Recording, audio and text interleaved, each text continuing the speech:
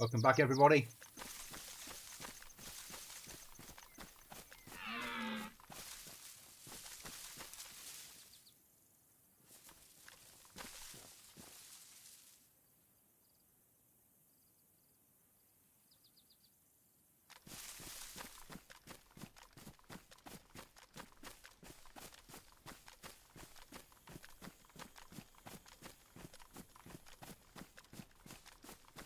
I think we're going the right way.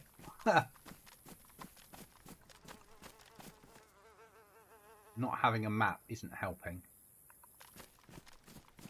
We could really do with the rucksack.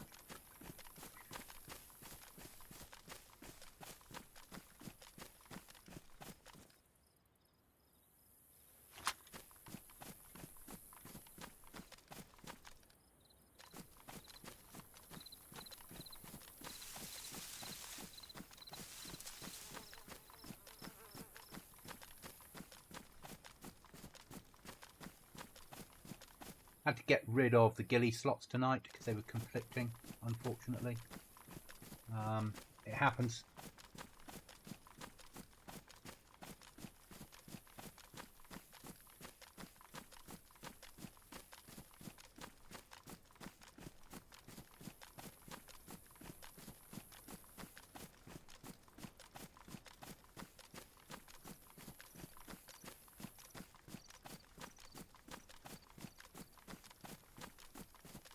Ready for an evening of DAYZ. Hope everyone's having a good day. You don't have much in the way of storage at the moment, so yeah, rucksack and a shoulder bag would be useful.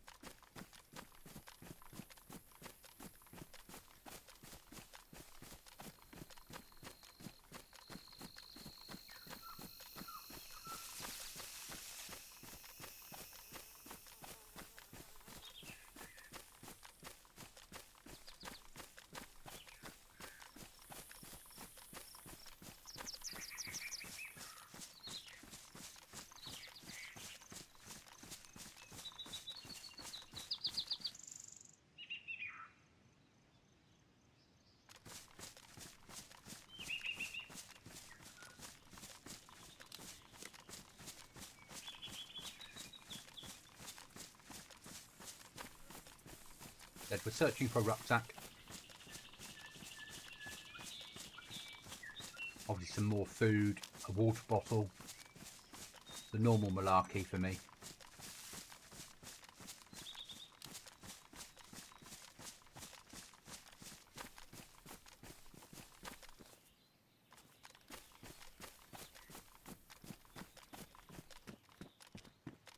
Where I am.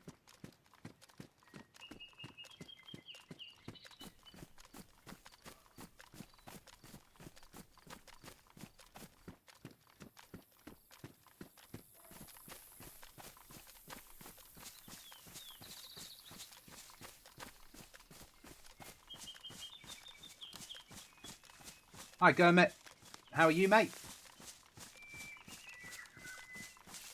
Weapon wise and armour wise we're doing really well, but we need a rucksack, we need a shoulder bag, so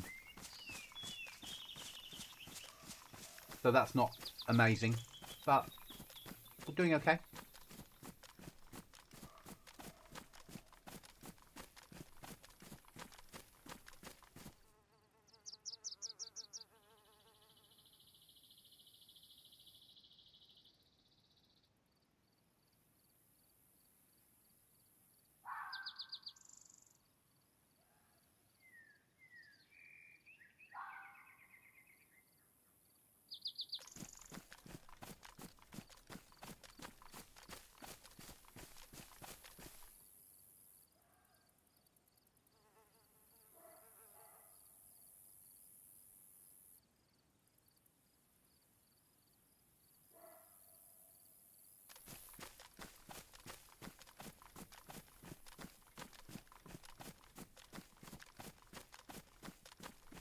A close call yesterday down on the coast.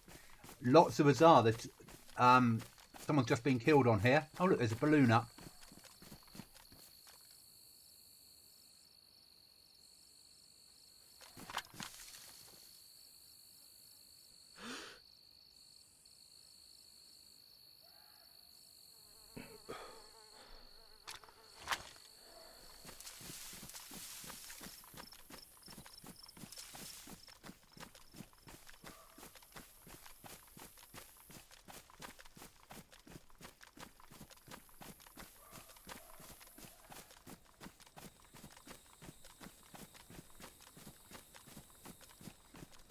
So what happened?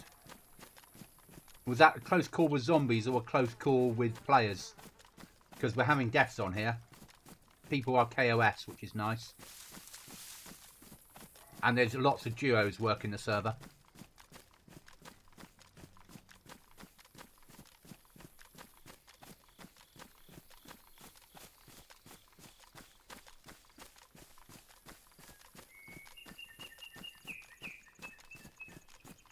I mean, lots in relative terms.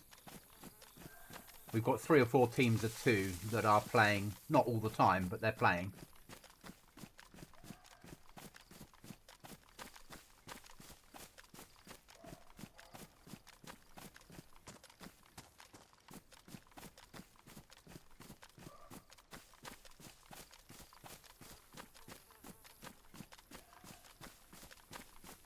I died at Altar yesterday because I tried to get out using a wall and fell to my death. Broke my leg on the first fall and fell to my death on the second. But I've just been stupid, trying to find a way out.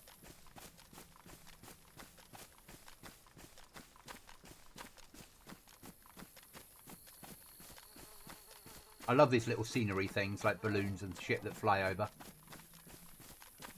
It doesn't add to the game. It doesn't allow you to do anything. You can't shoot it down or do anything with it. It just adds to what's happening in the world. Something different to view.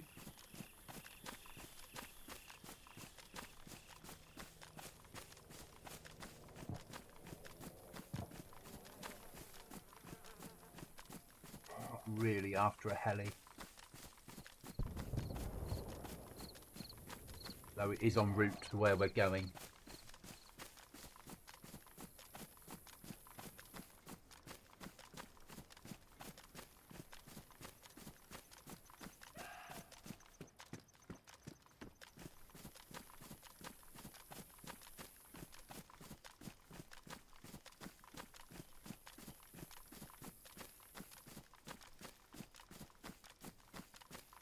We see it. We might go and have a look.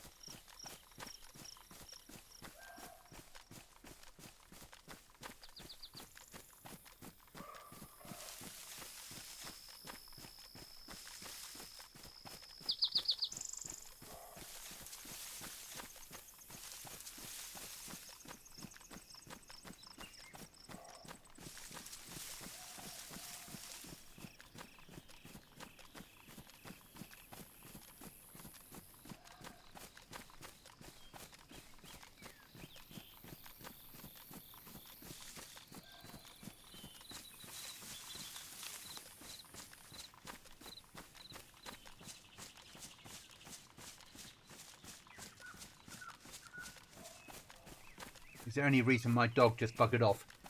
It explains it in the FAQs. They act like real dogs. Occasionally they'll just disappear for no fucking reason. You need to whistle them to call them home. And you can find the key for whistle in your key bindings. Hi, John.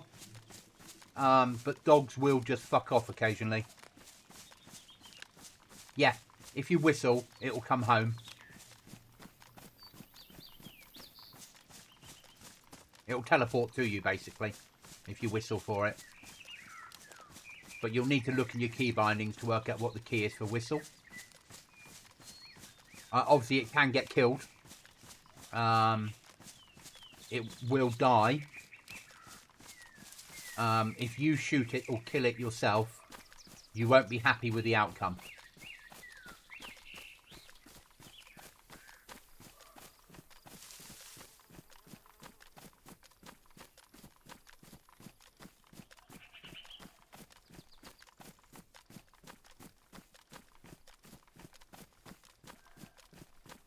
That I can't help with.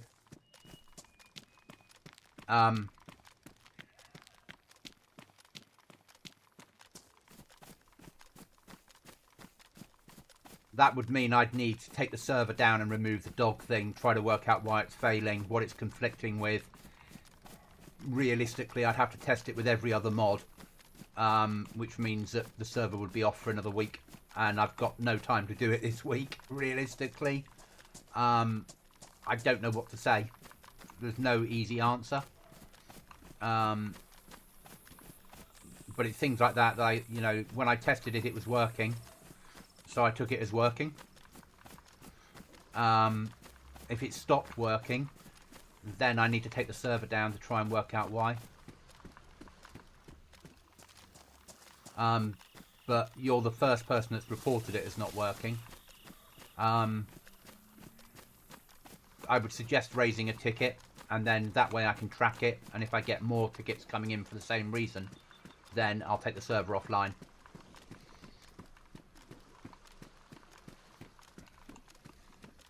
Hi, Gurmit. Damn Goblin. I got killed. No worries, mate. We'll try again and keep you posted. Thank you. I got killed by a suppressed shot. You weren't in the area, were you? No. I'm down here.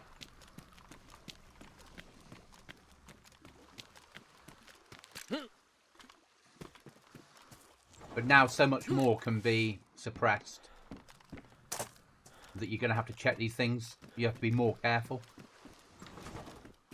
That'll do.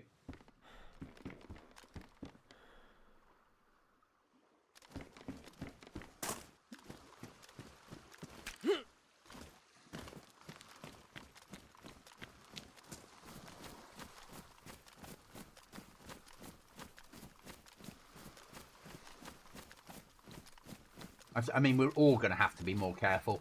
There's more duos working the server now, John. So, by that very nature, things have become more dangerous.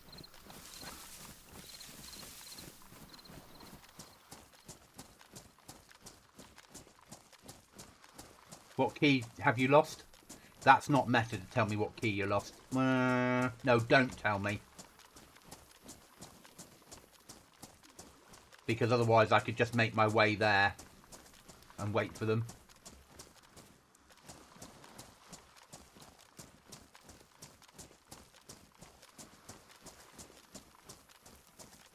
All the keys are pretty good now, in all honesty, for what they are. The worst key is the crate on the coast. All the other keys are pretty good. The key that says quest is bloody difficult as you go along the quest route. And if you get killed and you lose your key, you're back to trying to find the quest key again and starting again.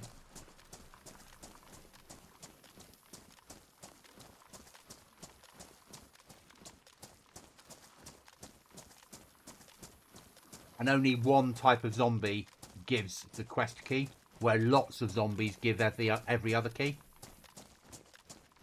Okay, so it was either Nova or the Sawmills.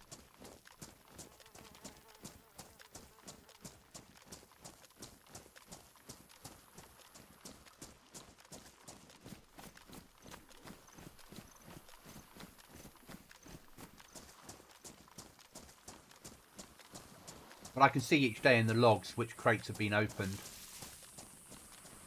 And I do check to make sure no one's up to no good. I've got a lot of stuff in the logs. I'm now running software that also checks for duplications. So if anyone's duping on the server, I won't catch it as it happens, but every day I run the logs and it gives me warnings about players. And if a player appears in warnings too much, I'll ban them. I won't take the risk anymore because the server's getting more popular.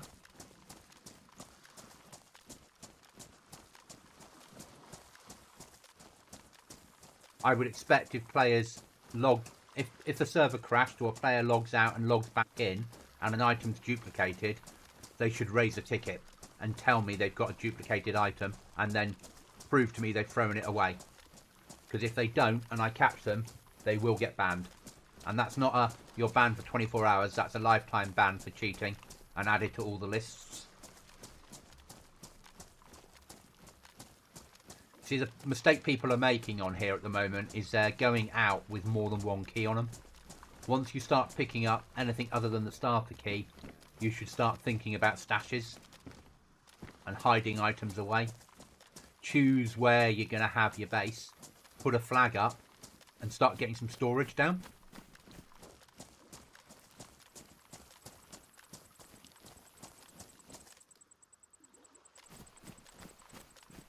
Because you really want to preserve what you've got. Because I am nowhere near where I want to live. And I have a raiding tool on me.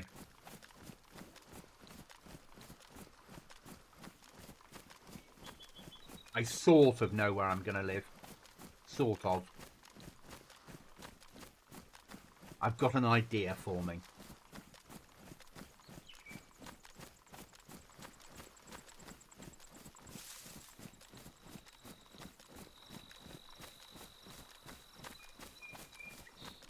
But as I said, I'm miles away.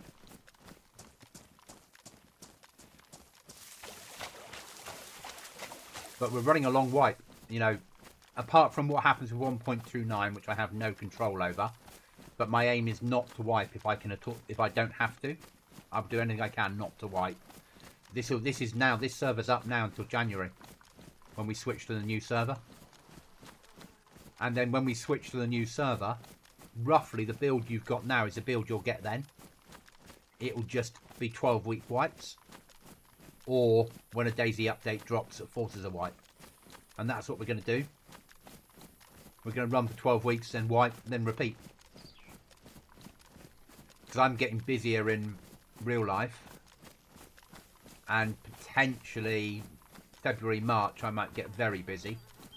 So it's in my interest to have a stable platform that's out there. I will be streaming tomorrow night. I'm not in my other role tomorrow night. There's only one night this week, Thursday. So I will be on tomorrow night. Depending on, I've got some education to do, so I might do some education at home tomorrow night. I'm glad you're enjoying it. It's a challenge. And going against duos is even more of a challenge. But opening it up to duos has opened up new players to the server. So it was the right thing to do.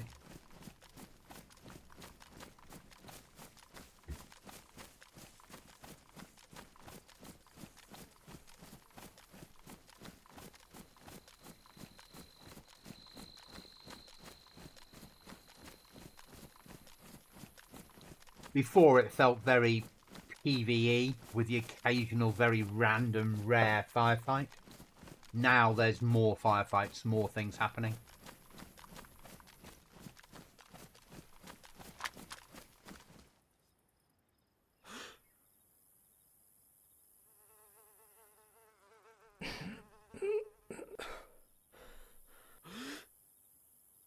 That zombie's searching.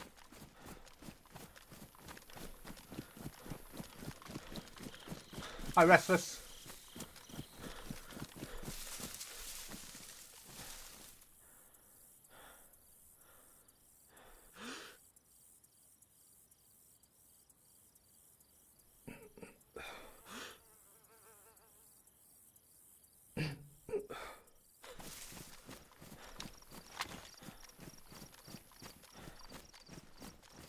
You enjoying it still, Restless?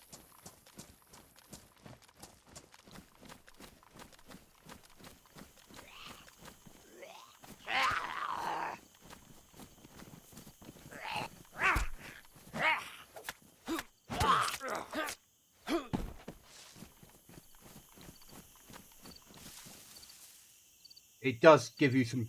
They're not really jump scares, but the whole zombies coming from random directions is annoying. I do like it, though. It means we're all getting cut a bit more.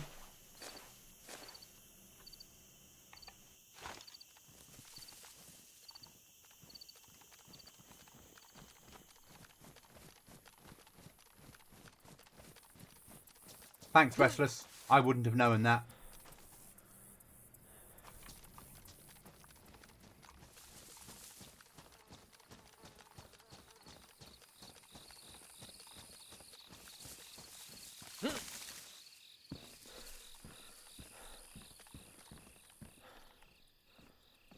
This is worrying.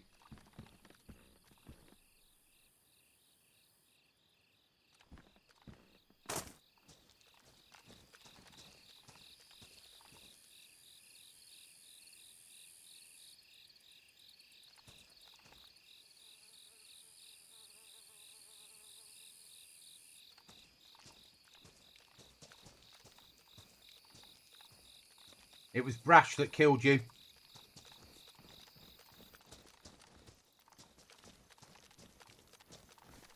He's just answered.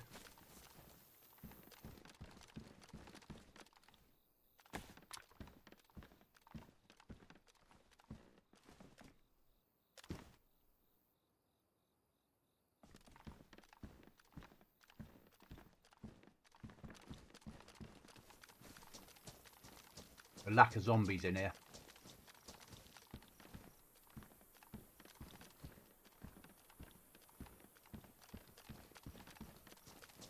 And loot.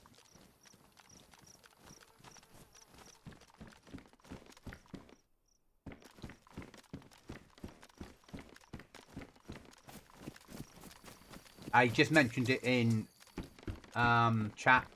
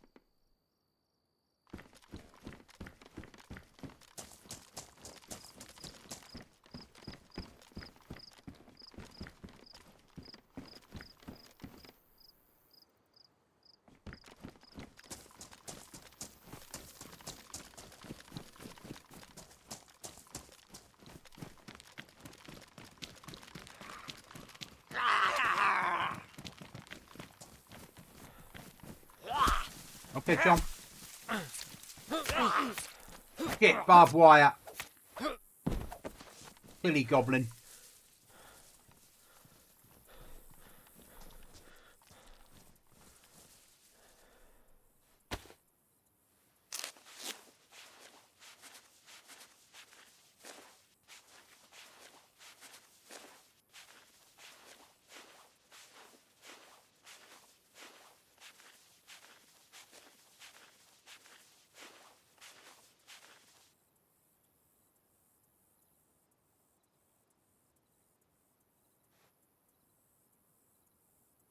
More rags? No. So clothing's the next problem.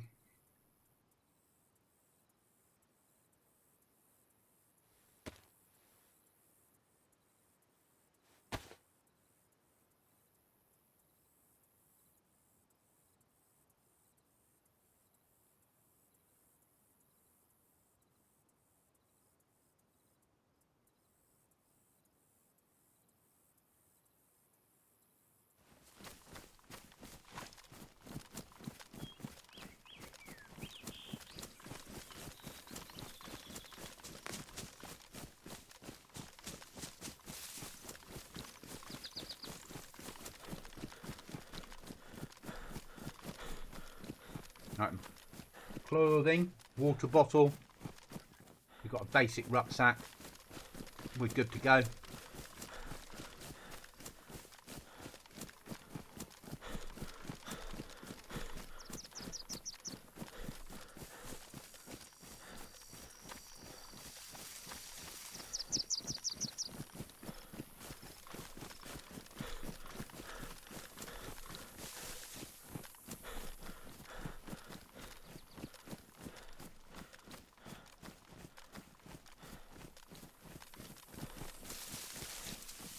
But it's good that players are starting to kill each other on here.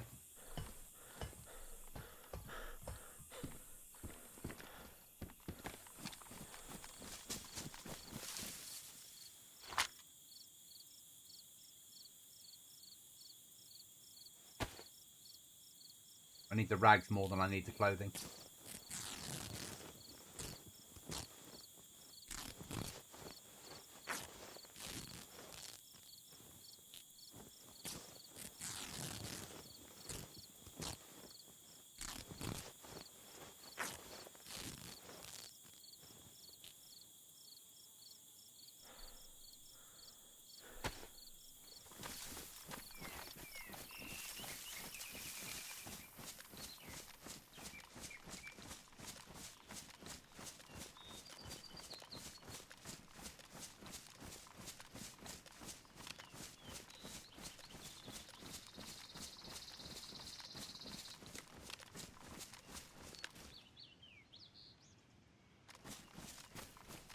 Do it drying out as well.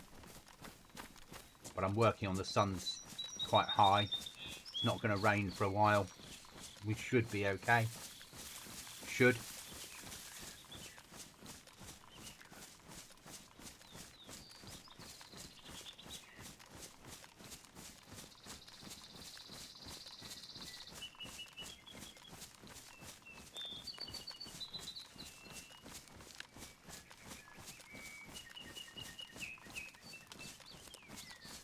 But dogs will wander off and do random shit.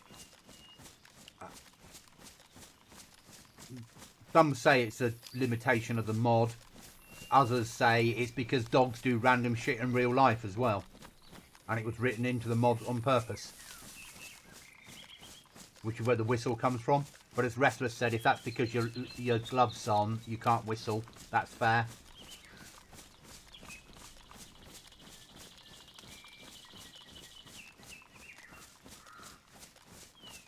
Get a vest for your dog. Put 8 storage slots on it then. Your dog can carry food for itself. And water for you. Because if you die, your dog dies. If your dog dies, you can still recover the items. But if you keep it fed, and once you've got a base, if you get a kennel for it, it'll be pretty alright.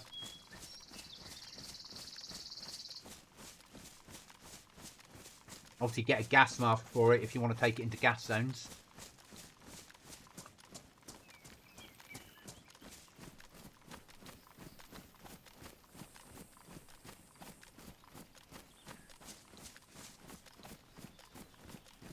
That should be... coming up to the edge of the map. Yeah, gas zone there. Good. So anyone that's not played one of my servers, I put gas around the outside of the map. Stop people using debug.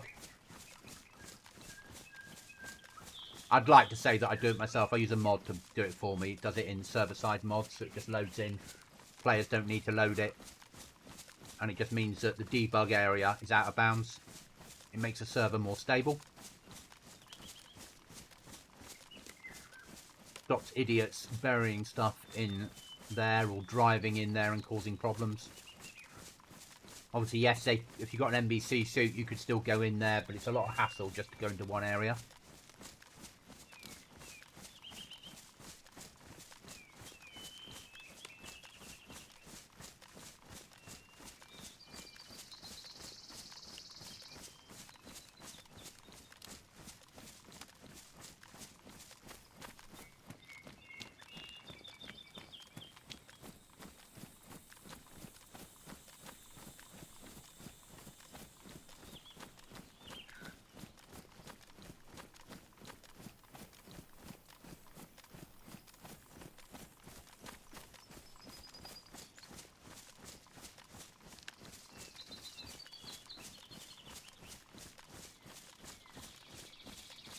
I just have to keep pressing H to take off the stupid compass, because I don't like it.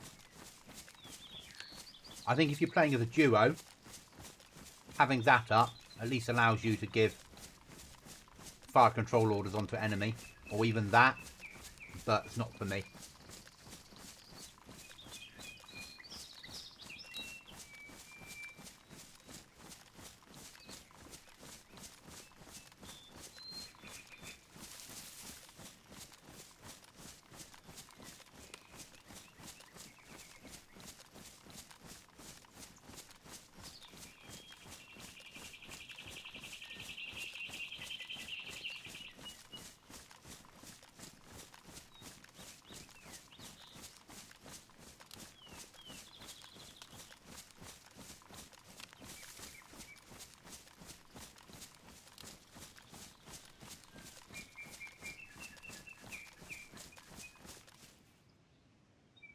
What we got?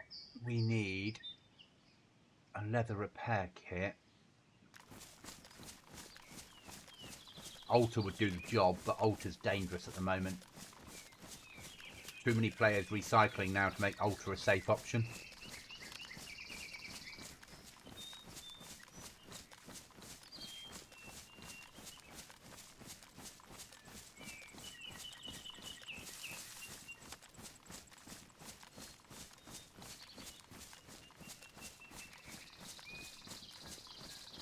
Oh, yeah. Been doing education today all day. Been doing courses I need to do for my job. So I'm tired. Had to have my thinking head on.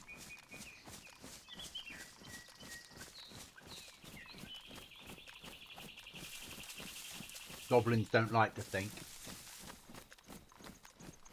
They're not very good at it.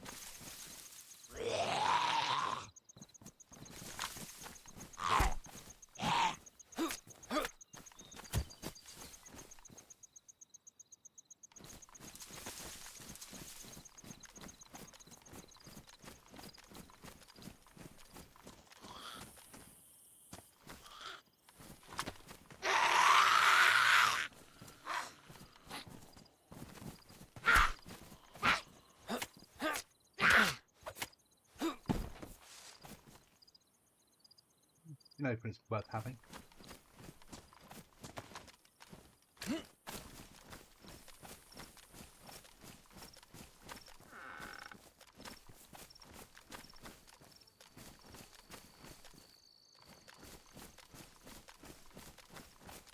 Back. Altar's a little salty right now. I can vouch for that. Well, it should be. It is a PvP server. I think players forget that. Me included. It felt a very safe server up until last wipe. And it feels a less safe server now, which is nice.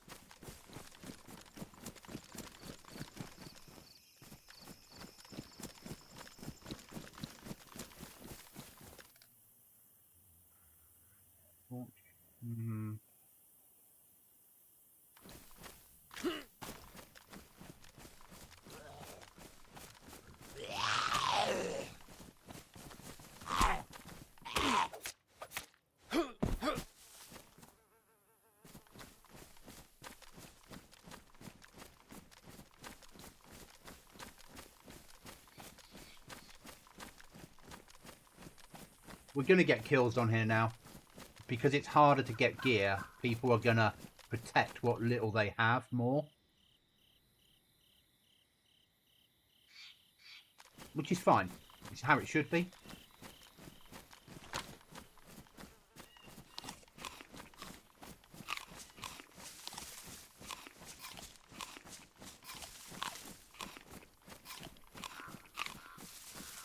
And now we've got less keys appearing. You'll really protect what you have.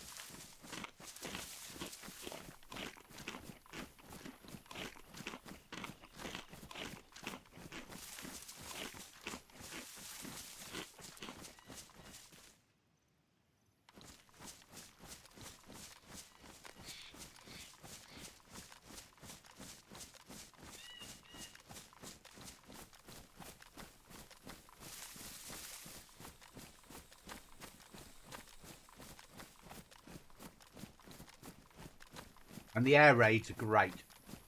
The big alarm going off and then suddenly there's ordnance falling around amongst you. Keeps you on your toes.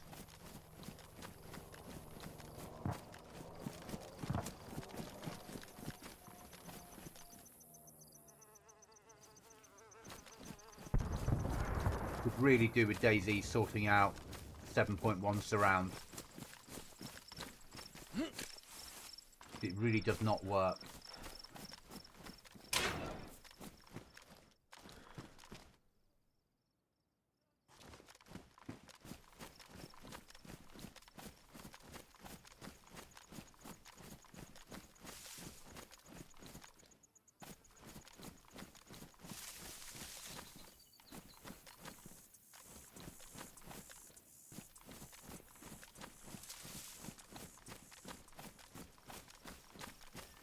Imagine being in Altar when Altar gets hit. I'll let that sink in for a second, because altars are spawned a place where it can be hit with ordnance. And there's another player pushing in at the same time.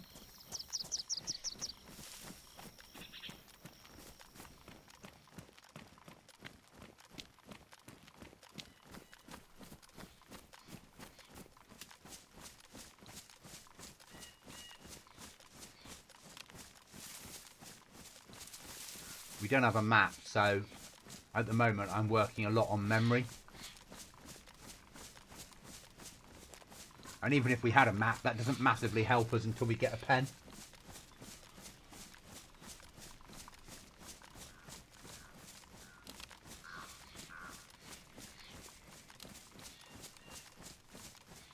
But I really like that mechanic. It means, yes, you've got a map. Yes, you can see where you are, but you can't set any RVs until you've got a pen to write something down with. That, to me, is perfect.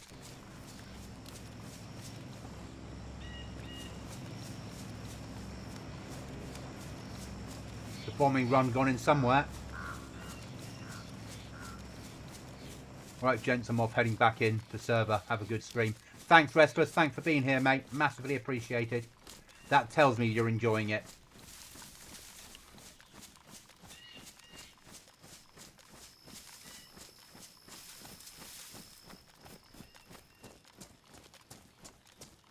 Well, that'll give you a pen. And a map. Which is why I do it that way. You can also find pens in the world. Because you don't have to use altar.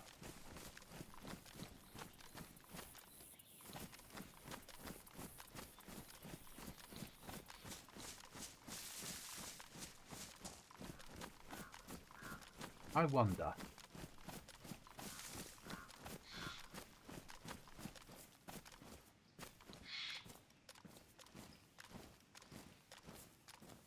You put a flag up there with a stash point.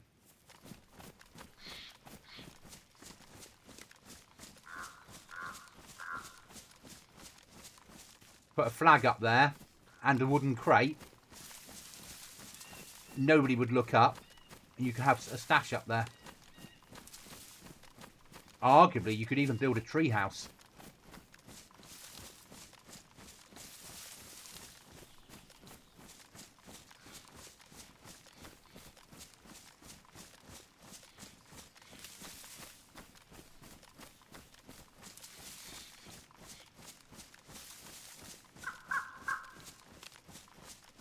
An amazing sniper spot, but there's nothing here of points of interest around here.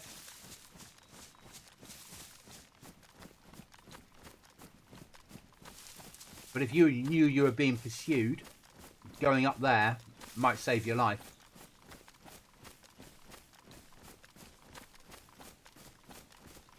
I realise I'm in bear territory.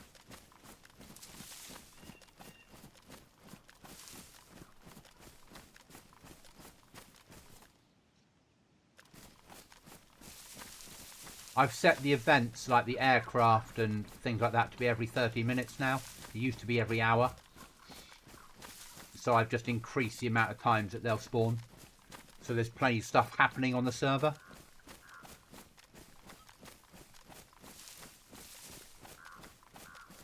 The air raid's awesome. Because it really doesn't help anyone. And feels like they're trying to get rid of you. But it's not so bad that you can't get away. When you hear the alarm, just get out of the town you're in.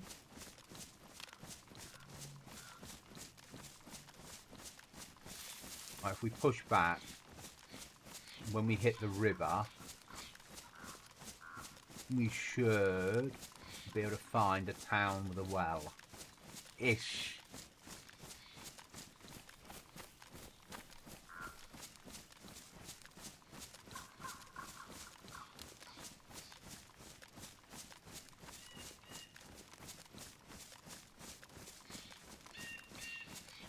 Hi, West.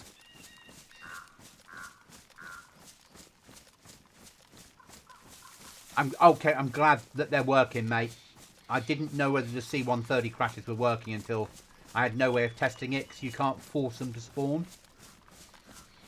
and they only actually spawn when you trigger on a certain place on the map. You walk past a location and then it spawns, and it chooses it randomly from a list of coordinates. So I'm glad that they're working.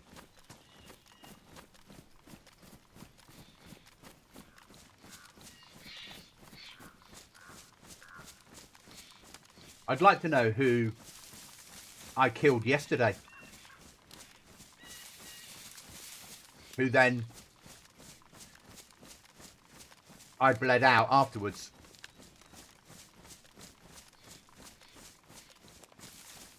They made the mistake of bandaging when they should have stabbed me to death when I was unconscious on the floor. Because they came round first, and rather than bandaging, they should have just chopped me up. You know, a couple of shots, a couple of knife hits or punches to the head would have killed me, and then they could have bandaged. I made the mistake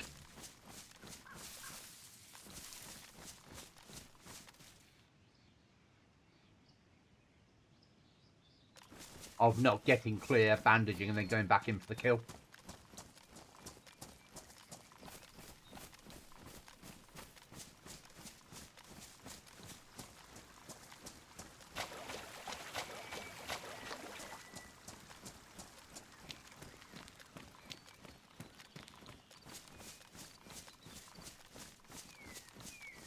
John gets killed when you're offline.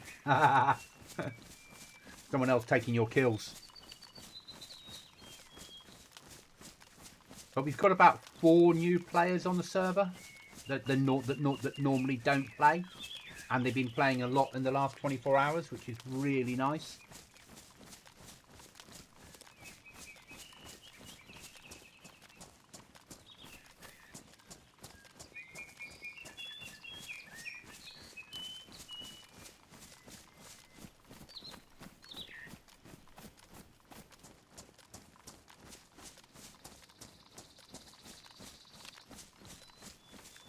I know we're never going to be a 30 slot filled server, but I'd like to get 20 players playing on a regular basis. That would be really nice, with a mixture of duos and solos.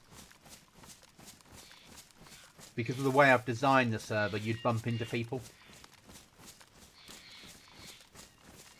It would give it that sense of danger.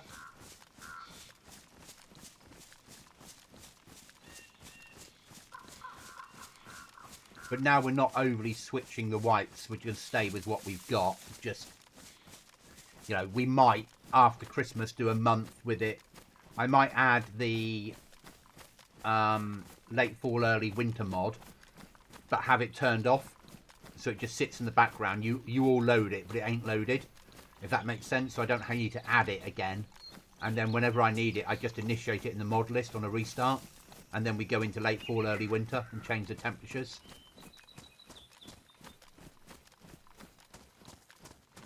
But I quite like how it's working now with the weather. I can control the weather so much better. And I could do the same with late fall, early winter. We could have snowstorms at certain times, and it could go into a clear sky. Then we could have heavy rain, and then we could have thunder and lightning. I can do all that sort of shit now.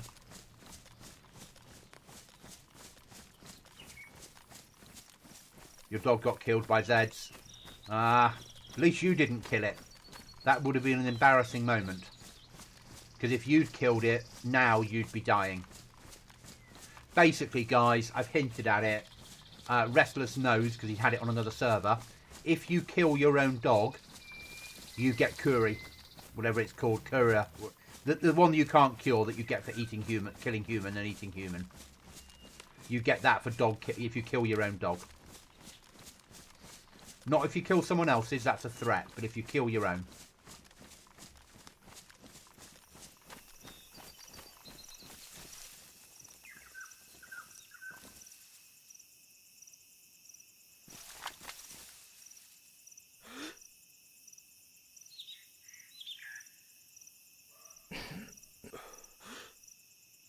There's a well in that little hamlet, isn't there?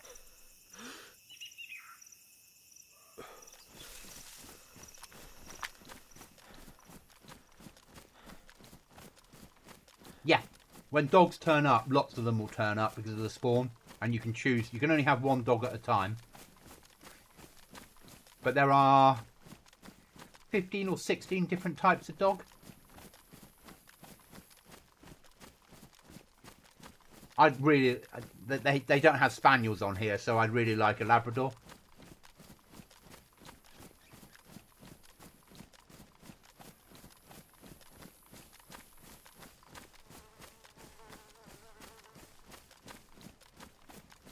I like having the dog mod on here. I didn't think I would. I thought it would be too PvE. But I think it adds to this survival element of you find a dog, you tame it, it becomes your friend while you're living in the wild. It makes sense to me. And because you've tamed it and trained it, even though that training happens really quickly, like here, have some meat or bones and it's trained. At that point, it would hunt for you if you trained it that way. It would protect you by killing zombies if you trained it that way. You'd even get them to take down deer if you know what you're doing. You can get it to target a deer and it will go off and hunt the deer for you and bring you the carcass back. What you do is you target what you want it to hunt. So if you see a deer, you can click on it and tell, hunt that, and the dog will go and hunt the deer for you.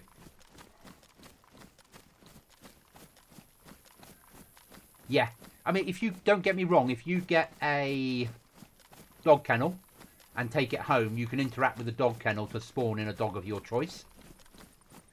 But I've made the dog kennels ultra rare and made it more that they spawn in the world. Also, you have to start thinking about carrying a piece of meat or some bones that you're not going to use for anything else.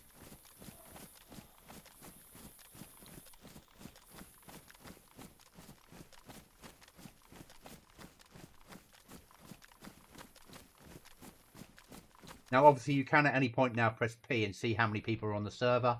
I can't solve that any other way.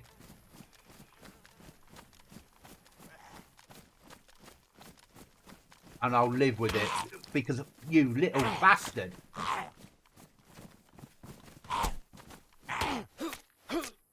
Bloody long grass.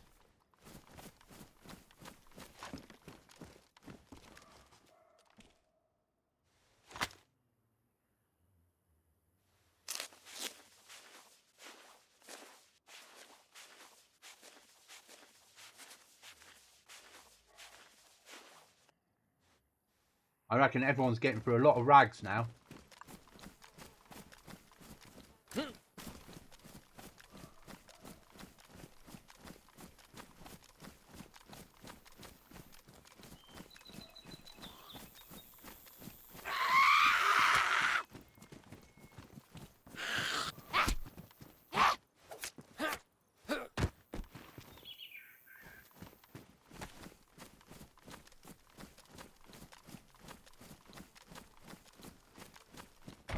I would as well.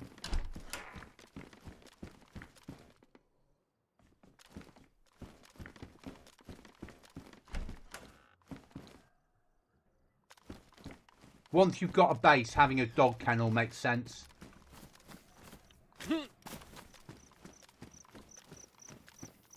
Because then what you can do is you can tell the dog to stay at the dog kennel. And if it's secure in a compound, you can go out on an adventure without the dog if you need to.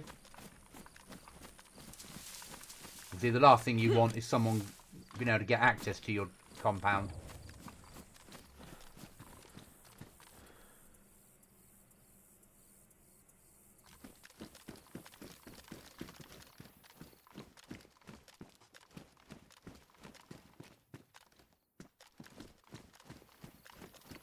Oh, the lack of keys is awesome. I got one swipe card from one yesterday but died.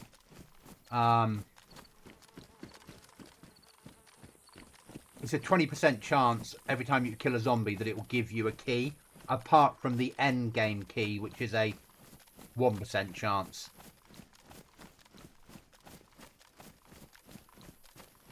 But you kill a lot of Zeds, John. You're known for it, whereas I tend to avoid them if I can. That's my playstyle. Yeah. So you're getting rewarded for killing the Zeds. The more Zeds you kill, the better chance you have of getting keys.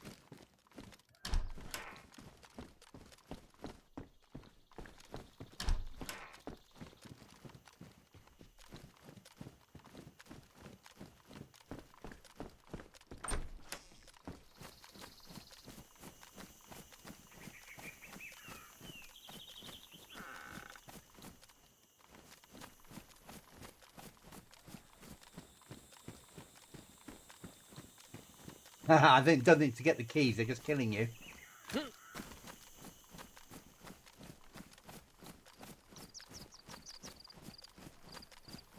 Right, we need to find a vicar.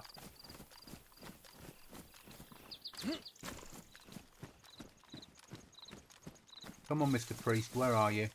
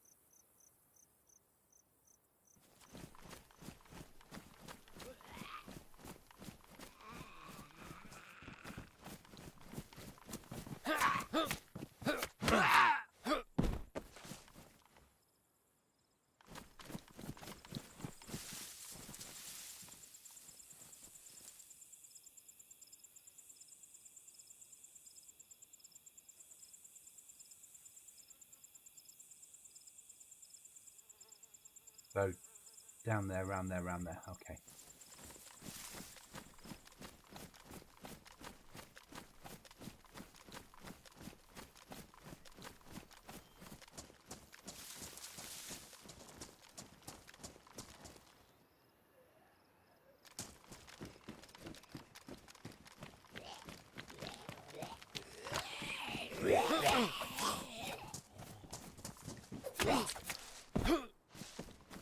Cut again.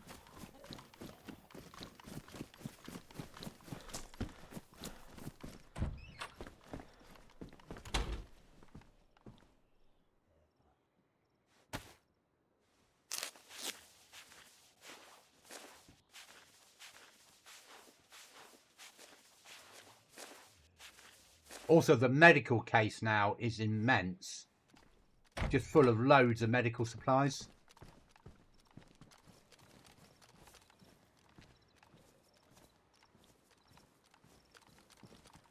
But getting a medical case is massive.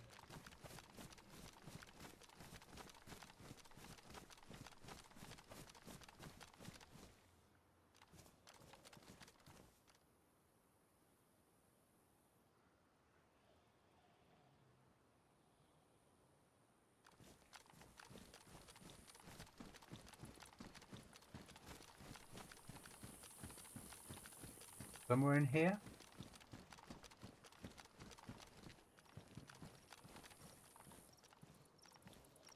There it is.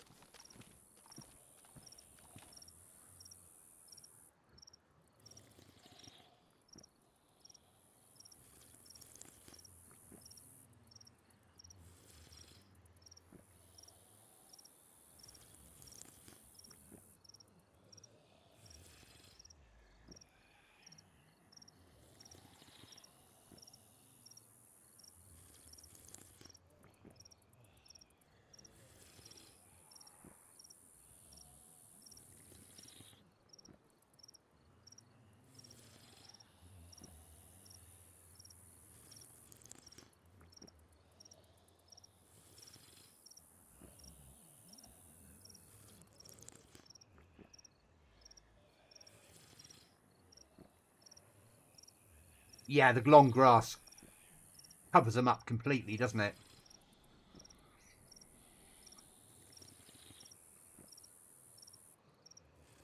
I prefer the more grass bliss than I do long grass and summer. Apart from it doesn't extend far enough for me.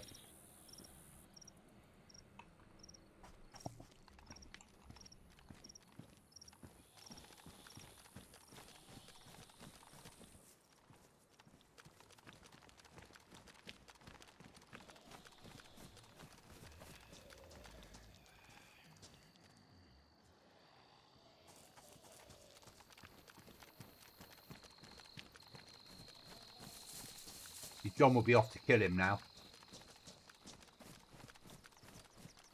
Where I target the hunting shot.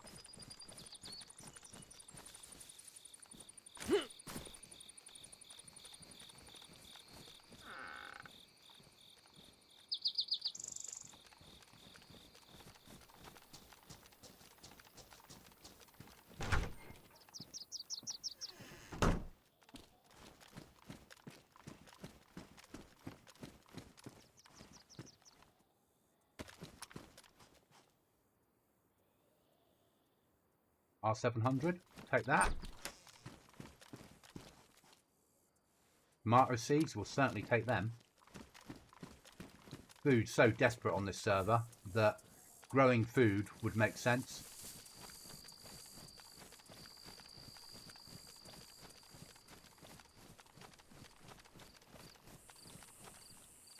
I won't say.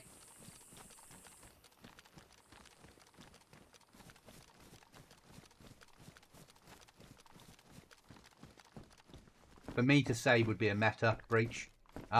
If others say they've seen a base or they want to tell about their own base, that's up to them.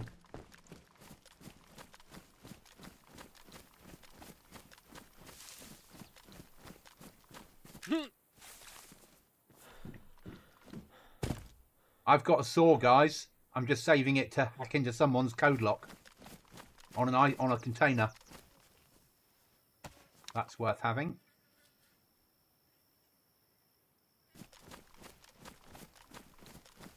Never know when you might want to make a fire.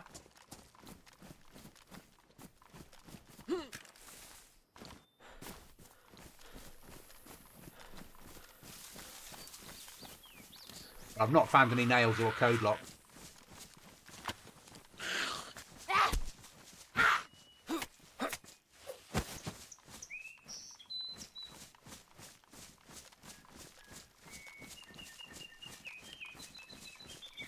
Also, I don't think we need airdrops on here. I think it works fine without.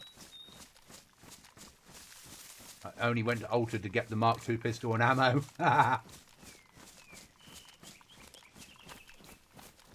It's a good little thing, that. Pistol, 2 mags full of ammo, and a box of 50. So 50, 60, 70 rounds of 2.2. Run to the hills. How do I find your server? If you're on PC... Details are there.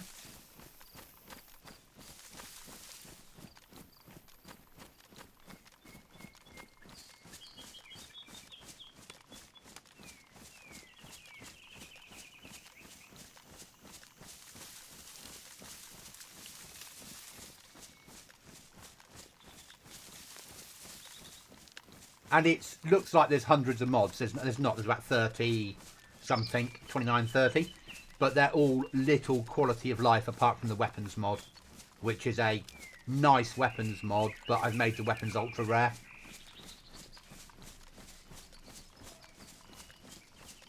Shane got plenty of nails. Oh, it's alright for some. See, if I had nails, I'd build. Oh, you haven't got a saw. Okay.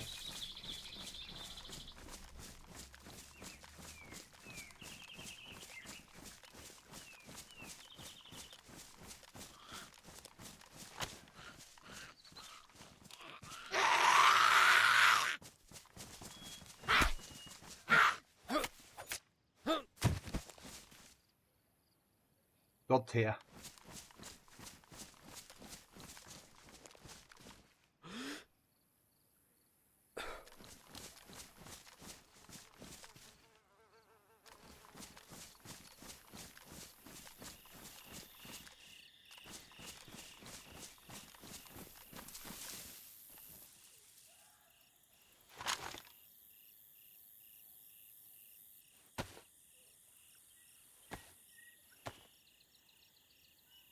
I'd have to look that up unless one of the guys wants to do it for me.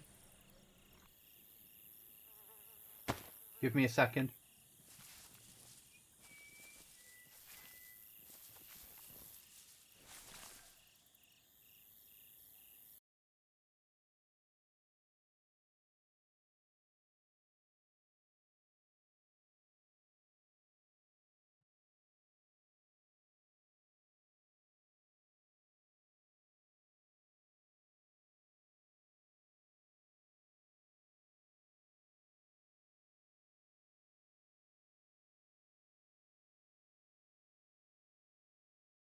All the details are on that link.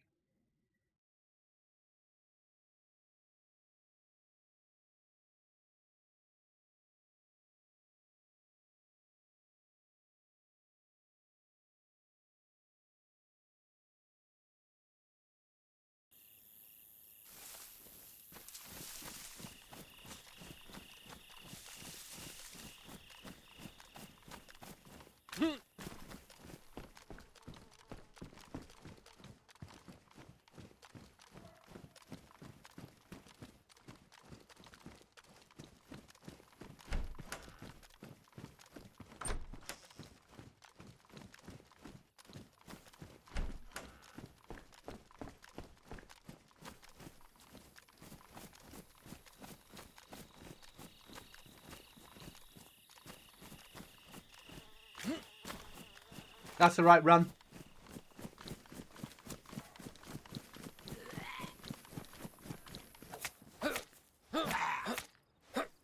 Don't give me a key. Give me it, you bastard.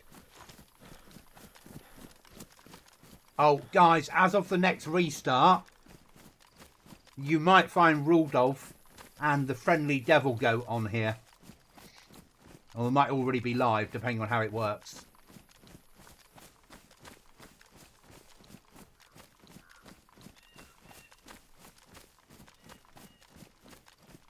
So the devil goat's now in the code, and Rudolph.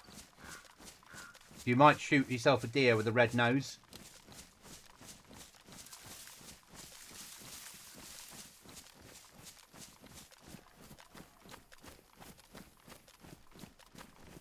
I wouldn't, mate, that's life. He had a gun. He got you. Yeah?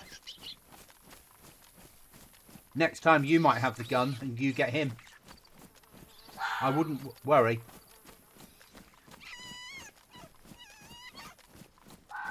But remember, you can kill Rudolph now and feel really guilty.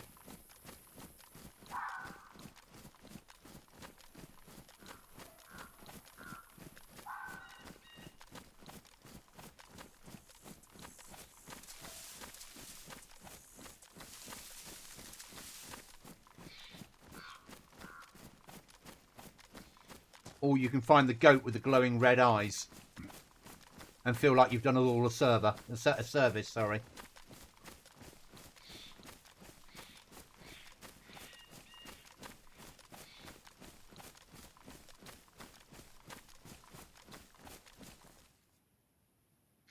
So we are there, which is where I want to be.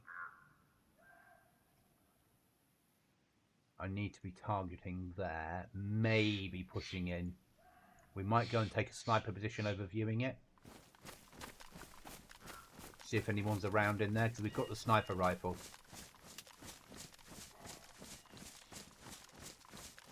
And we've already really cleaned it of loot yesterday of what we need.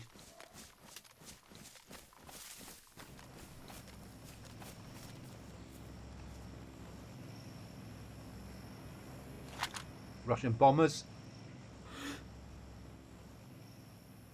Someone's got a rude awakening coming.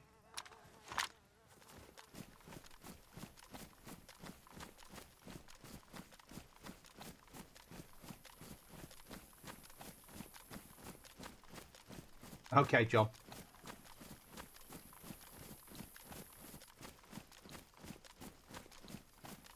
What I'm most proud of is in the time that people have been playing the server, I've taken players from players that played survival servers with no players on or PvE into actually getting involved in PvP. Limited PvP, but still getting involved in it. It's like I've slowly evolved people's perceptions of how to play DayZ.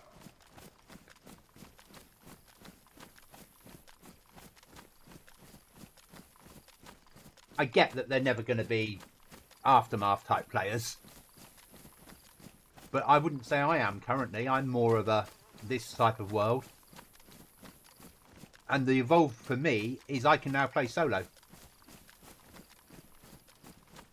Those planes that are flying over, what will happen is you'll be in a town and you'll hear an air raid alarm.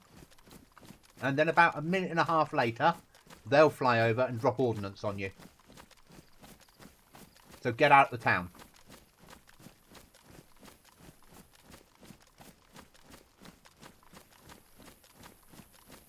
And buildings won't keep you alive. It doesn't destroy the buildings, but because it's not possible to do that in this version of BI's code.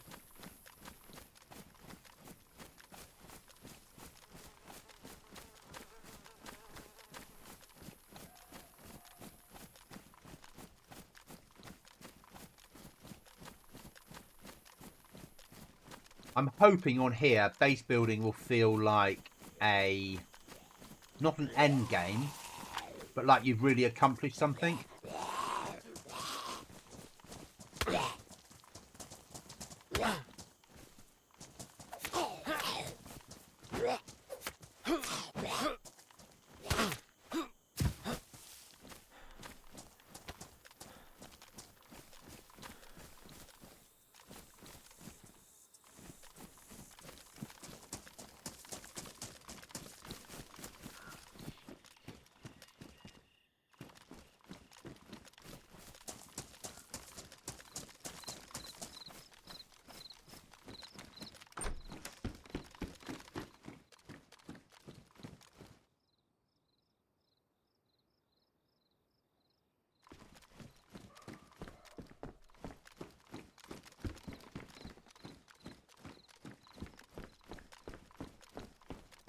Yeah, run like the wind. Yeah, very much so. What is it this time?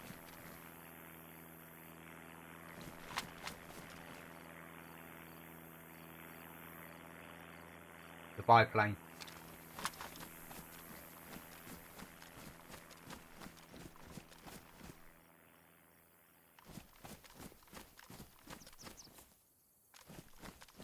At the moment, it drops 10 bombs. The recommended amount is 20.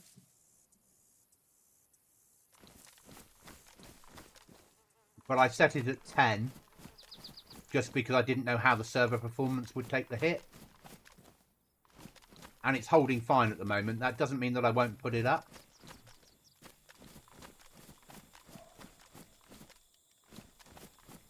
But it targets, it has about 30 different coordinates, and every half an hour it picks one of them at random and then goes for it.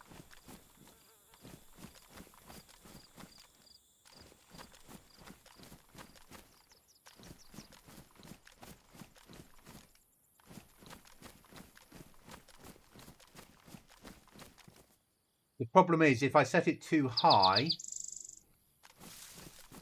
the server will fall over because we don't have a lot of RAM on here.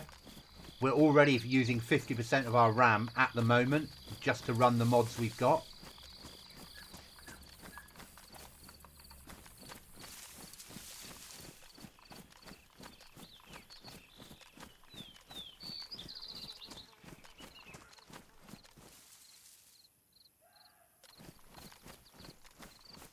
So I'm wary of that as well.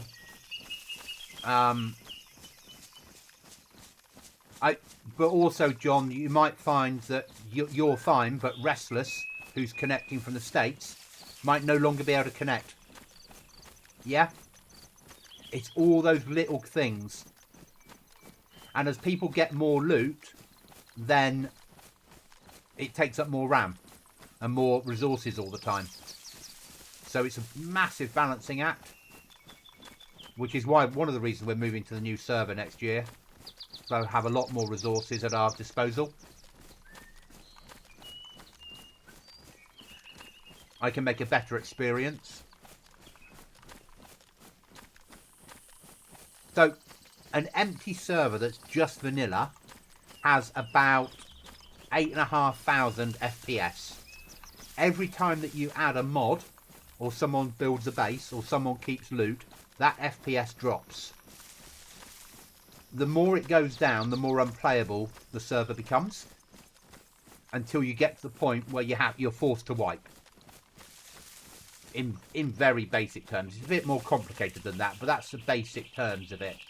So every mod that you add in and how you adjust that mod will reduce the FPS that's available and RAM.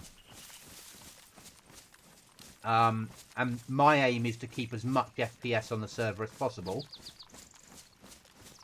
Because if we had 30 players playing the server, at the moment, the server would just about handle it. Just. Based upon the resources we've got. Whereas, what I'm aiming for after Christmas is a server that will handle, with what we're running here, 50 players without a problem. Well, no, just about handle 50. So then we can set the server at 50 players. We're more likely to get people joined because they won't think it's a hobby server anymore. And we know the server will handle the mechanics.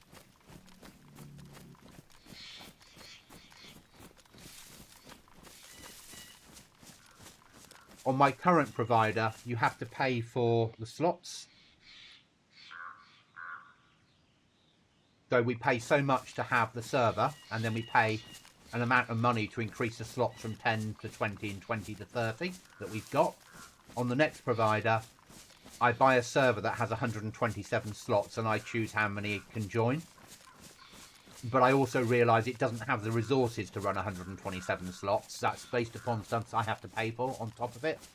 So more RAM, a faster processor, or better processors, more cores. At the moment we're running this on a single core server. We're going to a quad core.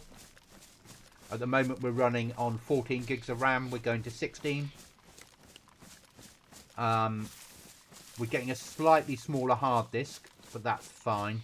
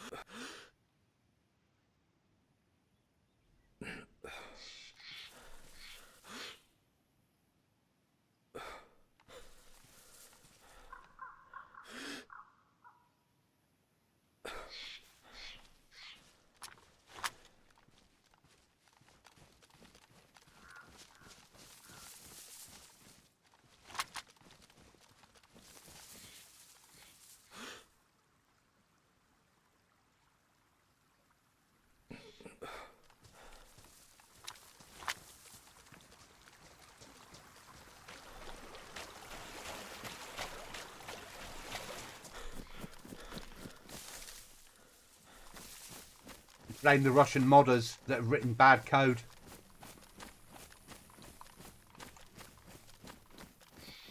I know what they've done wrong, but you're not allowed to alter someone else's mod without their permission. Because it's copyrighted to sort of them. It's a roundabout story. It's copyrighted to BI officially, but you're still not allowed to alter it. And if they won't alter it, and they won't because their point of view, why aren't you running only their mods? Yeah.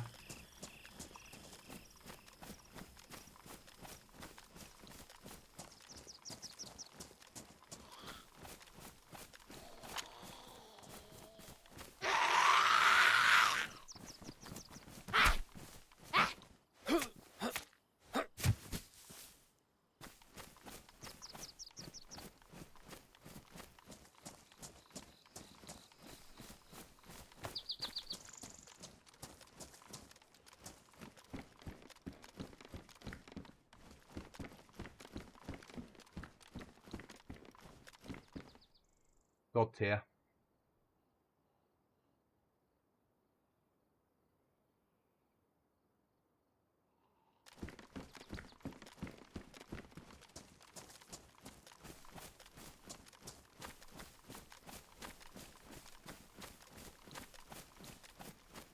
It's no change, they are just vanilla.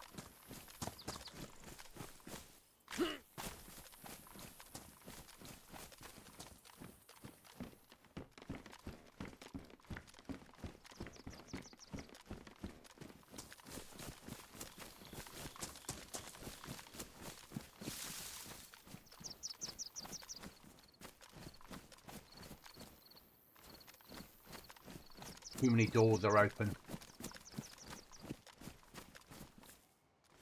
For my liking, like everything's been gone through.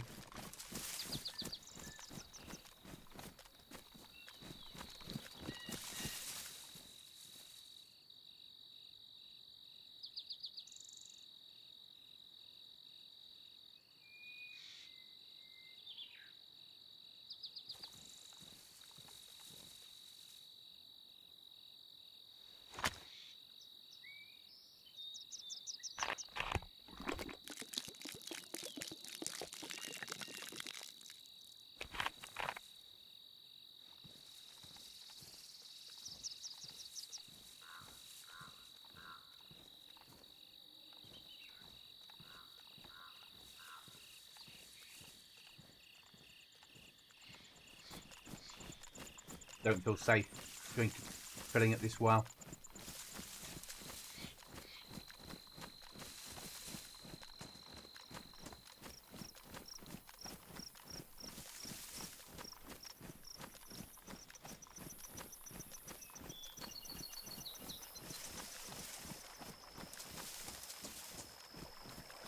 And you have to feel safe.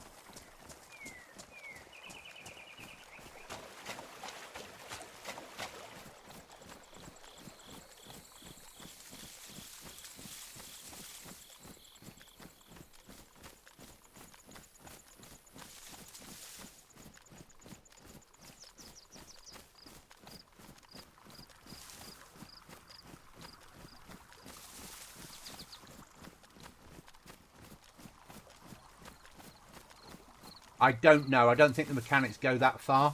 It is hot during the day, though. At about 3 o'clock, it gets the hottest. So it just gets warmer and warmer and warmer. So you get to about 3 p.m. Then at 4, we have the thunderstorms and rain hit.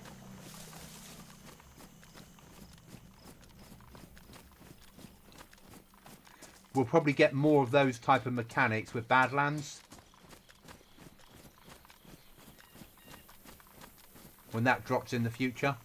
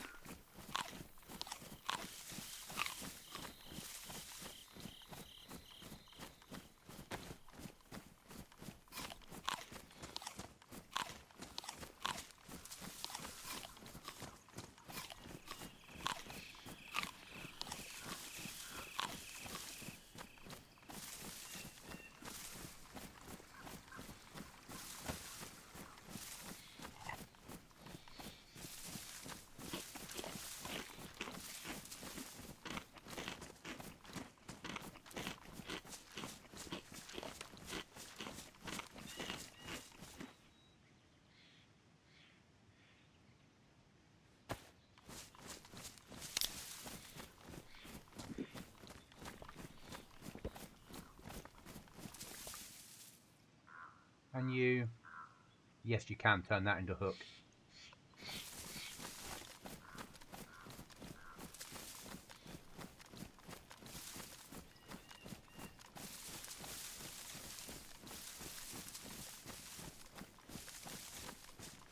And don't get me wrong, I think once a year we will run a cold version of the map.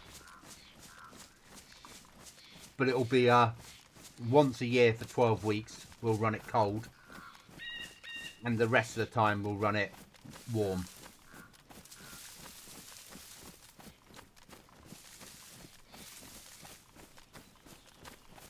I think having a map permanently on cold just gets a bit too much.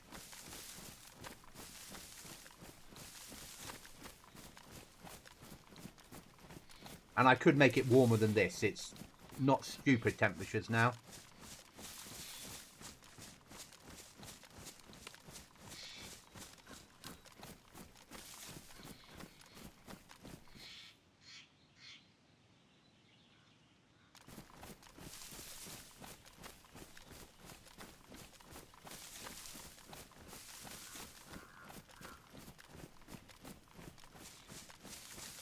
Anyone found an ATV yet? Or a quad?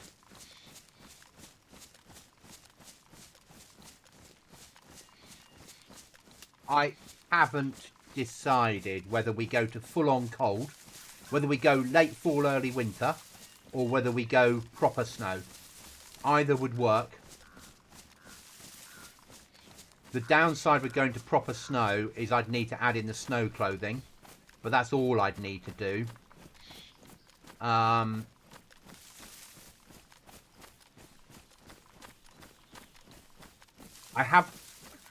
have an idea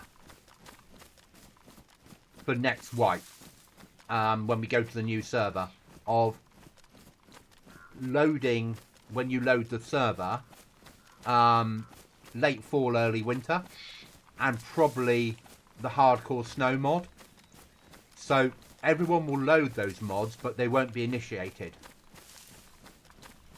And then I'd like to try, with a 12-week wipe, having 4 weeks of this, 4 weeks of late fall, early winter, and then 4 weeks of hardcore snow.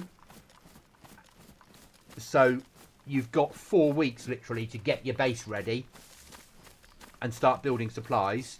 You've then got another 4 weeks to secure yourself, and then you've got 4 weeks of hell. And then we wipe and start again. But I can't practice that to see if it works until I've got the new server up and running to see about loading the mods and how that would work. And just so it would just switch on a server restart is what I'd like to do, so we don't take the server down. Maybe a restart that takes 2 minutes longer than normal, and I just initiate the other mods.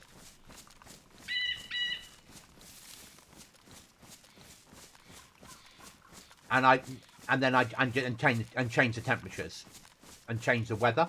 But I can do all that without taking the server offline.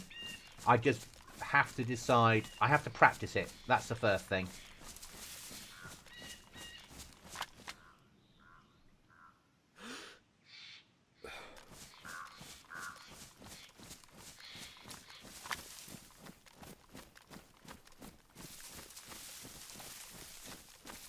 But that's what I'd like to do. That's the ultimate aim.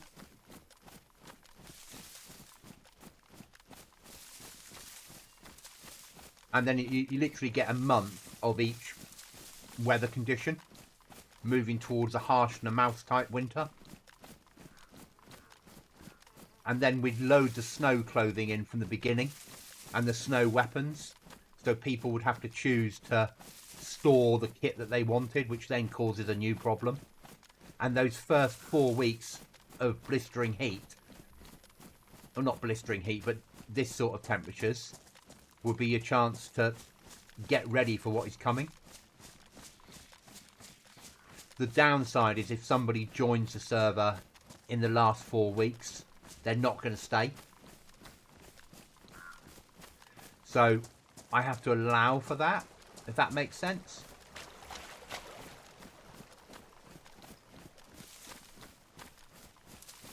That's sort of what I'm thinking.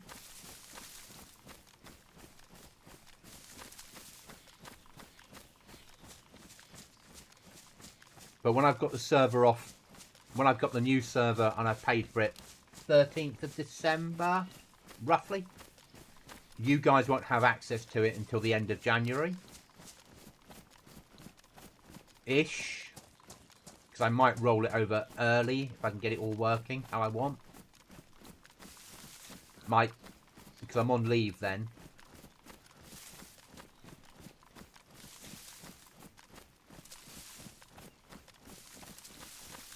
And it's just 2 more mods to snow clothing, snow weapons. It's 4 more mods to load in the background.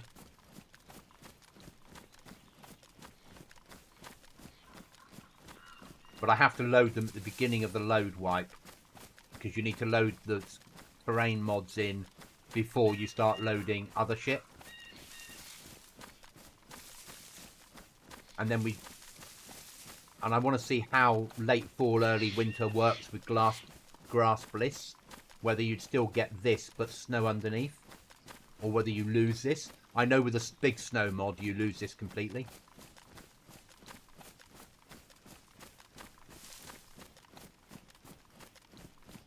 And then one of the server messages will be, prepare, winter is coming.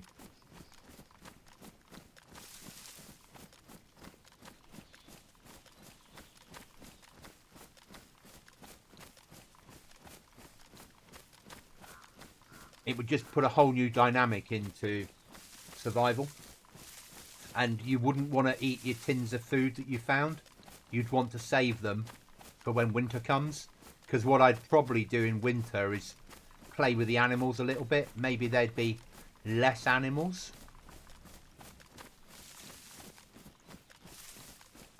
Yeah.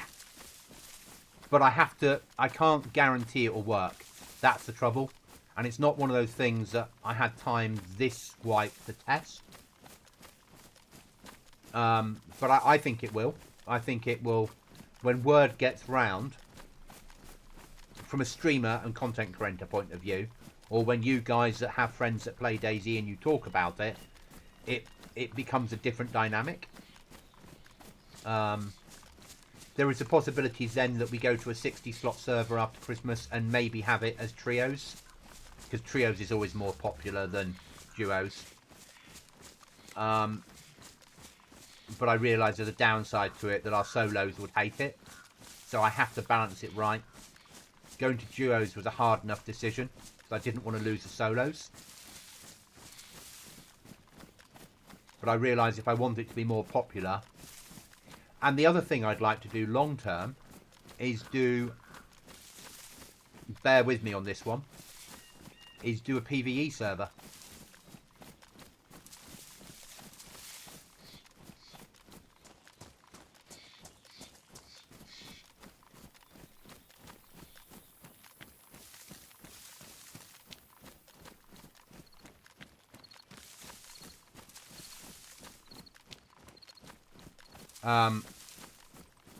I don't know how yet though. Or you know, you can have servers where you can teleport between servers, but they do them now with where you drive your car off the edge of the map, like down the road, you then appear in the other server. So potentially long term, maybe have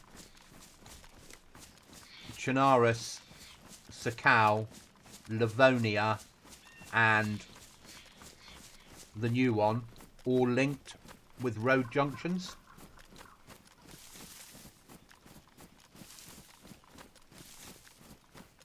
But I think duo works fine.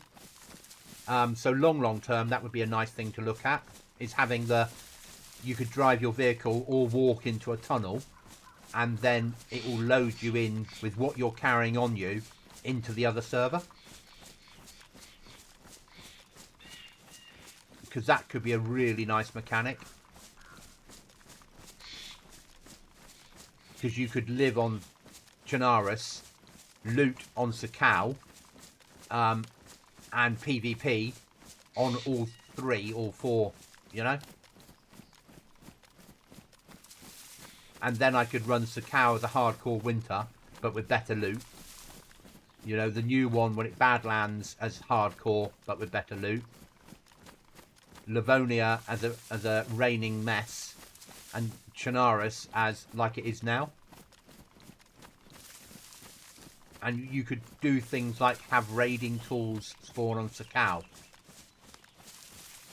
Ammunitions for the big guns spawns on Livonia, but the big guns for that ammo spawns in Badlands. You know, you can do shit like that. But that's a long-term aim. Because I would have to run 4 separate servers all linked together. I think that's more of a when Mum dies and I buy my own server sort of aim. Because that's the aim. You know, this is where we are now, but when my mum goes and I inherit, I will buy a house and I will buy a server, and we will switch to a server that I host, because that way I can choose a server box that does the job. I can up the RAM, I can have backups, I can have a 8-core processor.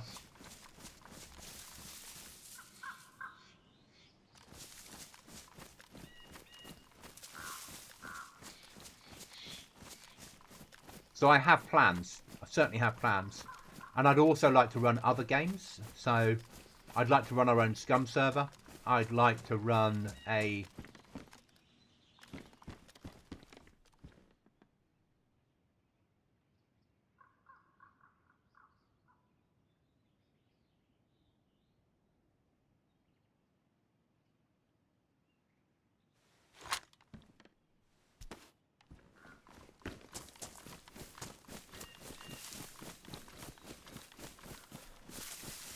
a subsistence server. At some point in the future, maybe a grey zone or the other game that I'm not allowed to talk about because of the NDA.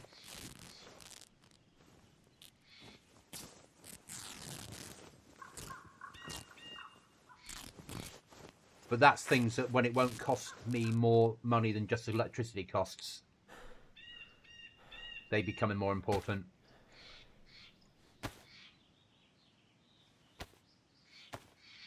So at the moment it's server costs. Once I own the hardware, it'll be electricity and cooling costs.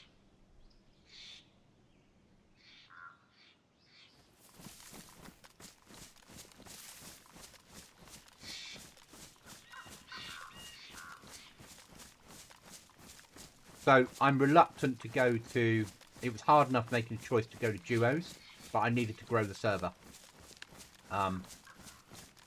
As much as trios I know would grow the server, I don't want to alienate any players that we have.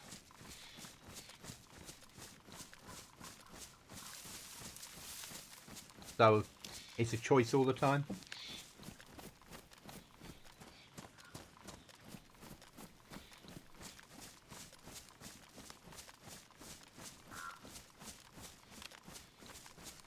So I have big plans, but not immediately.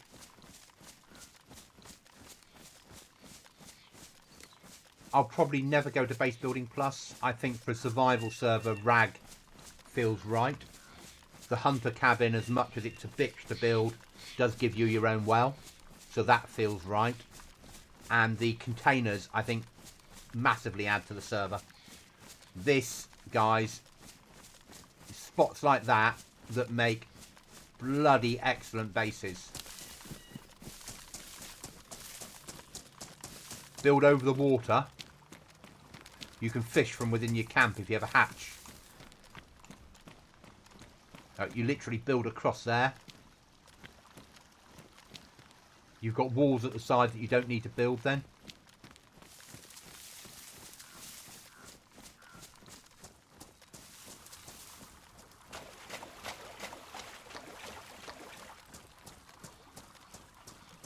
Yeah, and that's the balancing act all the time, if that makes sense, John. It's getting that balance right.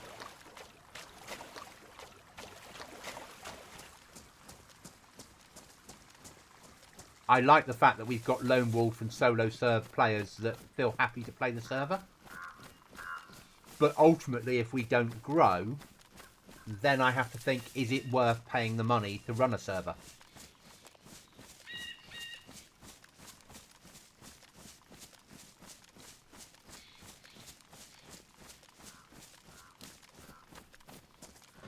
You know, I started this off to make content for myself. At that point, it was a 4-slot server. And it's only when people went, I'd like to play your server, that started to increase.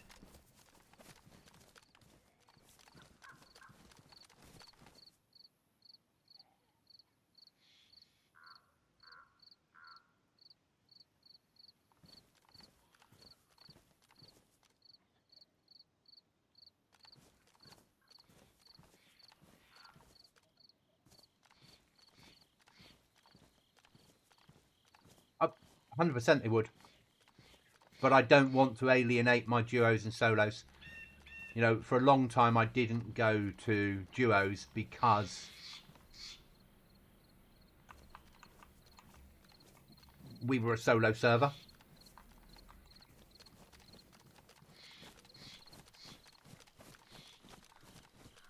And we were appealing to people that didn't have anywhere else to play solo.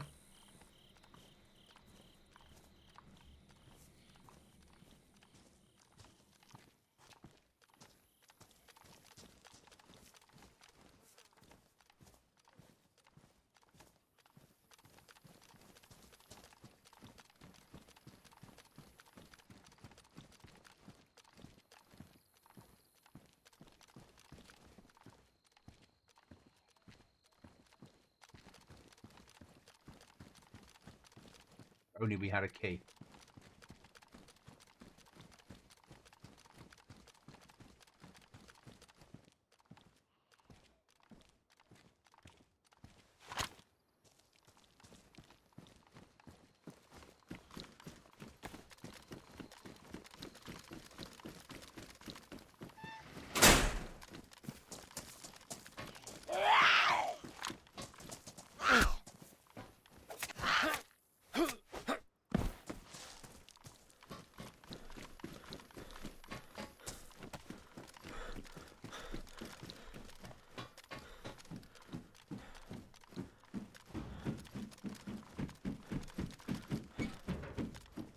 I'm glad, John. I'm glad you stayed. Oh, that's worth it. That will attract zombies away from me.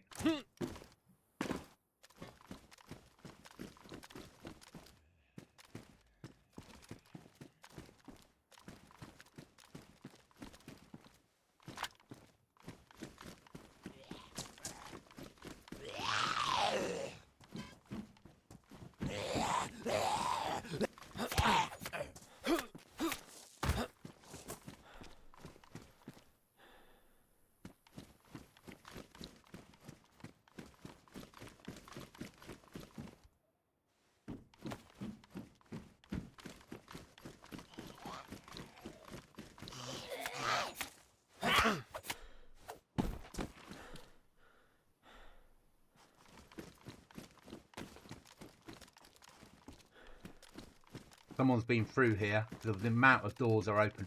Some doors open, fine. All the doors open. We're following somebody up the map.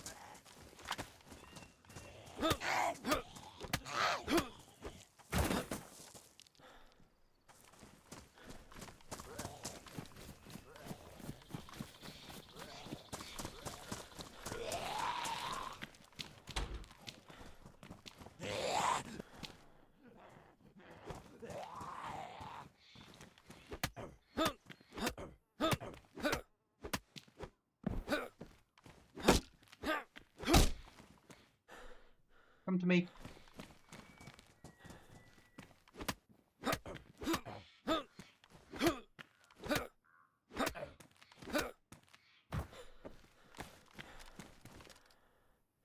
Best weapon in the game.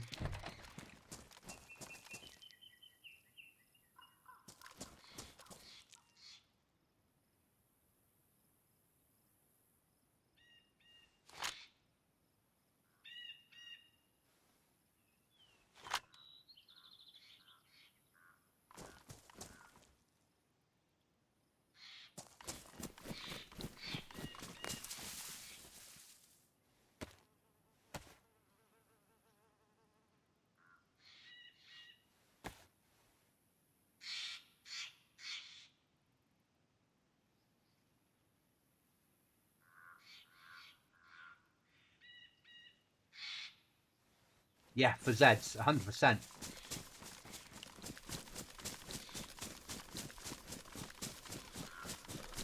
And for players, bear with me on this one, is probably for getting modded servers on vanilla servers is probably an AK-74 on fully auto.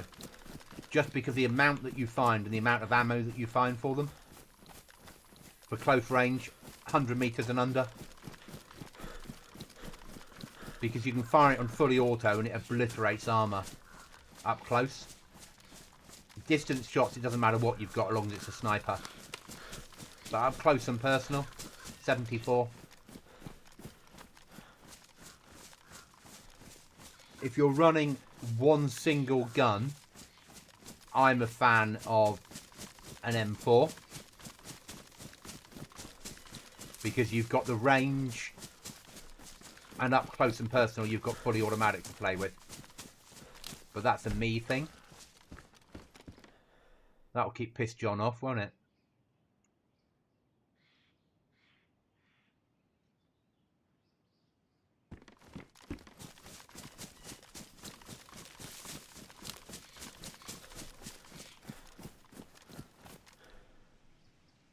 You need footwear.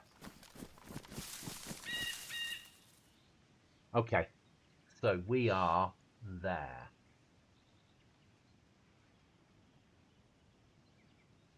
Right, Cresta.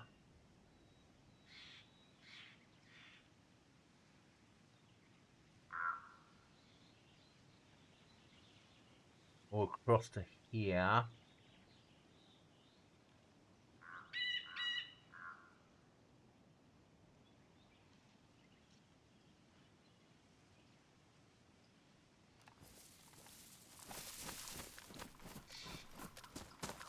Yeah, you're a fan of the R12. I have bad experiences with shotguns in DayZ. They're alright for close quarter battle. They wake up zombies though. They're so loud. Double click on them, mate. I think you double right click, something like that.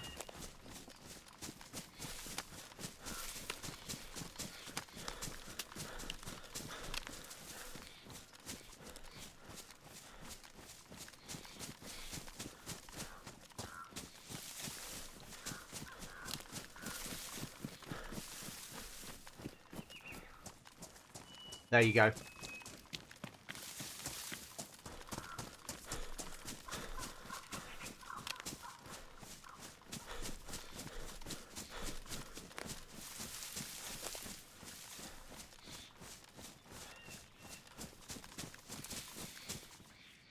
So we probably need an animal. The weapons cleaning kit would be good.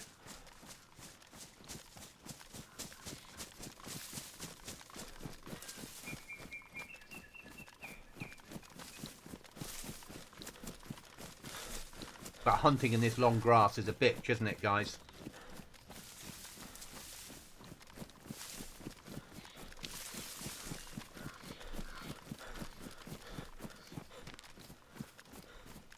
I'd also like to look at to see what I could do with Livonia.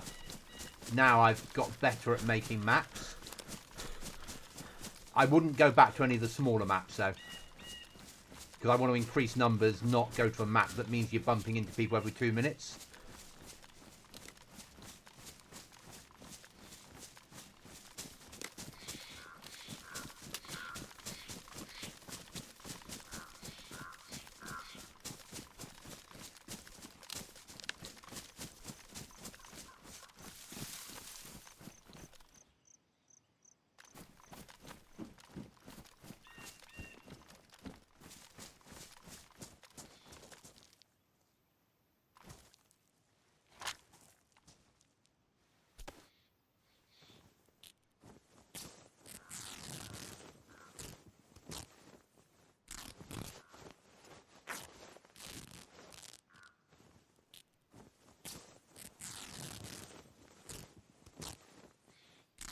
I know this is a risk.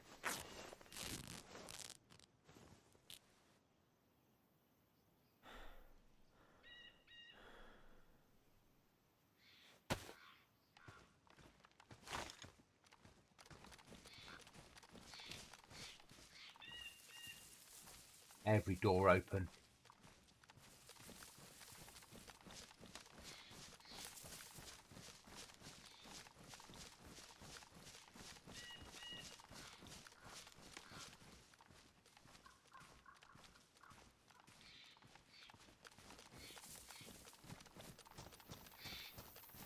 Well as about here.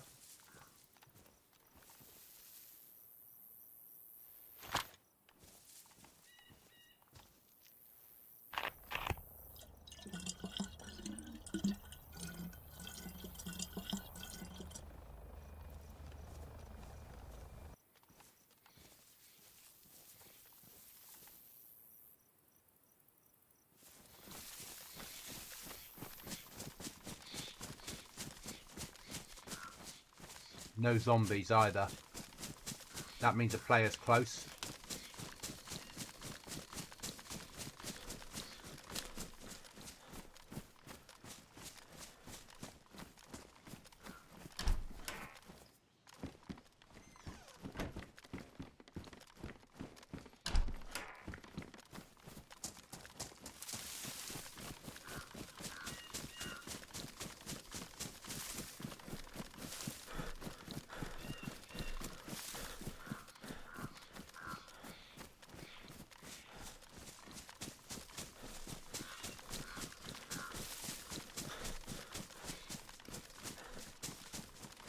Can't believe we're going to be playing for 1 hour 50.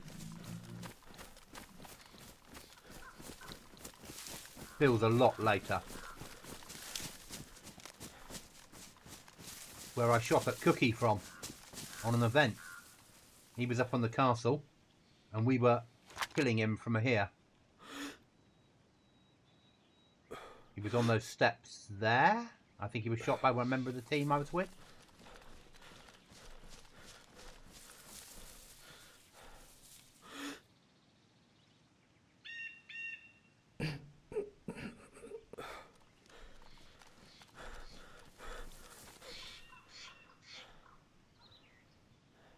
Alright, we've got 6 on if you include me.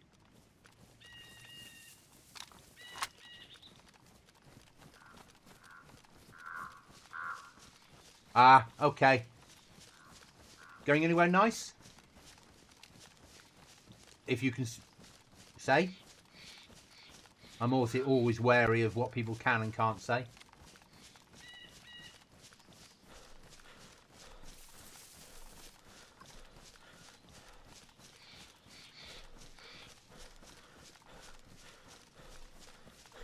I'd also like to redo this castle so there's caves underneath it and tunnels. But I have to build up the rocks slightly higher and replace the castle afterwards a little bit higher up. But it would be possible to do.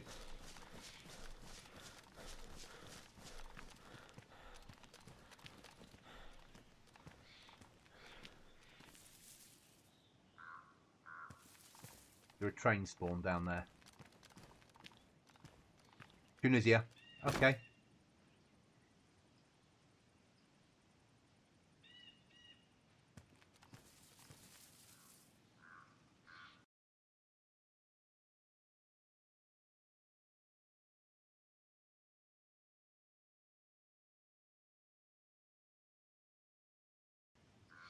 And they've gone.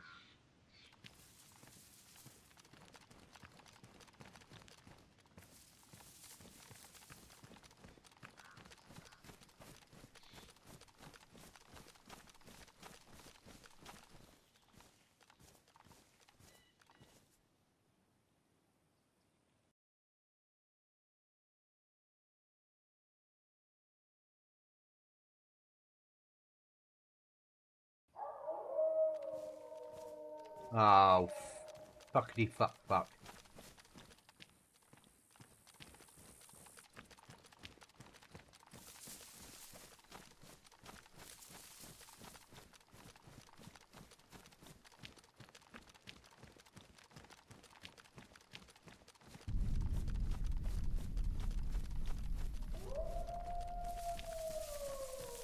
John, did you order some puppies?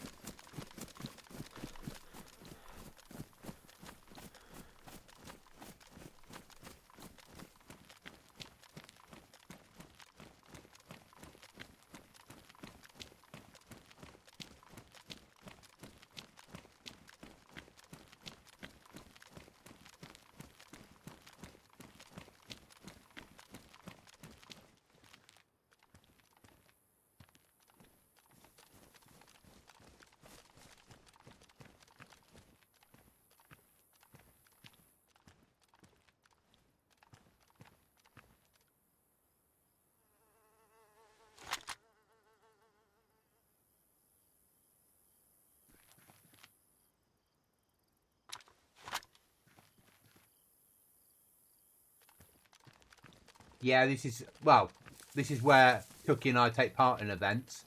Was there an event that I've triggered here? No.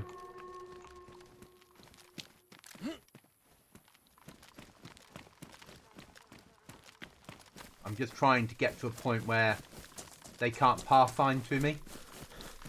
It's probably not possible now.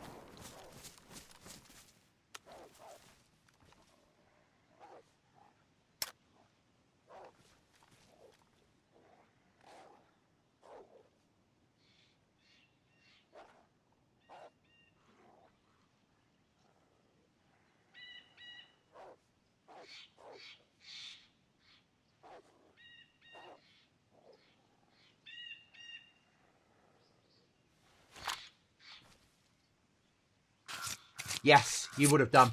Ariana used to run Kings of the Castle here.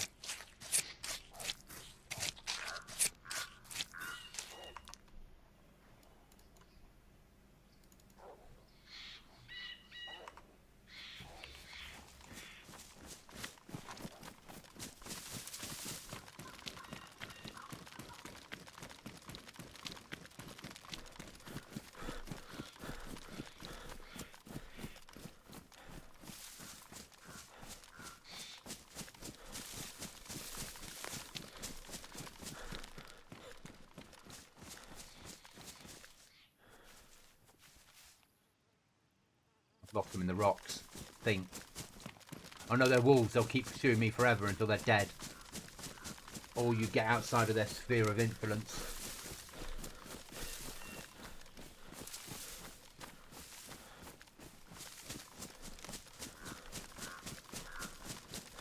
I'm in an area event in a few weeks' time, though I might have to cancel it because I might be away with the army.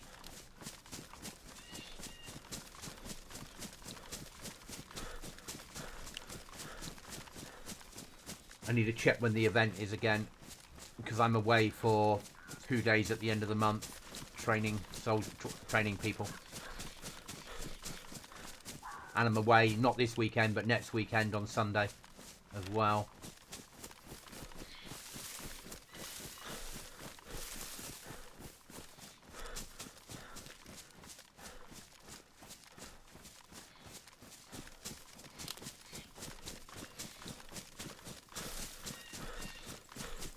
Teaching and assessing. Here we go again. Been a few years. Well, 21 years. But we're getting back into it. We were doing shooting on last Thursday. Putting the young'uns through a range. Last Tuesday I was teaching how to build shelters.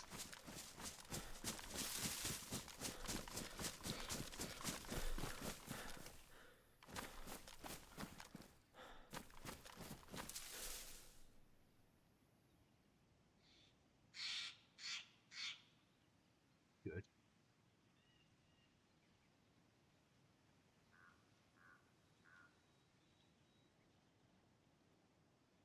What's not good is my state of footwear. But get rid of that now.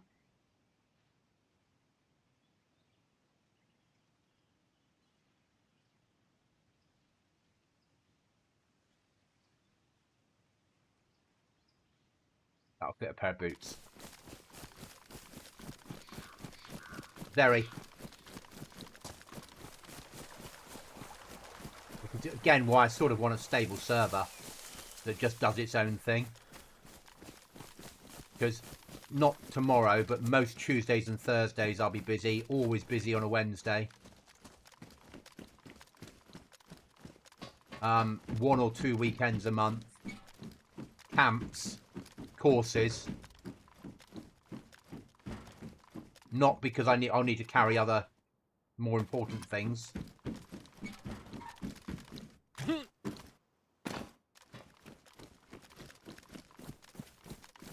And it's zapping my stamina.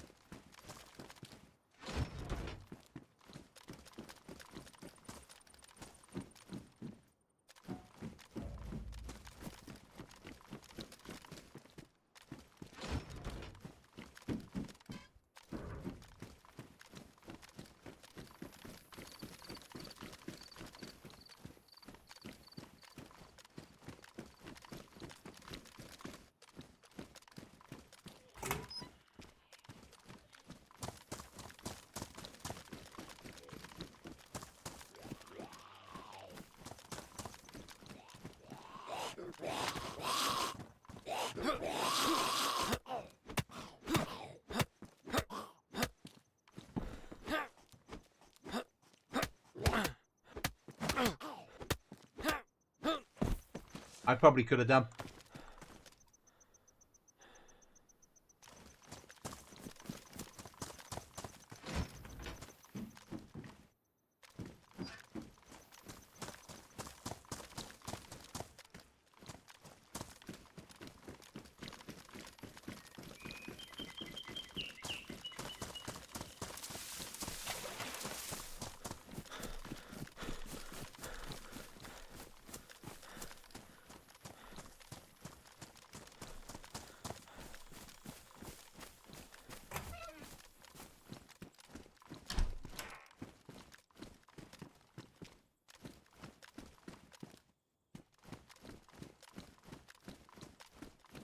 Hi, Stephen.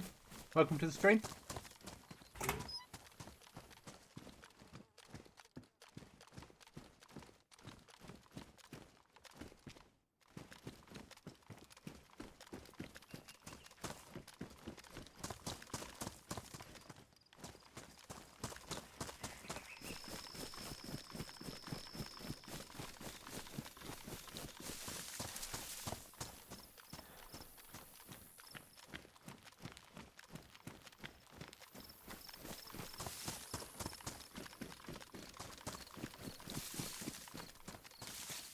Okay, so with there, best chance of a rucksack, sorry, best chance of footwear.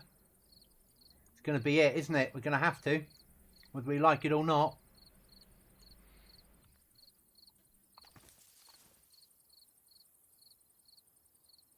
Right then, do we have anything to eat on us?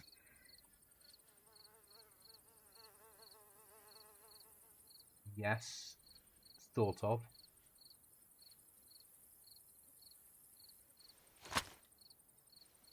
Tally ho, good sir. A nice hunting call there.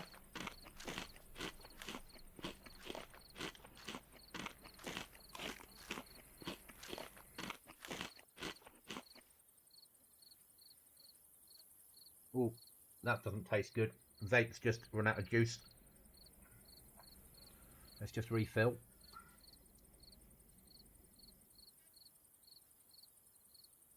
Well, out of vape juice, even worse. Vape pen is working alright, vape pen is working alright, vape pen stops working on looking inside. You see you're out of juice. There we are, refilled. Game on. Right then, off to Tissy we go.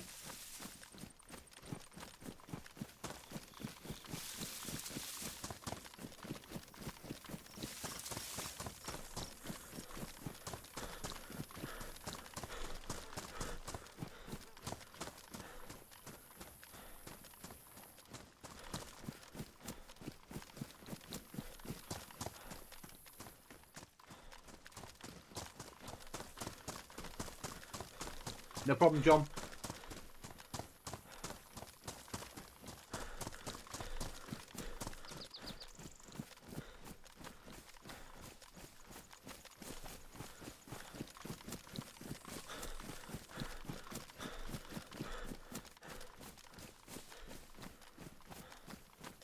I'm no great fan of the place.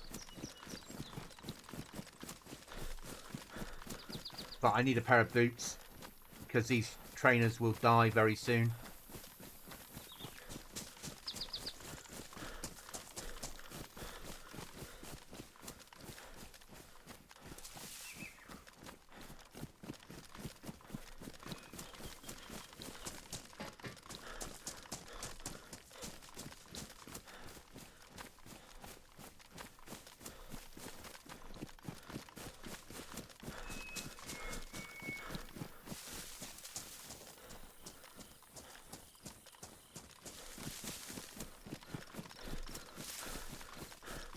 So we've got to be practical about what we're doing a little bit.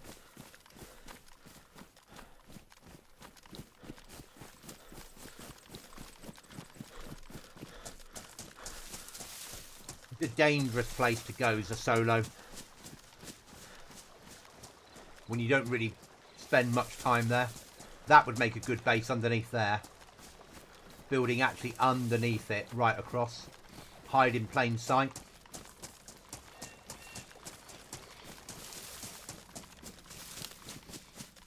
Because people would just see the wood and think it was part of the bridge if you did it right.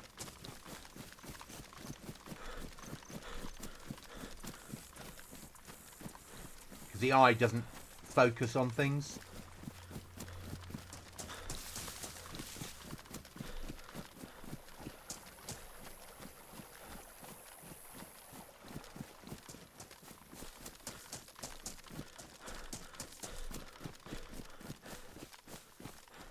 It sees like your picture, but you get tunnel vision, don't you? And you just wouldn't spot it. But I can't live under a bridge because that's where trolls live and I'm a goblin. We don't get on.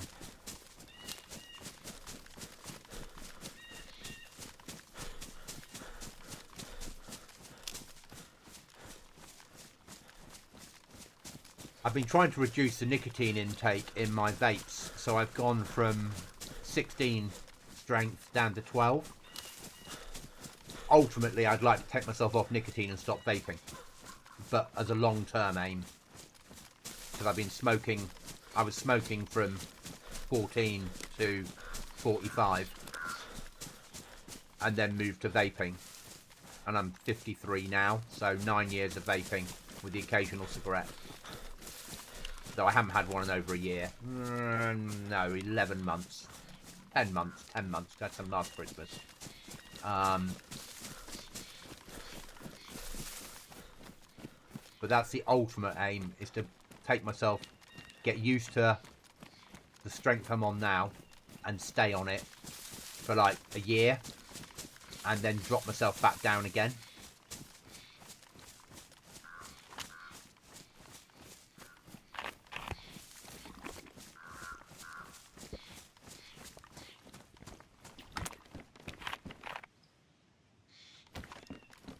Never knew about this bridge.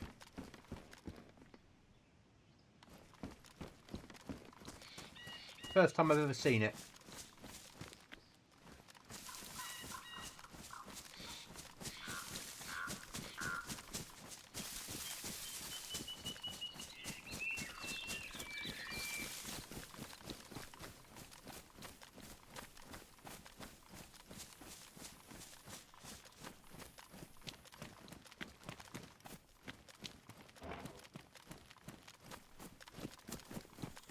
Welcome back, John.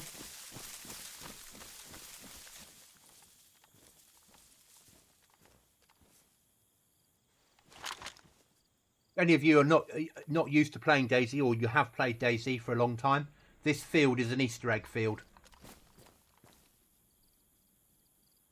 Sometimes in the middle of this field you'll get Easter eggs. Things that they only spawn in randomly. Sometimes you'll get a pistol holster that's got a banana inside it. And it's nothing to do with the code, it just happens.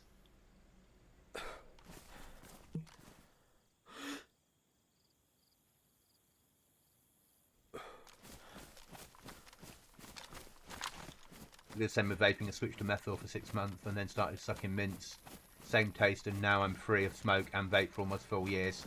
Well done, West. It's not easy though, is it?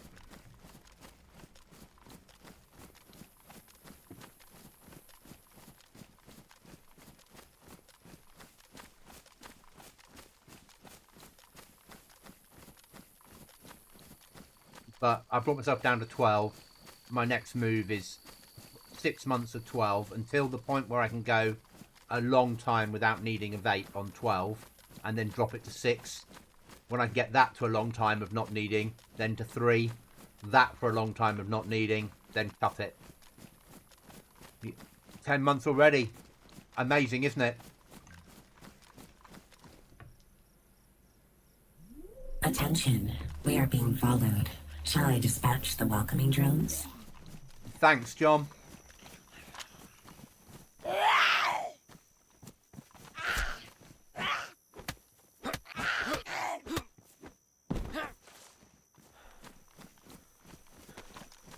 That right, because it took, because I got to my 500 about this time last year, approximately, but it took about a month and a half before they granted me the ability to do memberships.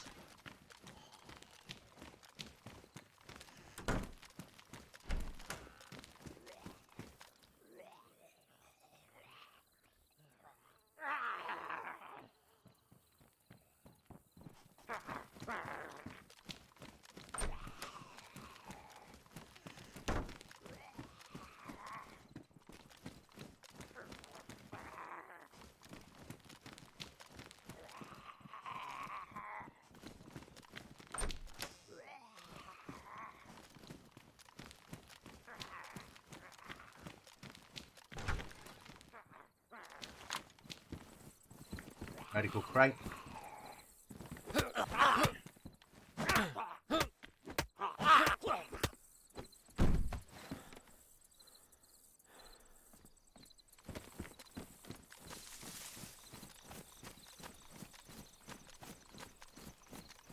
Very easy to start smoking.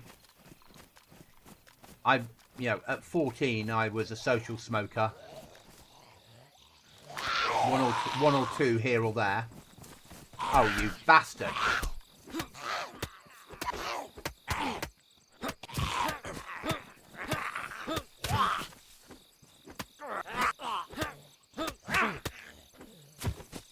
Yeah, one or two here or there.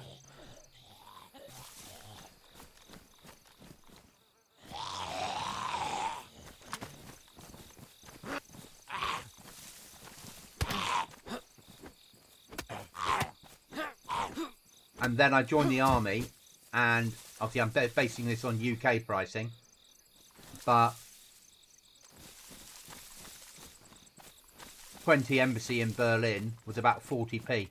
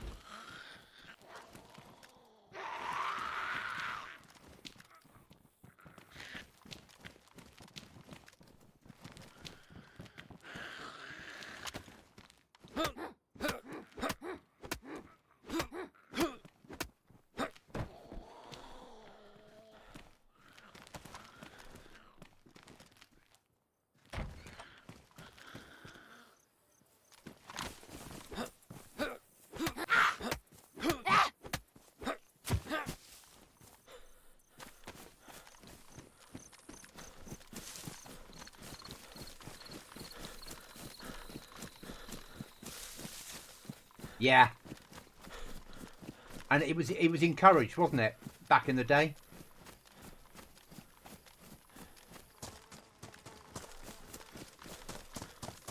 I mean, I remember when my grandmother was alive and her talking about nursing in the 40s and 50s, where they were told to smoke on the ward because it would keep the bad stuff away from them by burning it off. 20 Embassy for £2.10 and started after a drunken bet on a night out. At least you smoked Embassy, West. The smoke of the cigarette of professionals. I was an Embassy #1 man.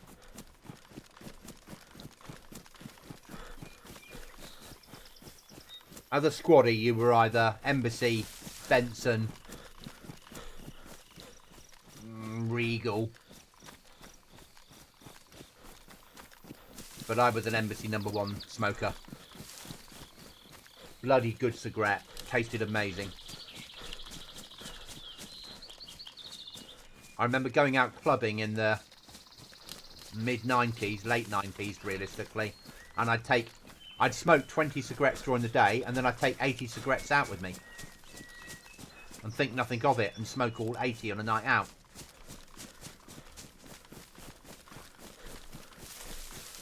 And before I gave up, I was smoking 20 cigarettes a day and 50 grams of baccy a week. It was just like before I switched to vaping, sorry. Embassy Regal. I was an Embassy #1 person, but still Embassy. Just bloody good cigarette.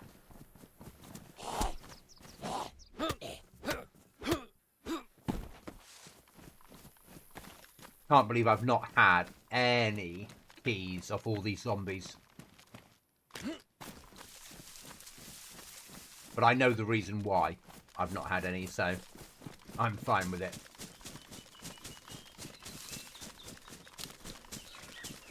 Certain zombies have a higher percentage chance of giving you keys than others. That can't be cheap, John, even if you're buying it from other sources, we'll say. It's still not cheap. 14, 60 a night out, 15 to 20 a day, yeah.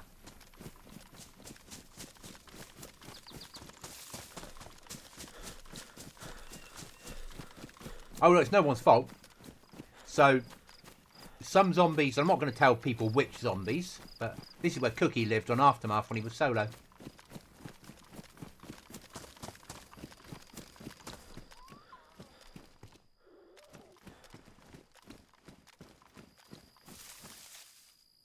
At least I've got storage, I suppose.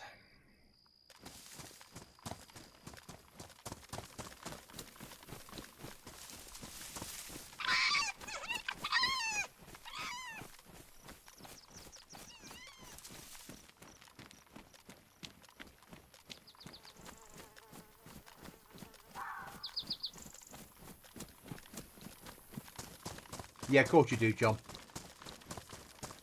I think if I was smoking 50 grams of baccy a week, I'd be looking at other sources.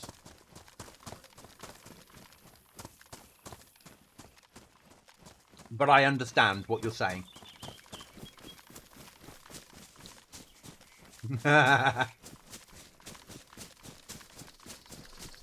Only because you guys know what I do for a living. You're all being very politically correct now.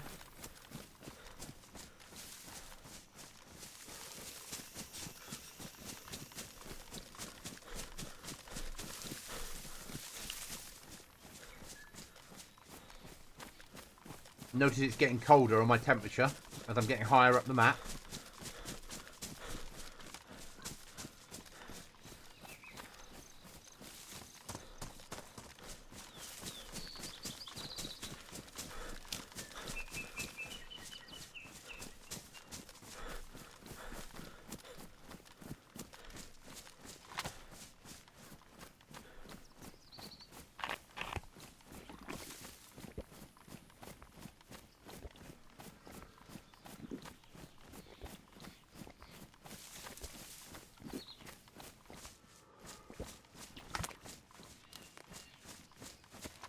That's a fair point. There is some dodgy foreign baccy out there that is not real baccy. Synthetic.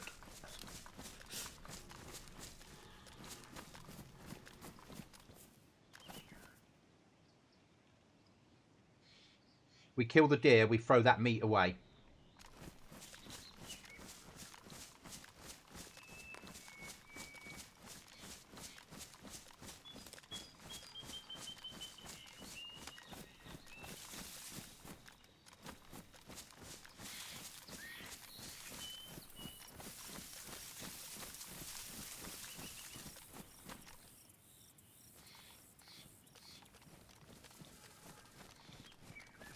There's a mechanic that I didn't put on this wipe. That it's a mod that allows you that when you kill a zombie, you can choose to have animals come over to see what's been killed. So you kill a zombie in a certain area and a bear will come over to visit.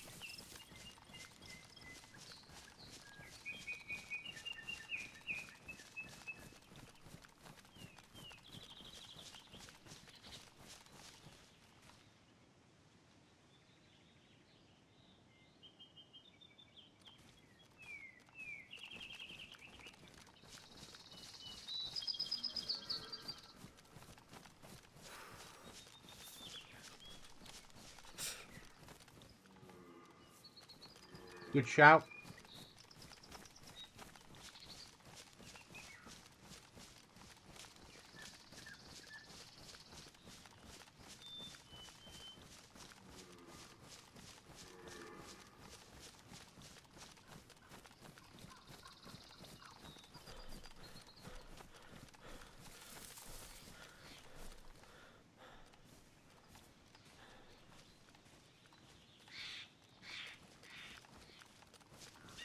When I grew up deer stalking in the real world, it was never this difficult.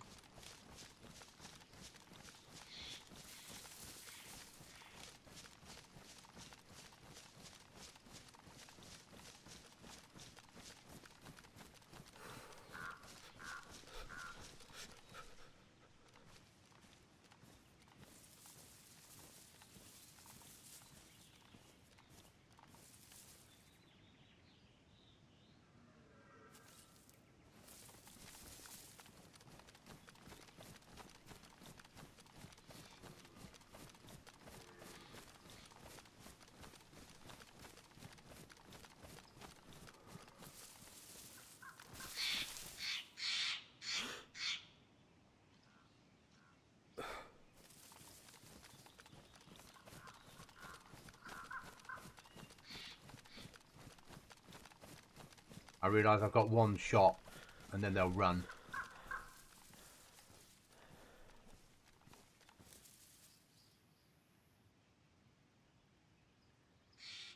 If I'm lucky. But I've got a nice gap to do it with.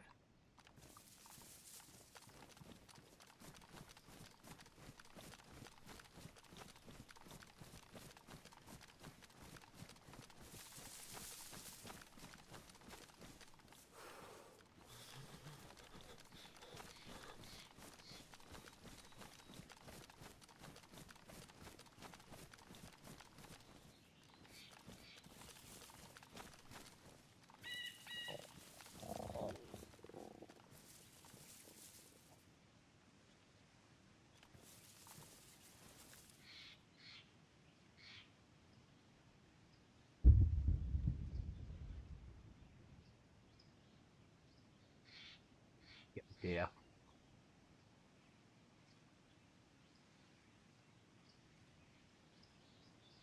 Up there.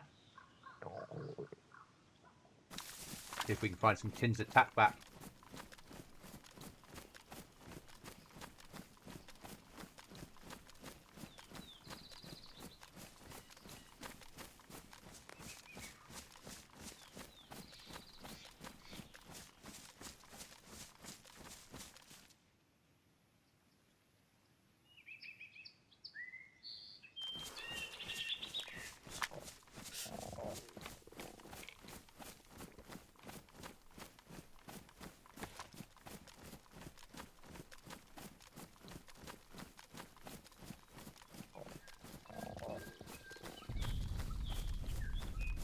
Certainly a harder server now than it was before.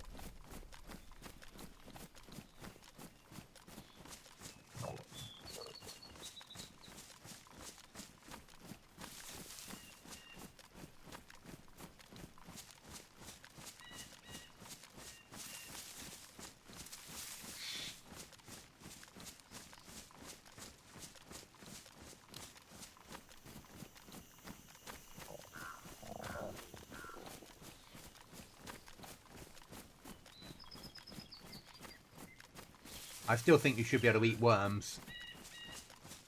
And I know there is a mod for it, but I'm not loading just one single mod so you can eat worms. And I know I could eat the animal I've got with me and worry about the illness afterwards. But even I won't do that unless I really fucking have to. If I had a base and I was running home, I would eat raw meat that was going to kill me just to get my loot home and then die at home.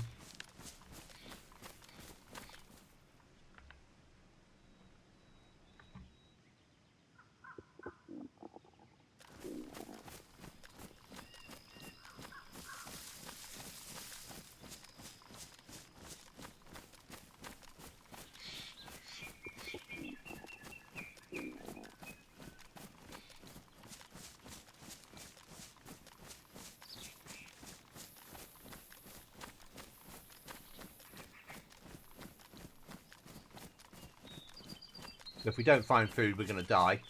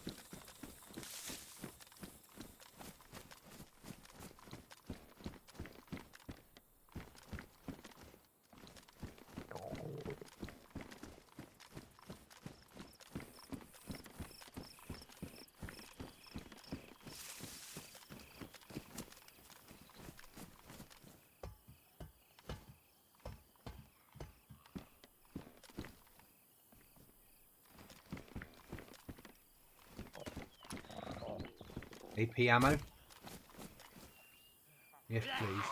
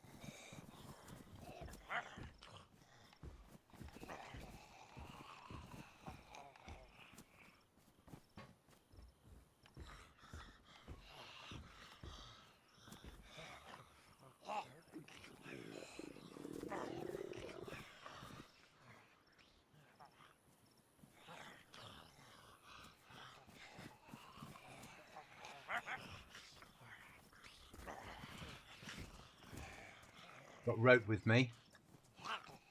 I could fish.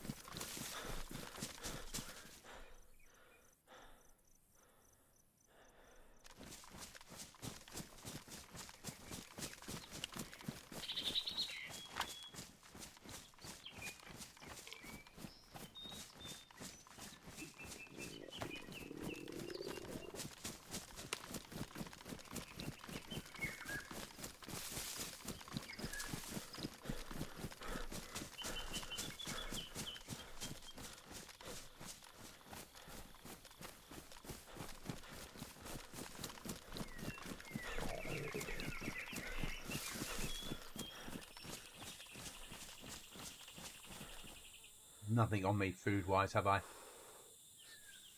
Oh, that way it's not important anymore.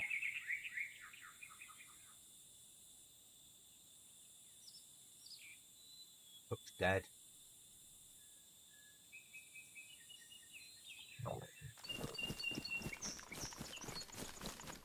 Fire repair kit ain't important.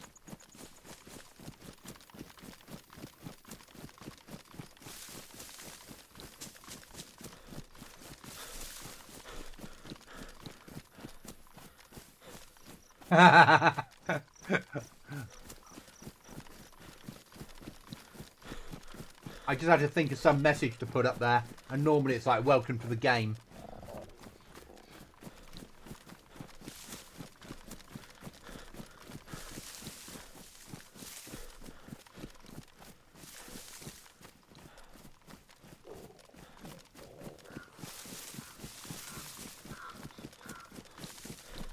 How are you feeling about the 6-hour restarts, John? You liking them?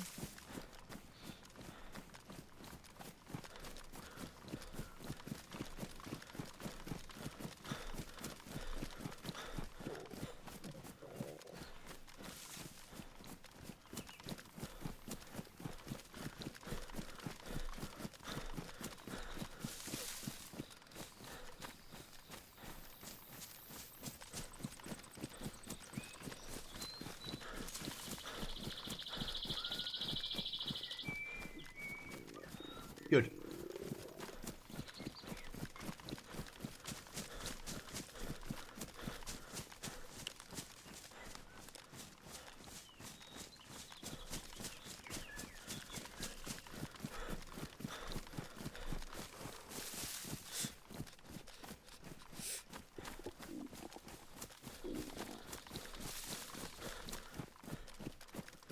Becoming overcast, the sky's changing. We're heading towards thunderstorms.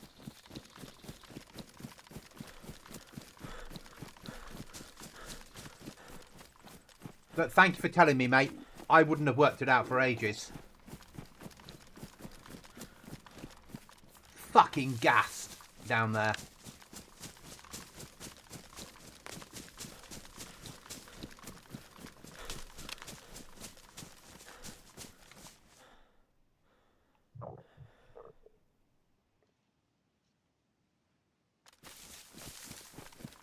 Oh, that's my gas, isn't it? That's fine. That's doable.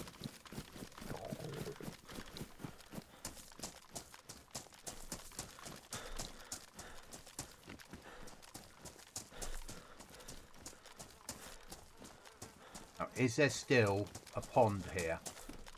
There was on the first version of this bunker that I used about 4 years ago.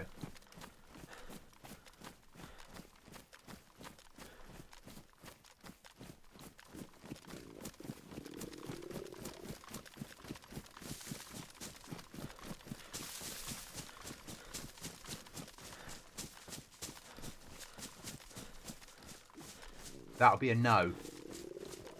Bugger. I was relying on that pond.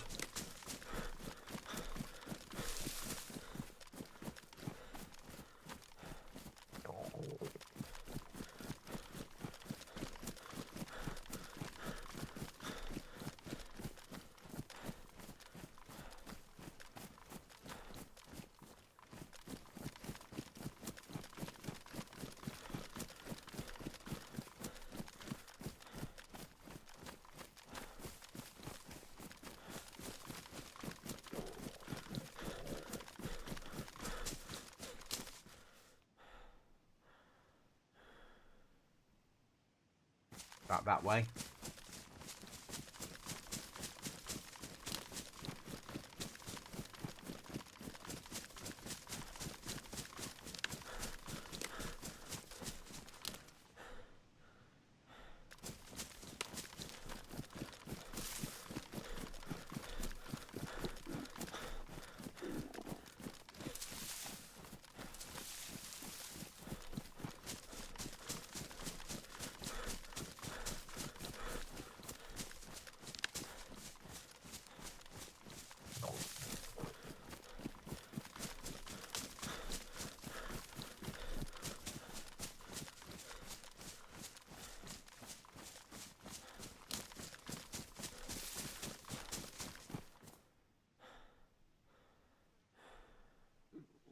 Oh, that way.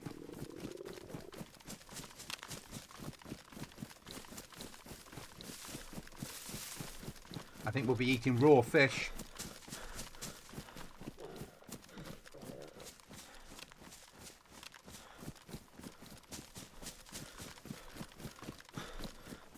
I do, but it's wolf meat.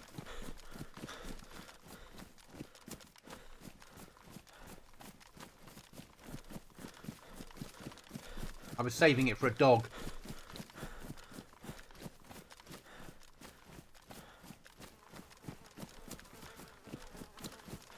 There's a big pond here. Massive pond. Right there.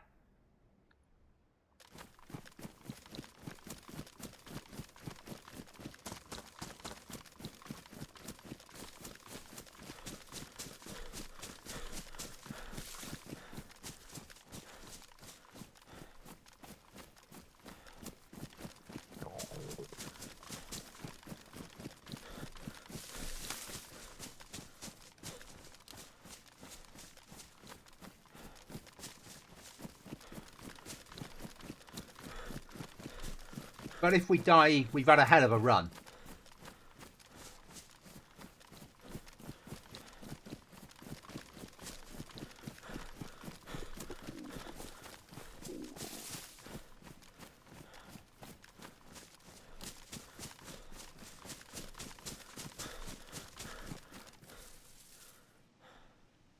Top of it now.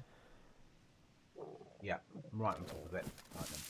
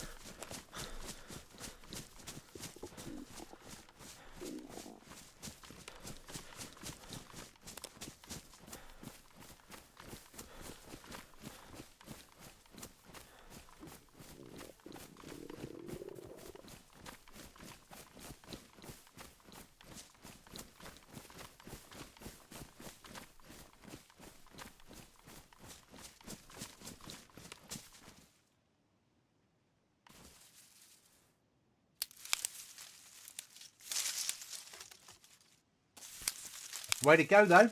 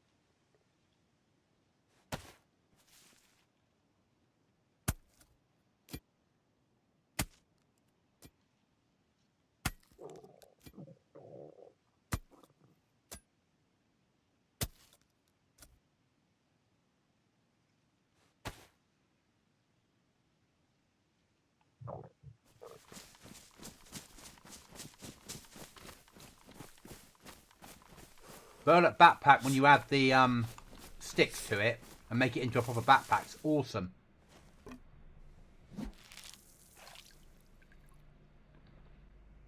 Do not give me a pair of Wellington boots.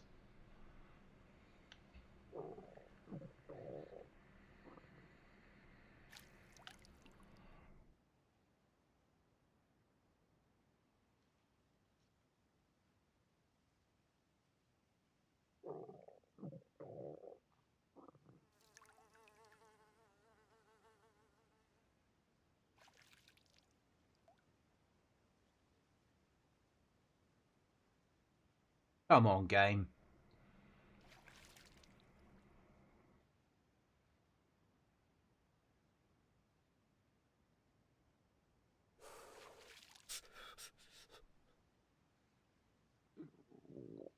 You know how badly I need this food.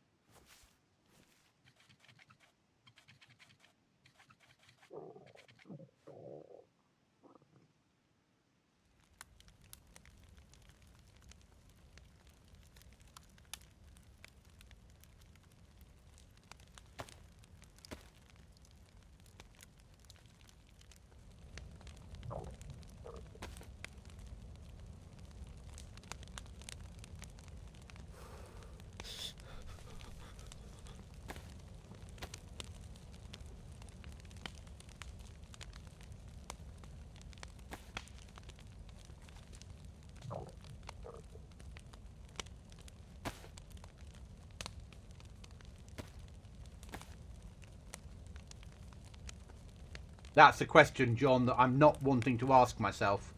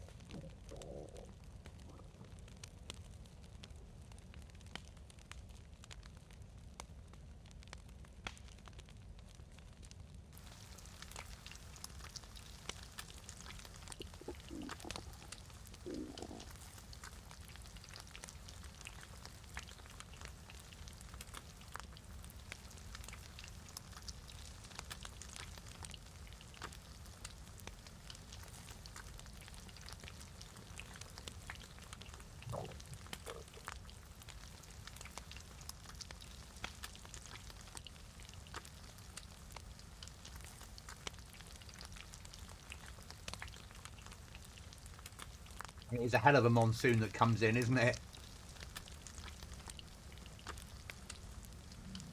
But at least it's only once a day now.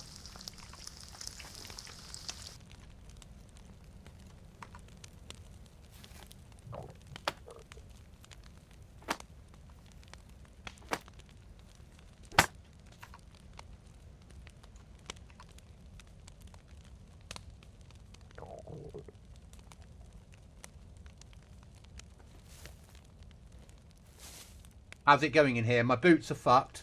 I'm nearly dead. I can't sleep because my stomach hurts. How do you think it's going? That's wolf meat.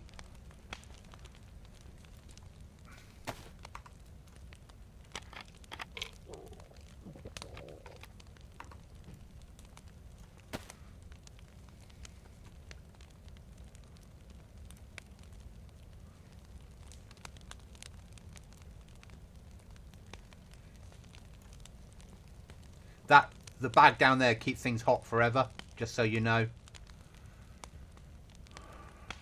I can't solve it. But it works like a permanent cooker. Yeah, this is more of a challenge this time than last time for me. But I like the challenge.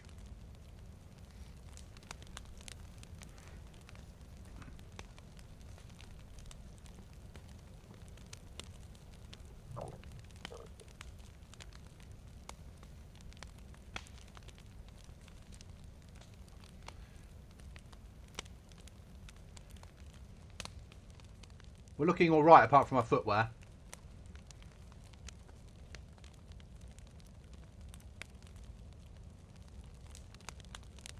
I need that to cool down. Into the hands it goes. And onto the floor it goes. Anything to get it to cool down.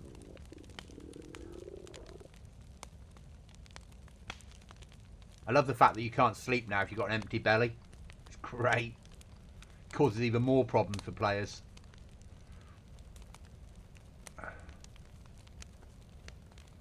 We could have used that to light the fire, couldn't we? Been carrying a road flare for long enough.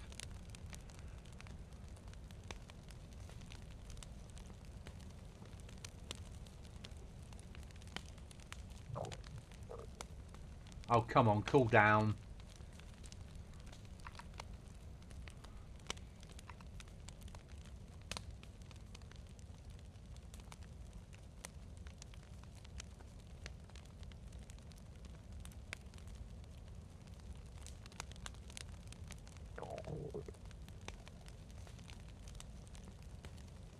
There we go. Let's have something to eat.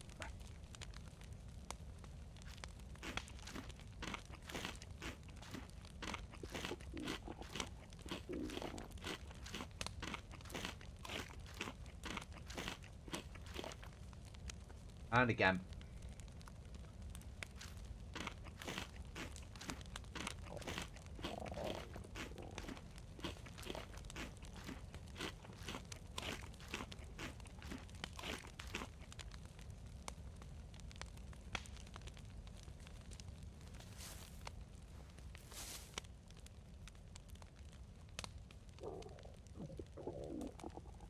Yeah.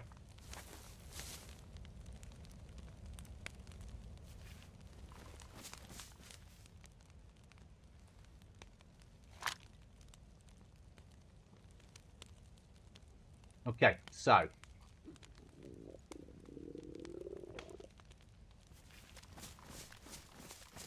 we need footwear.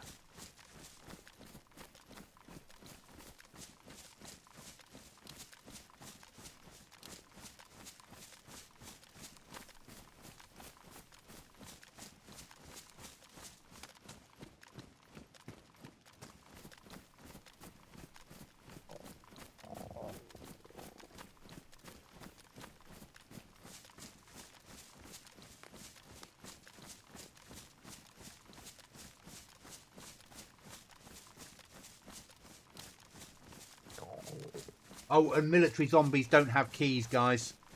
Only civilian zombies. Just to make it even more of an awkward mess.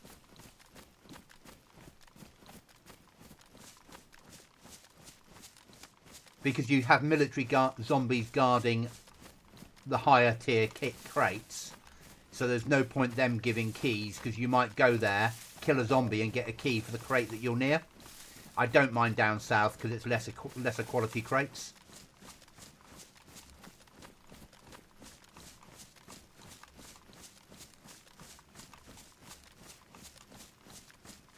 Police Zeds have keys.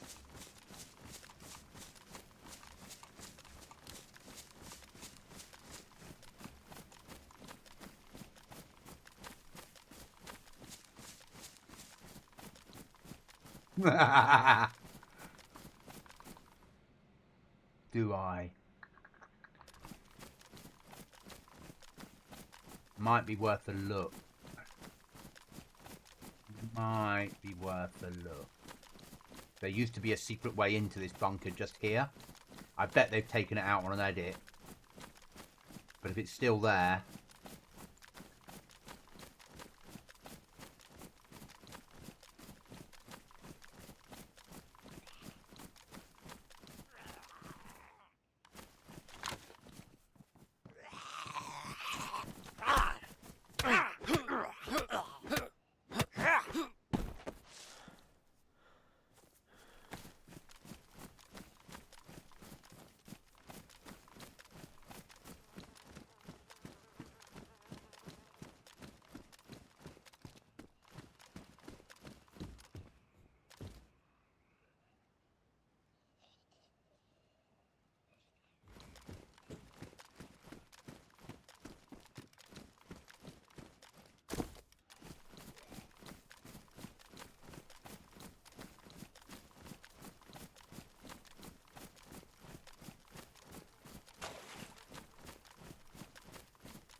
No, it's been removed.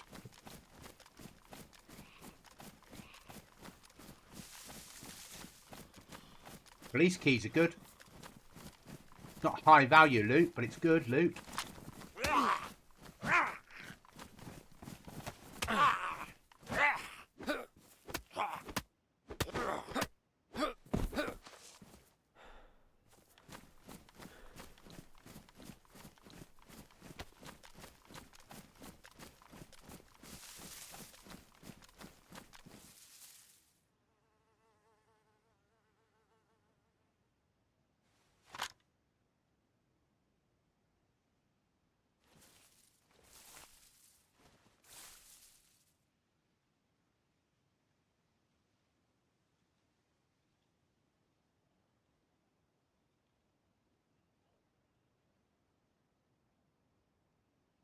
We're getting my health up.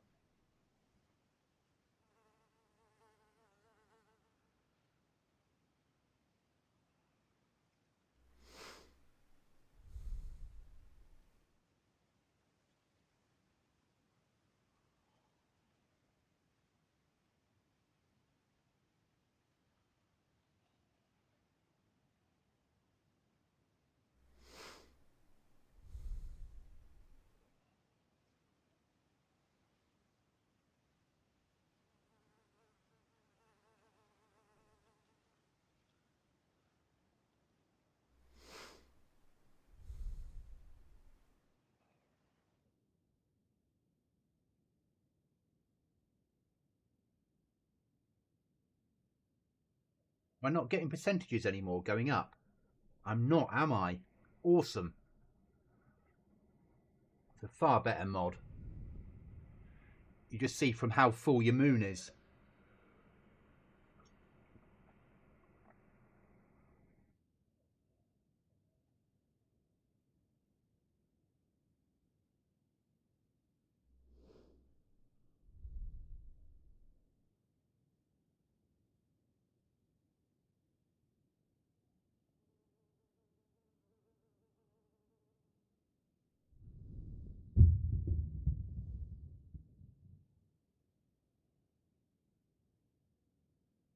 It's a little, it's different. So before we were using because the official mod, which we're back on now, hadn't been updated for 1.26 or 2.7 actually. I'm more afraid now than ever to wake up with my hands tied because of how this mod works. So now he's updated his mod to work and put more features in. So it's become more realistic. It's become harder. It's become more of a challenge. And that's all the things I want on the server.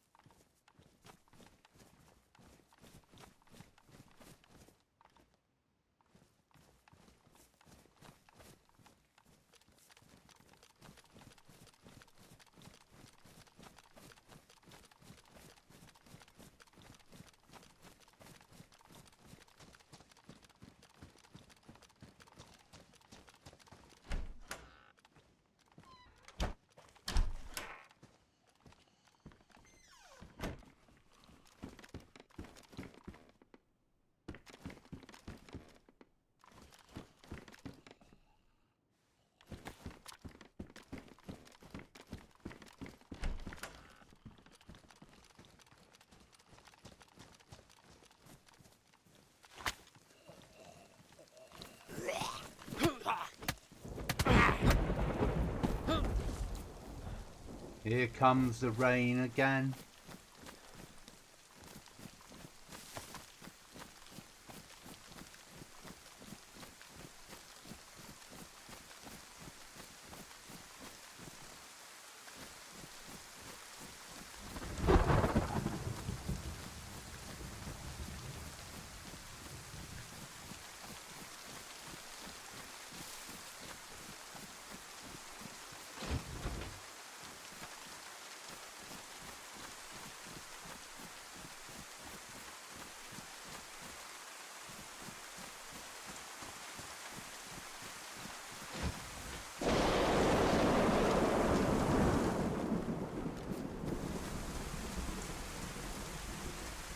I'm glad you do. This is a lot of planning went into this. An awful lot of planning.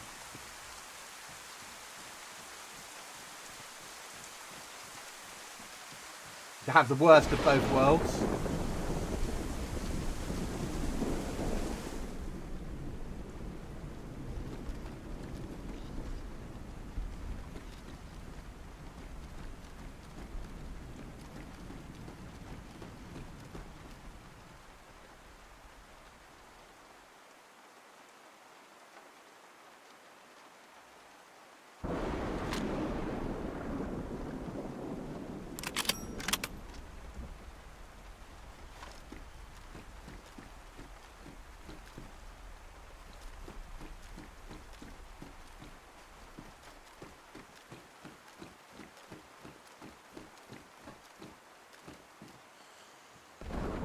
I thought I'd close that.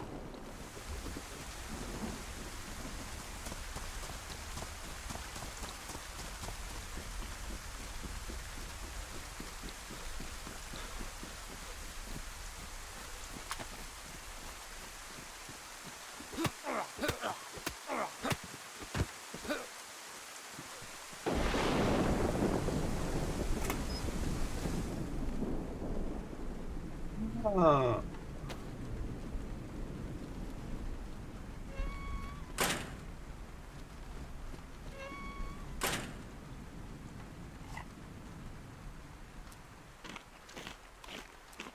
a day, a thunderstorm, lightning, hail breaks loose.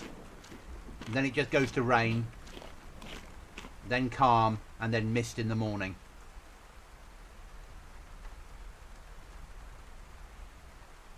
Right.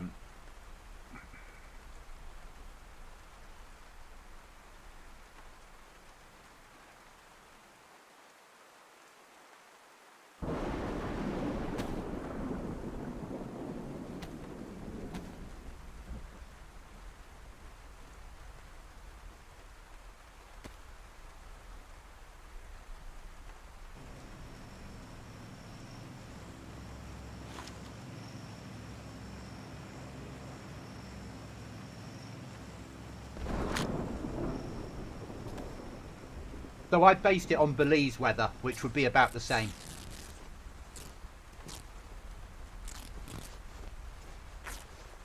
Really hot weather, and then suddenly, about 4 o'clock every afternoon, massive amounts of horrible weather. When I was down in Central America, which is just down from Florida relatively, isn't it?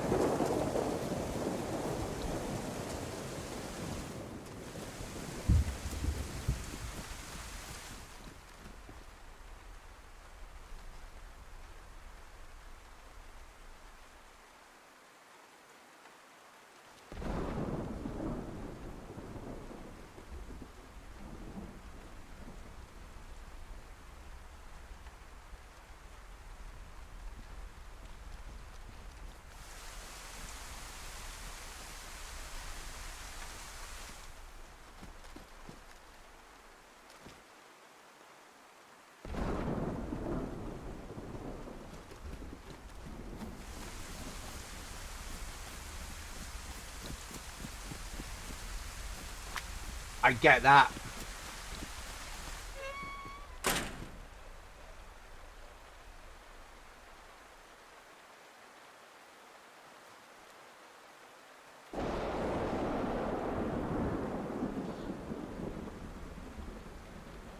But I wanted it to be a harder server, and it's a harder server. Yeah, because we're going to do long wipes, we've got to make it challenging. And this is more challenging. It's not impossible. I mean, I've got to Tissy this evening. I've been on the coast and I've made it to Tissy. I'm not prepared for Tissy, but I've made it up here.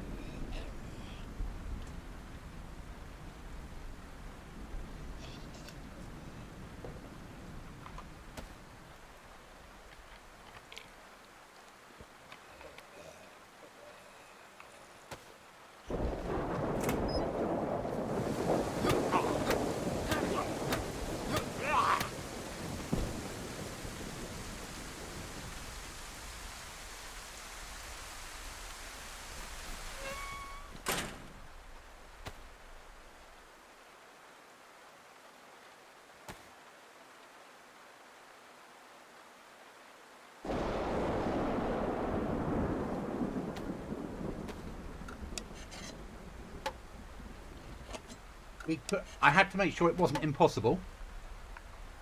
Otherwise, you might as well just go and play a server that's the intense servers. Which I don't want. This sits somewhere not as hard as that. But even this rain has been timed that it would come in at night. So after the rain, you're more likely to need a fire. And a fire will attract players. That's, I mean, it's not massive planning, but that's how I thought all the way through.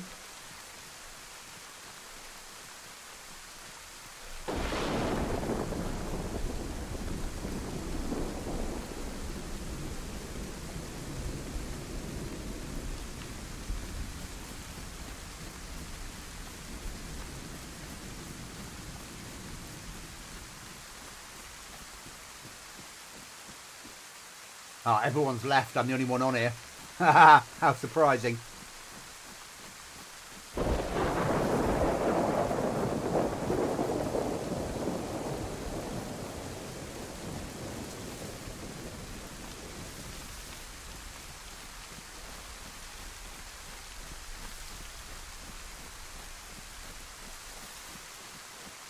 Yeah, so that's a good way of putting it, actually.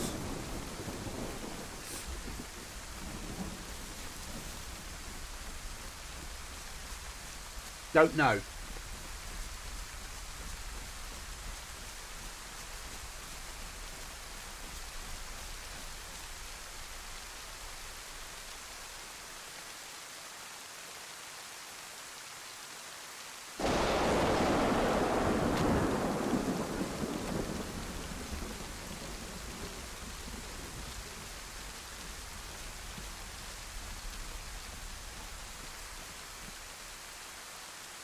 Yeah, I'm not willing to hang around finding out. That's something to do once you've got a camp.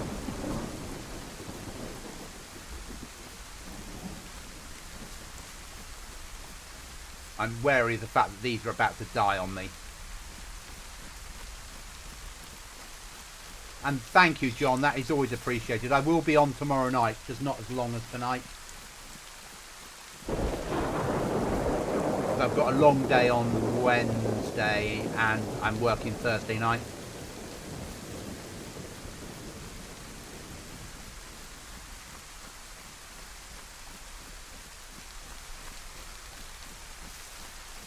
And this weekend I have to get everything ready for next weekend when I'm away on the Sunday.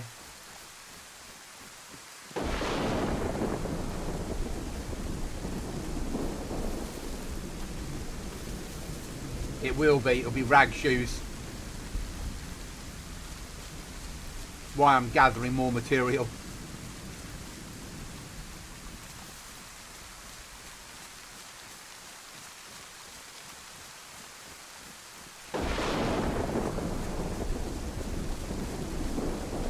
Are you getting some good content recording it, Restless? Paul, hey Chris, are you a quartermaster of 4 in real life?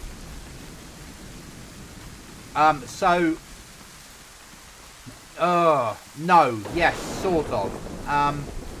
In real life, I work in a quartermaster's department for a cavalry regiment in the British Army. In cadets, I'm just an instructor. Just an instructor. I'm an instructor.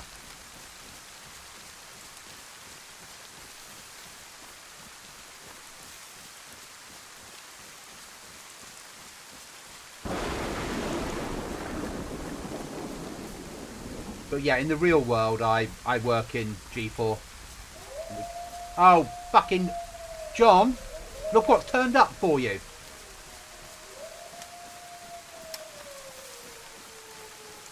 They were missing you. They thought they'd come to see me.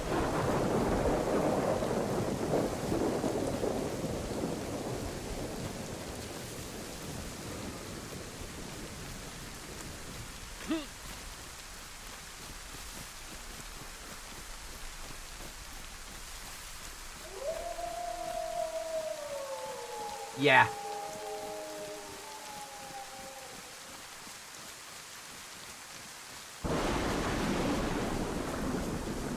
What I'll do is if you want, I'll give you some of the background mechanics off stream, so you've got an idea of what the target. Because it's in my interest that you make good videos.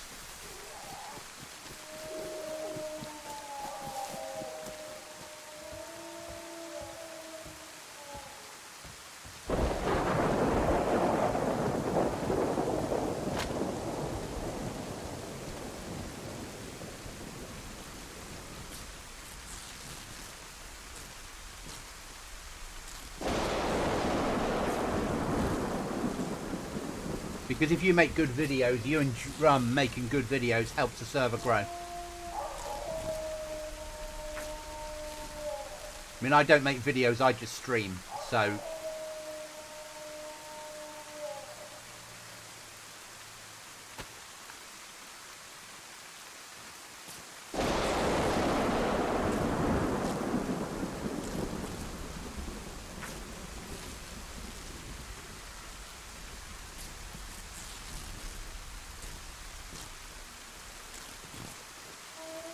Okay.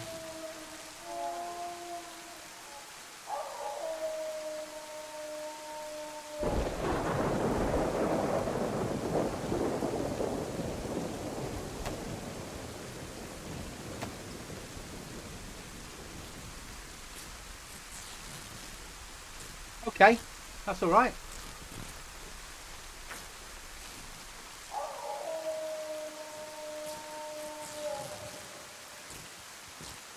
And there's a lot more looting crates now.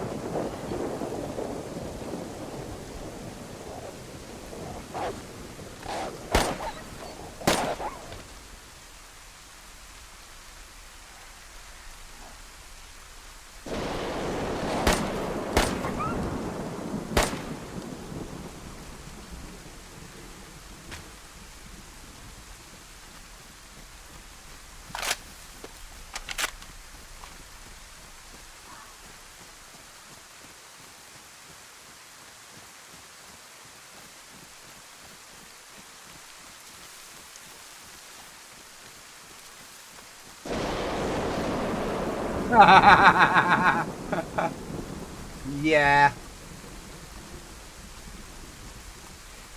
They will always miss their spark plug, but the other items are random whether they're going to miss them or not.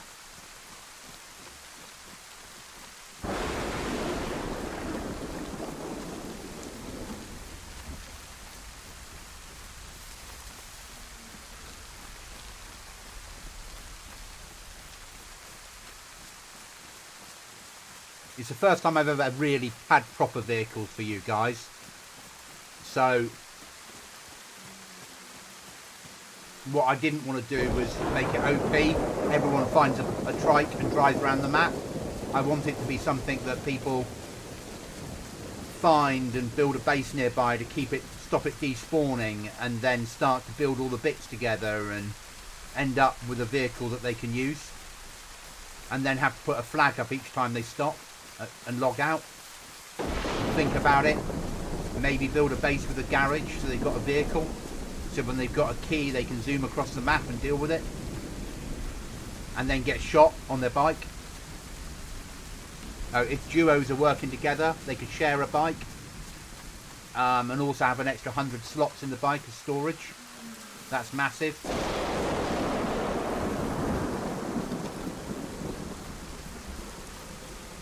They handle reasonably well. So we need to be aiming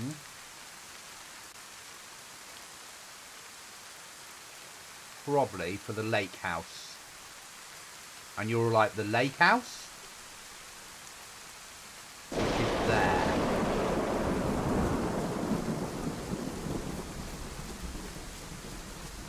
So you probably don't know about the lake house, guys, unless you're doing the quest.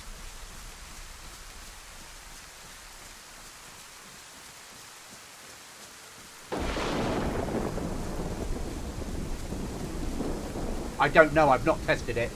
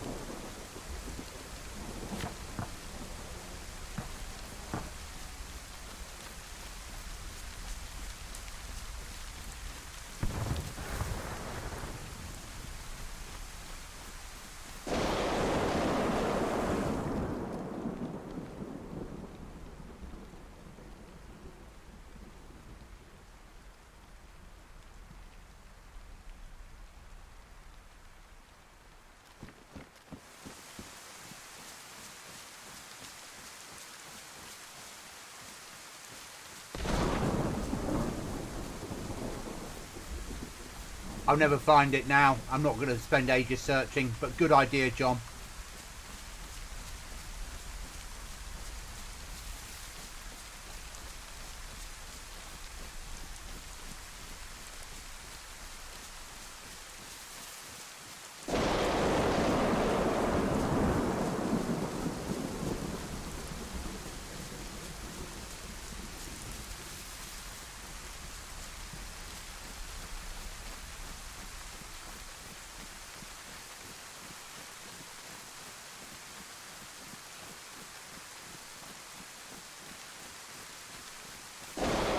where we're going now is part of the end game quest.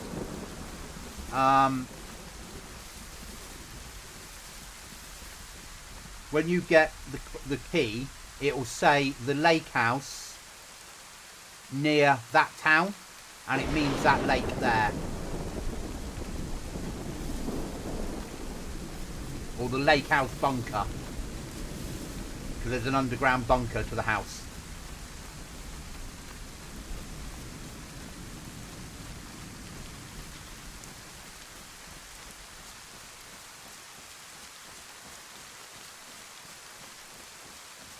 I fucking hate this rain. It really is, it's a nightmare.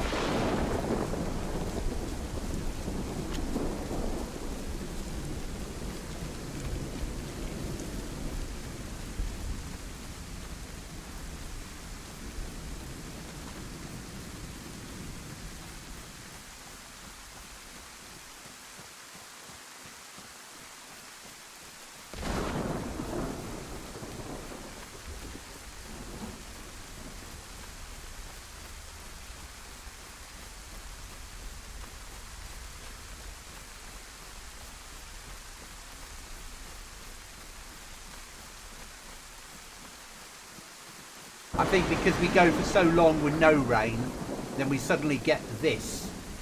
And it's like, that bloody goblin, what's he doing to us?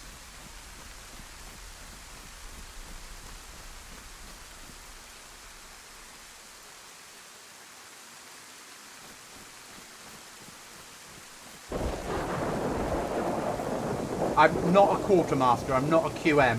I just work in the stores. It's Royal Wessex Yeomanry.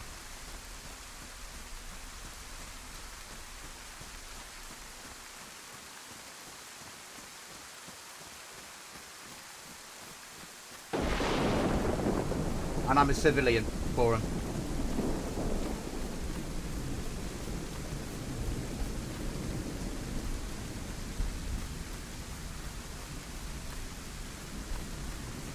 I don't earn anywhere near what a quartermaster earns.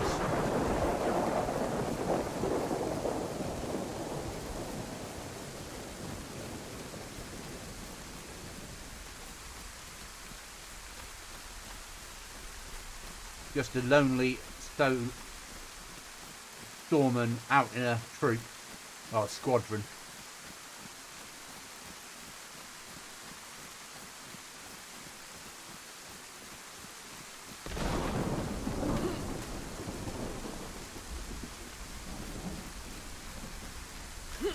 And I'm an instructor with Devon Army Cadet Force.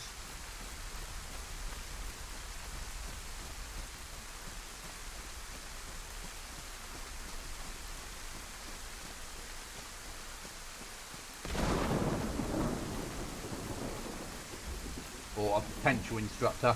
I used to be an instructor 21 years ago, and then I left, and I'm in the process of going back.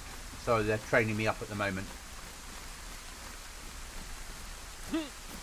Because 21 years out of the picture, you lose a skill set. The Royal Wessex, no less. Ah, yeah. Good, I enjoy it. Been there for nearly 10 years.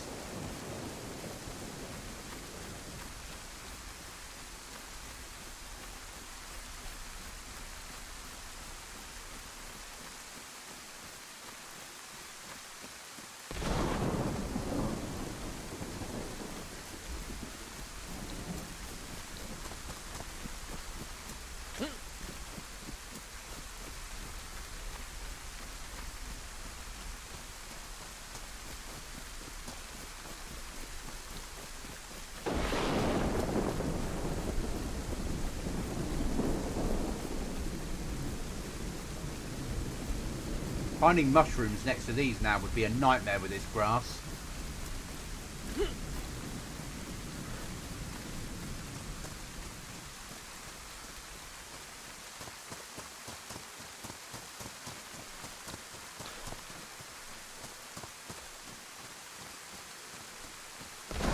Died in this town on an event. Died inside a shed in this town. Cookie's team killed me. We got pinned down in a shed of the team.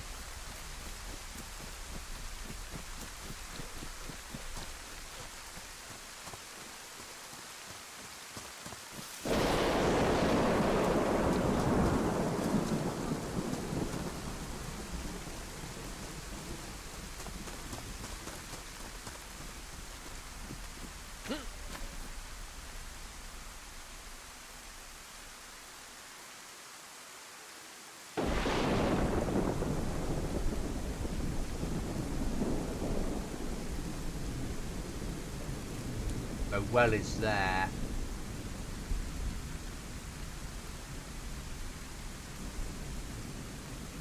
We need the well. Next port of call, the well then.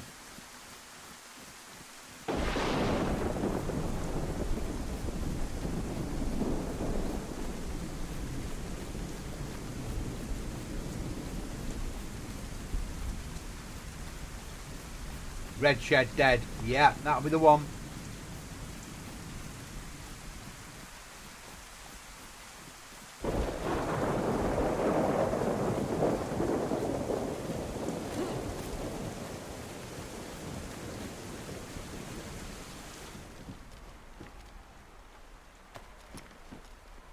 Well, that's a game changer.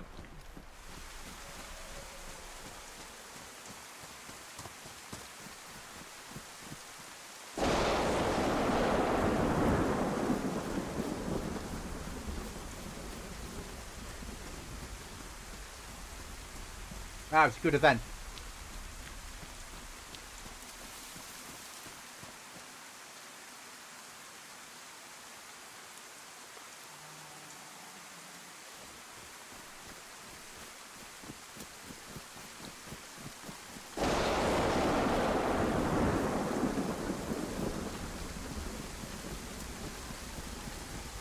Fucking weather.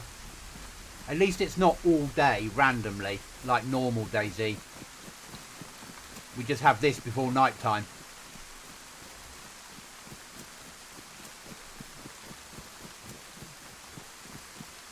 Ah, it was good. It happens. You know, I've won events before, so you get the good and the bad on an event.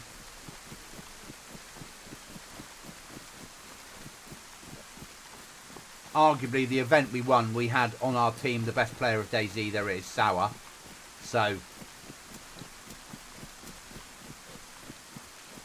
without a shadow of a doubt.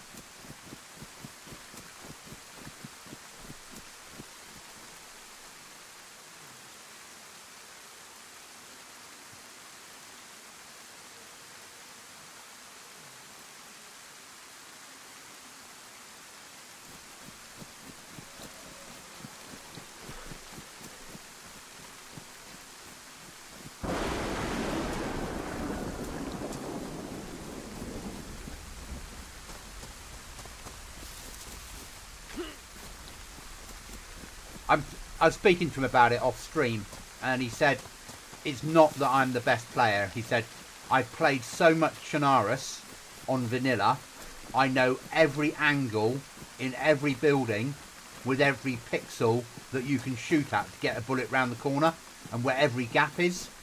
And when you play it full time, and that's the only thing you do is play vanilla Chernarus all the time, you learn it so well. And it's just learning a map, learning it, playing it, learning it, and learning everywhere you can get to. And that made sense. But then when we were moving as a team, and he was like, I need a method of being able to identify enemy. So I taught them all the clock ray method for calling in a fire control order. But he lives down near me. He moved down close to me about a year ago. Near-ish. About 50 mile away.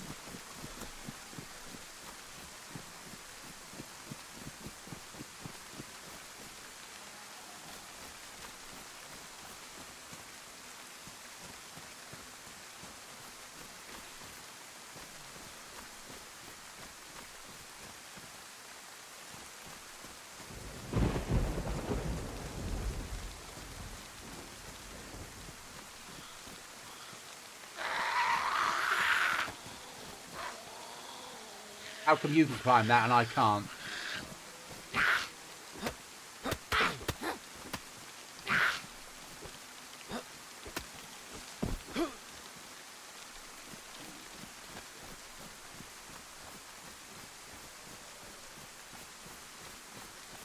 Yeah. He's not... He's a good player, but he's a fair player.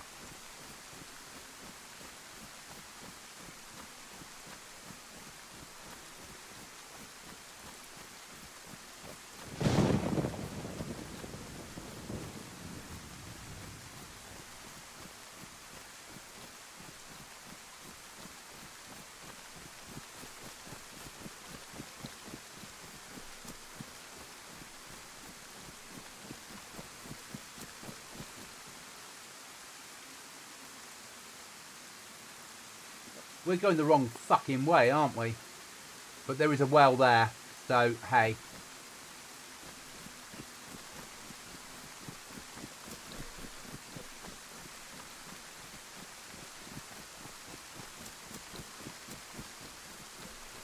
Whoa, vision!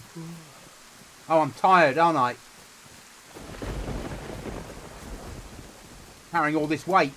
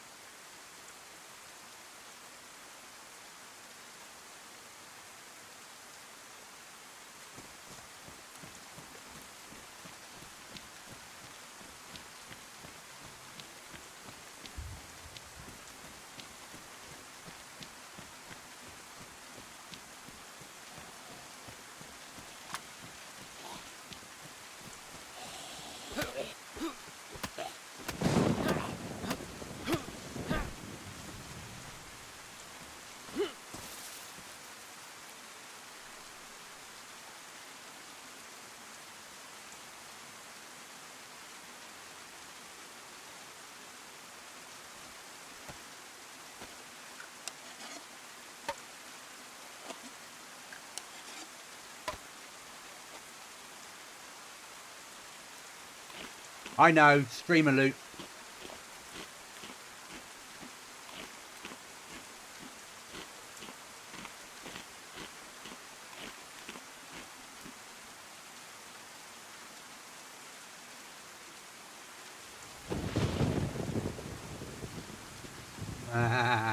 That'll solve that problem.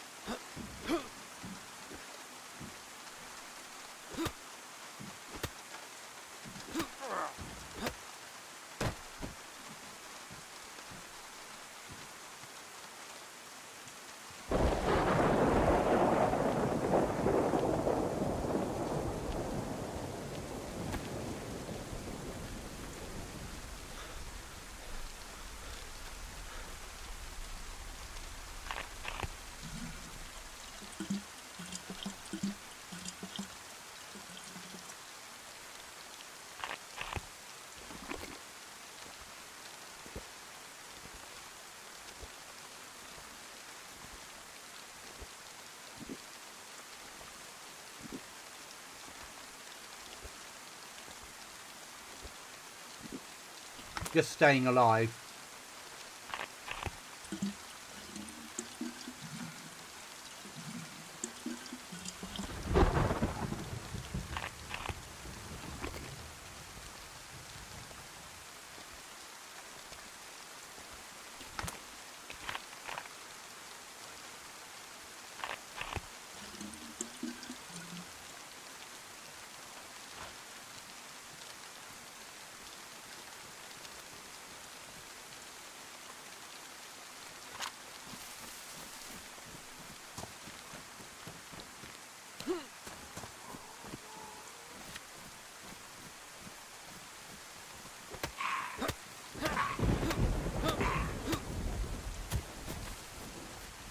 I know what I'm planning to do.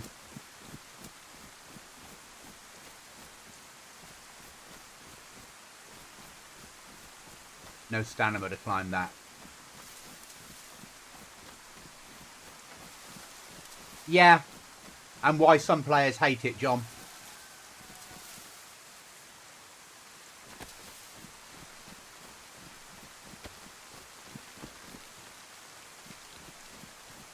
I get why players hate it, though. I do get that. I need a stick that's close to the house.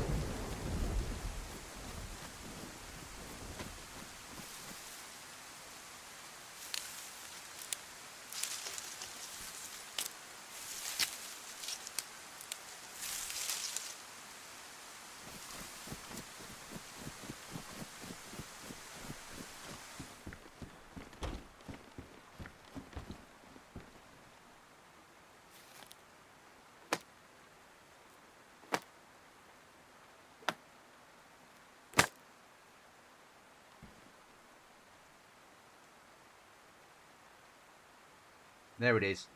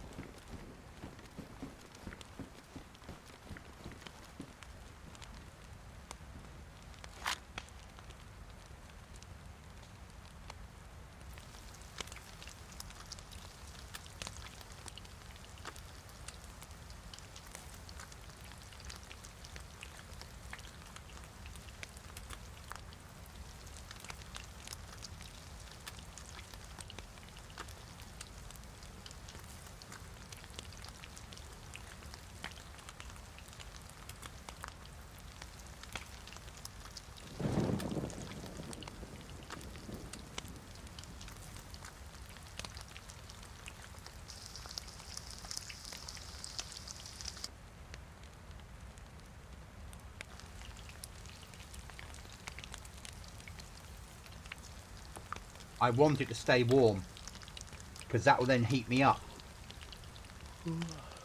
Yeah, I know you're tired, Goblin.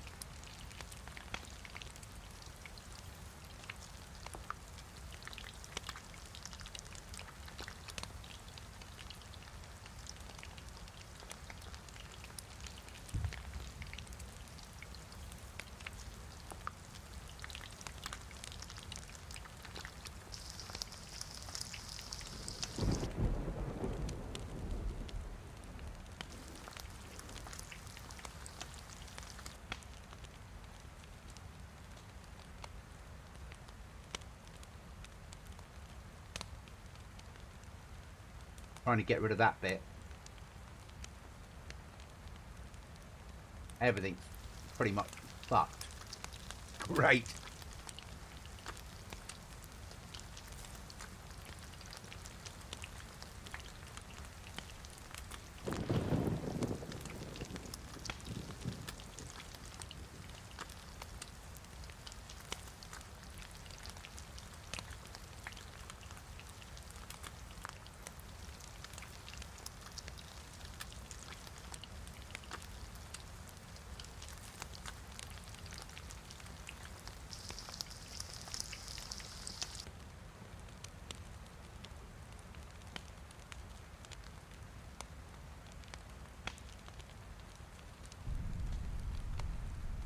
So easy to go Pete Tong. Yeah.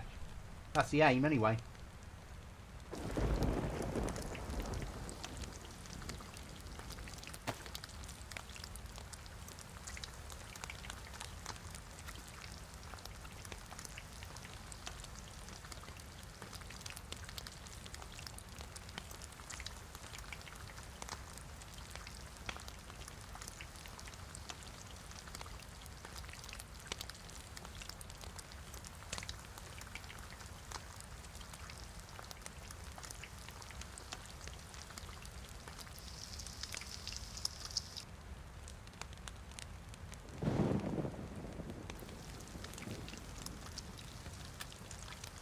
Okay.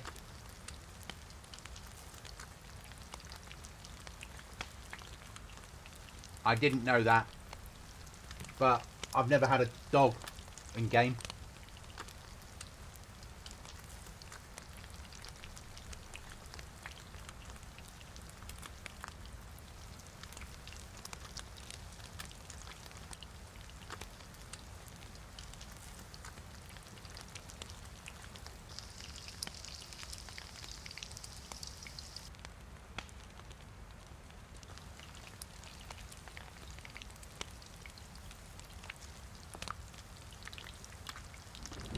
That was good of him, Brash. I could do with a pair of shoes at the moment.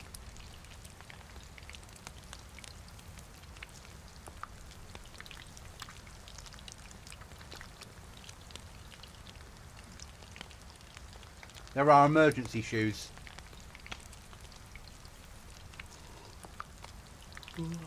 I know you're tired, Goblin. Just let's get some of this cooked.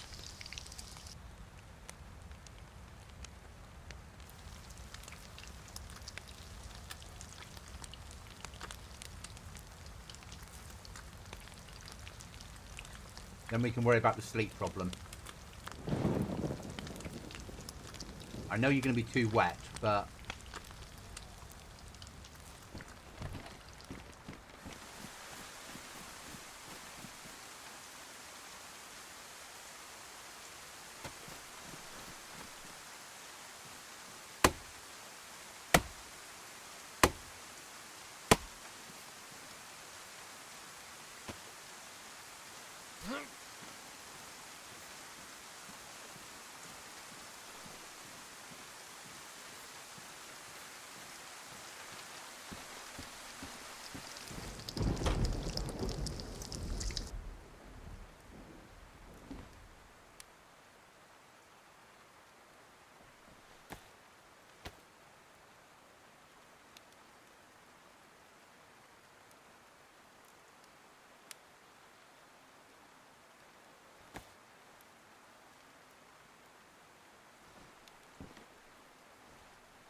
You bastard.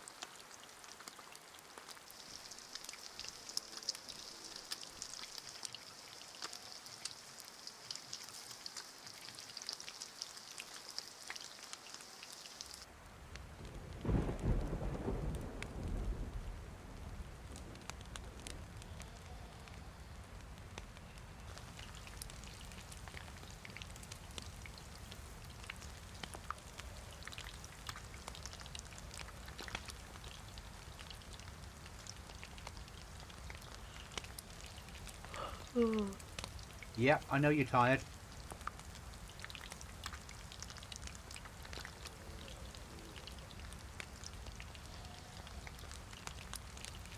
Hi, Critical.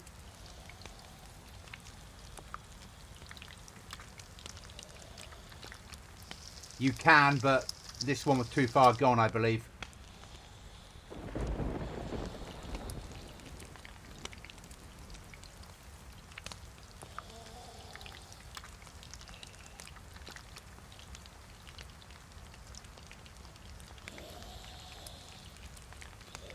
I hear you out there, friendly zombie.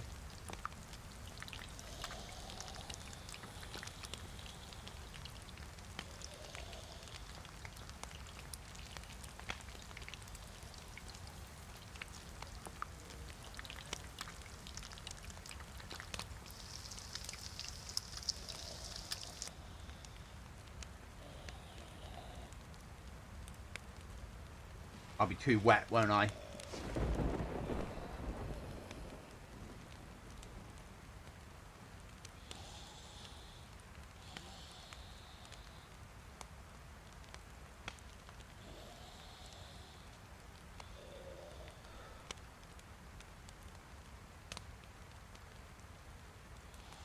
Yeah, that's the amount of meat I'm carrying now.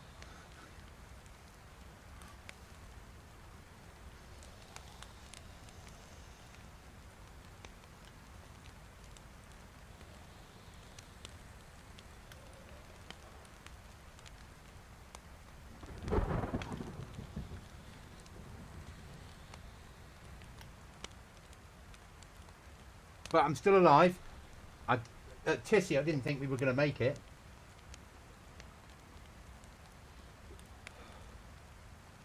That red hind saved our lives.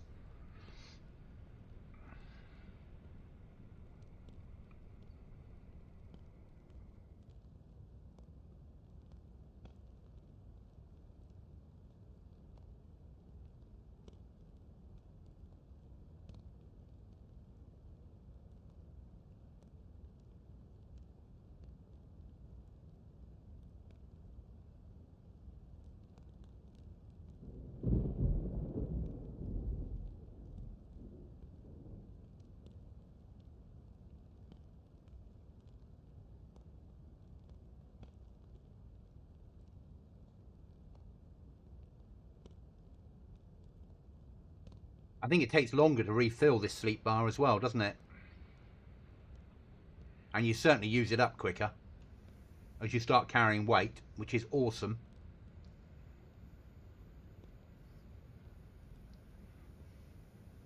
Again, forcing players to make choices that nobody wants to make.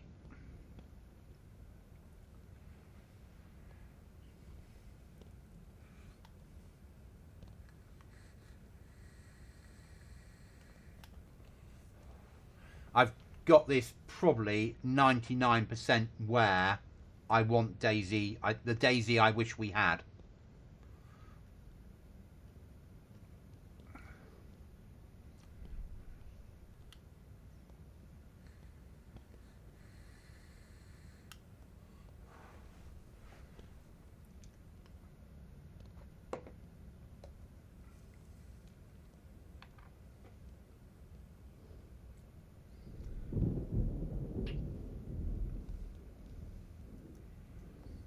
And what we streamed for 4 hours so far.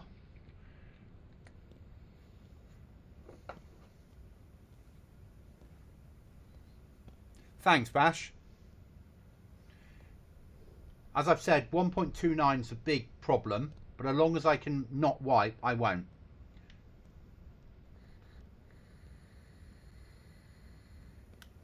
And then this will be, the server will be like this now till after Christmas when we switch to the new server. And then the next server will be very similar to this. Yes, they did. A long sleep, yeah. You got to fully recharge, John. Fully recharge.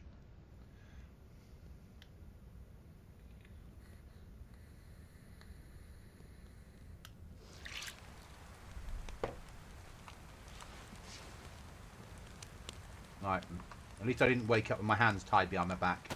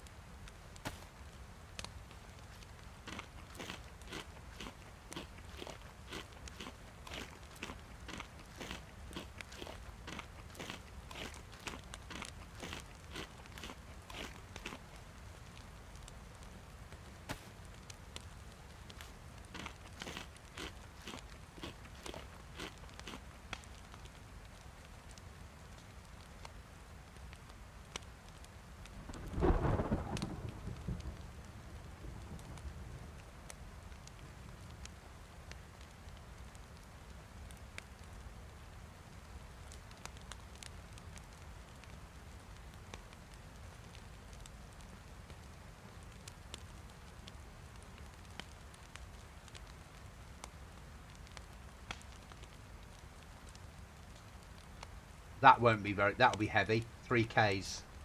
That won't help. I put that on the floor.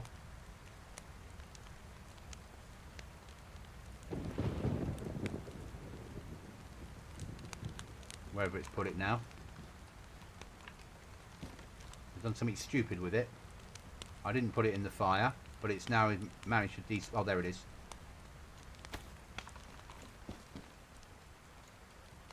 Stamina's gone up straight away.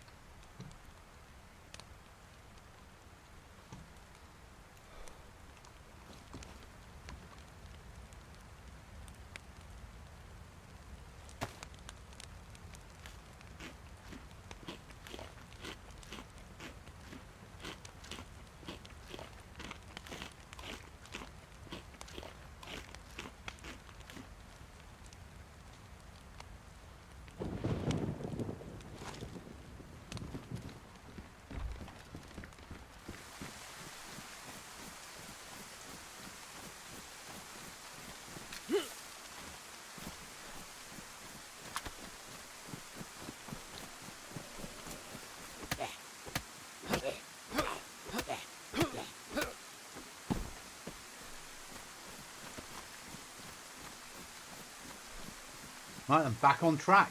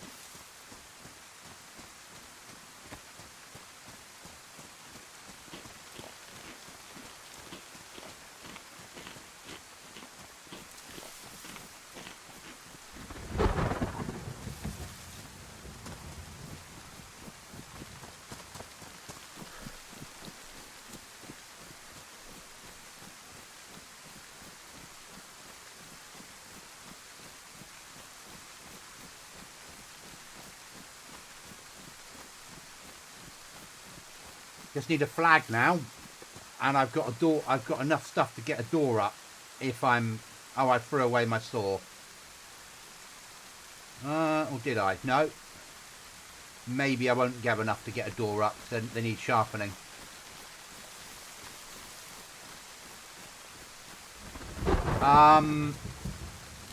Here and there.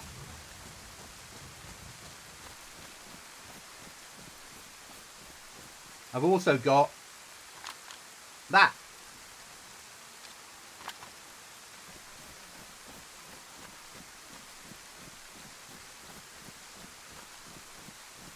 Tier 4.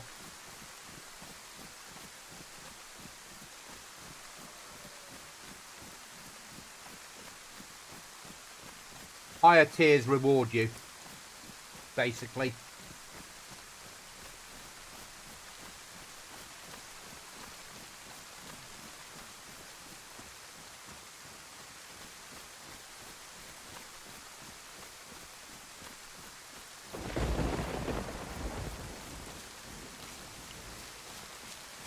Not with footwear though.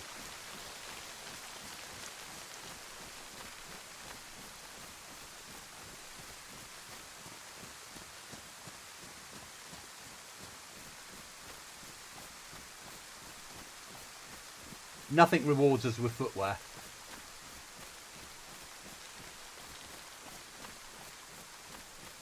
Every crate though has a leather repair kit in it. It's all on video. No. It was there.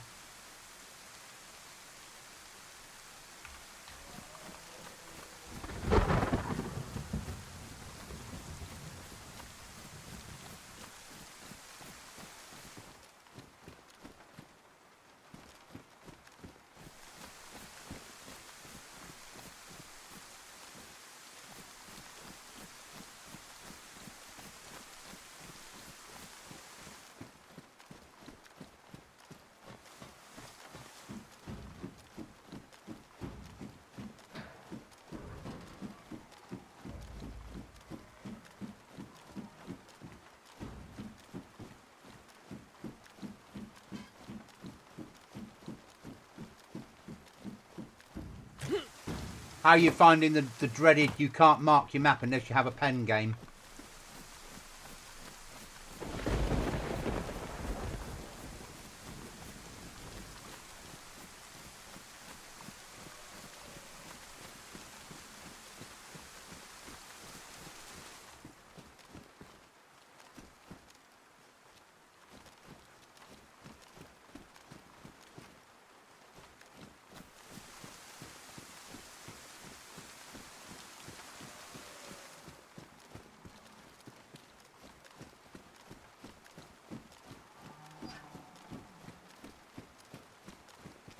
Only.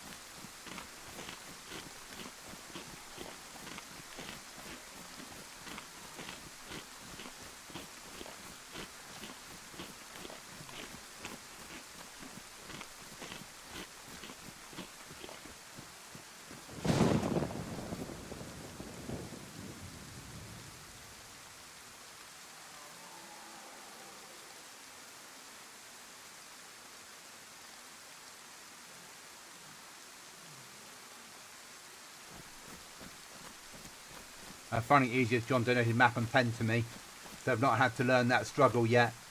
My pleasure. It's good of John. Good. Good of him. Thinking of others.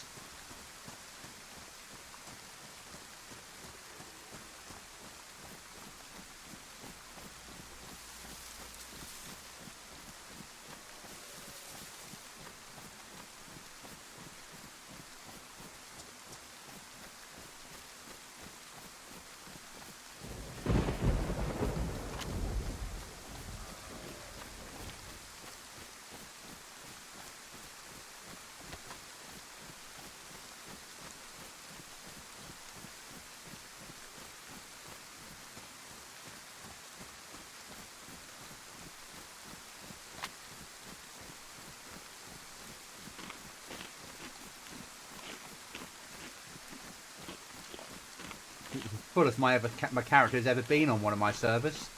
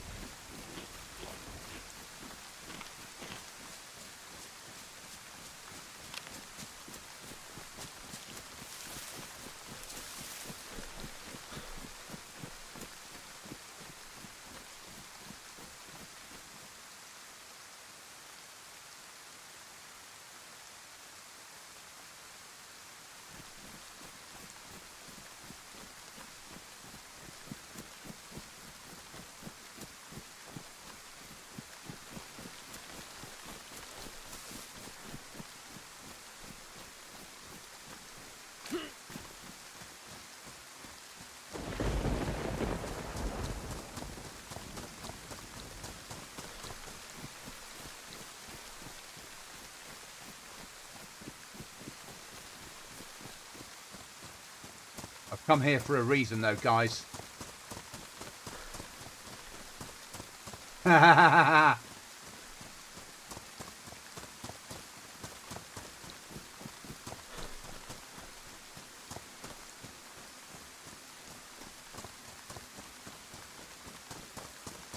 This is certainly easier to do in daylight, what we're about to show you. So it's easier to find. And I placed it here.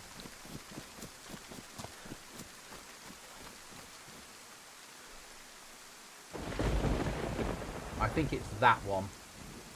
If we go up there and then cut across, I think that's a lake.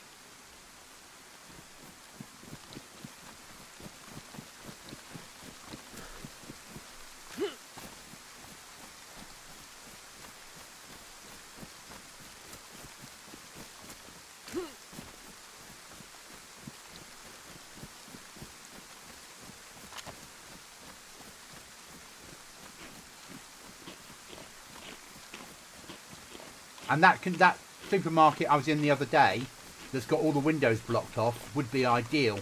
Only one door in would make life so much easier.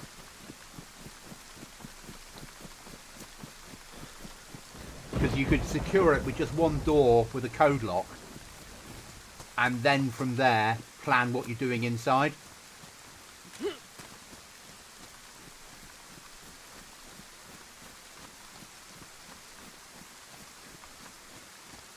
Now,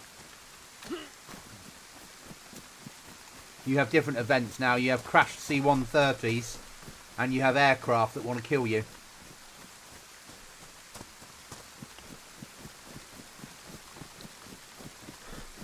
Remember, everything has been about getting to after Christmas.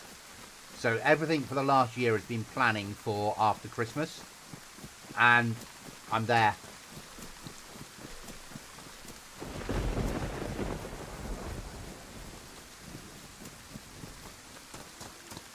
The server is where I want it to be.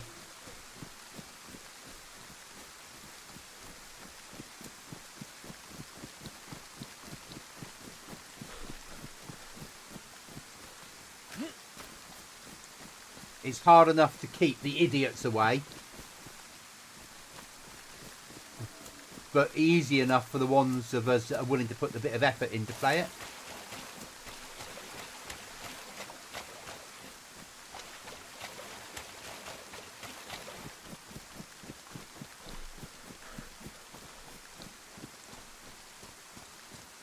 Time to come back in yet?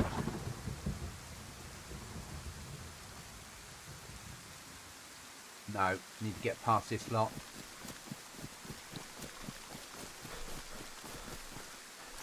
Got about 15 minutes before I'm going to log, guys, because I've been on, well, it's coming up to 4 hours 15 now. And I think that's long enough to stream.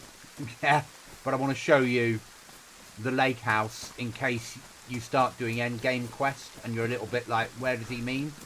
It does tell you near that town, but there's a big area to search. So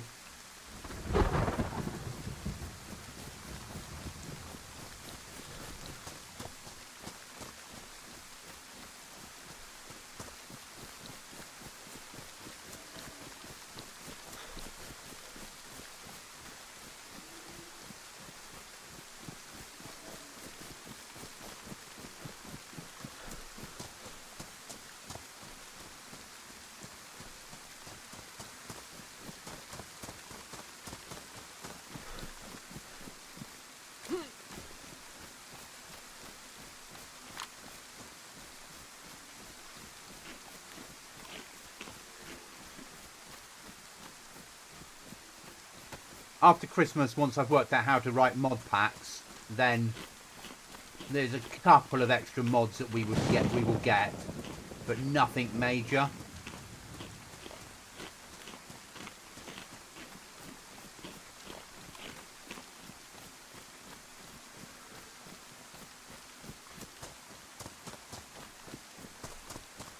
I'd like you to have access to a watch, so you can tell what time it is.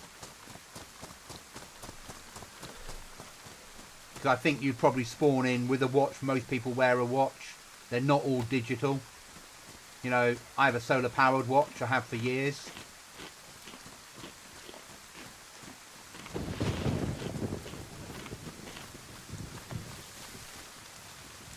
Right. That way now.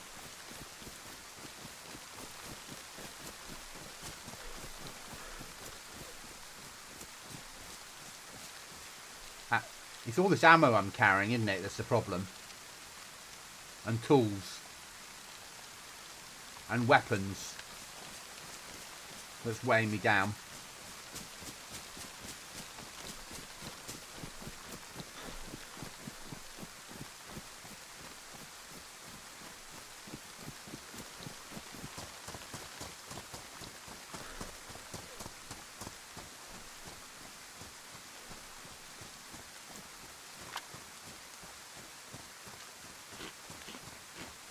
And plate.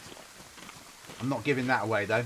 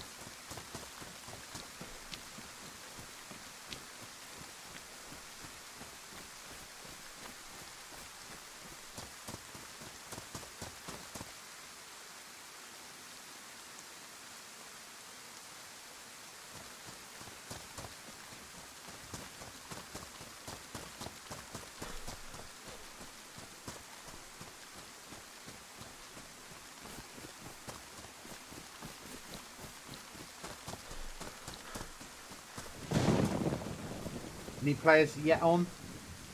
Me and Gurmit, because of the bad weather.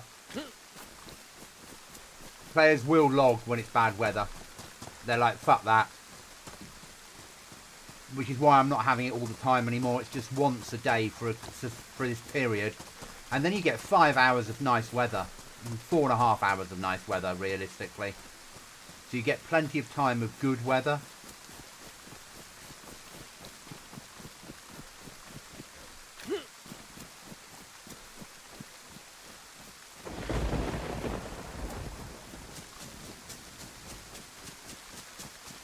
No, and I don't either.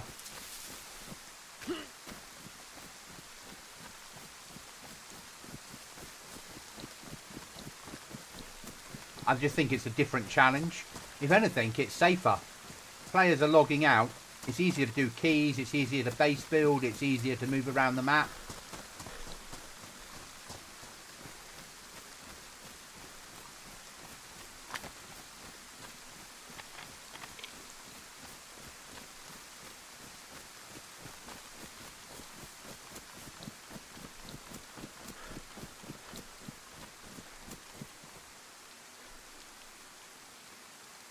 Right, end of this road, and then we should be able to see it. If I am where I think I am.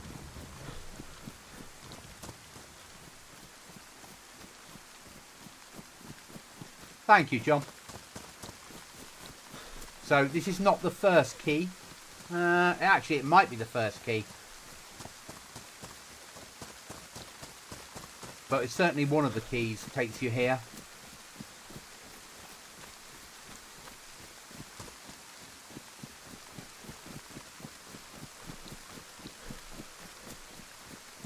If this is where I think it is.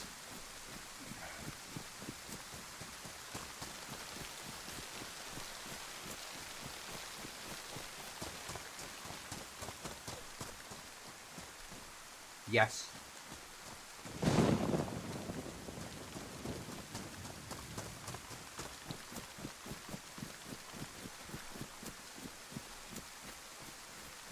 So that's the building you're looking for the crate for the quest. Once you get the key.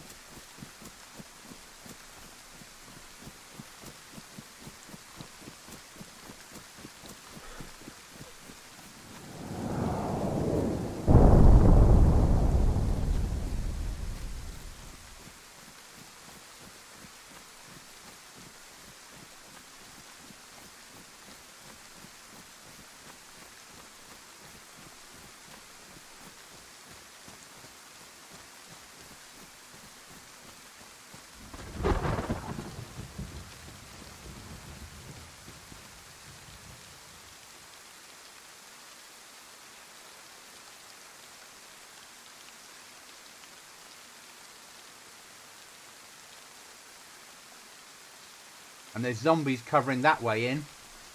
And zombies covering that way in.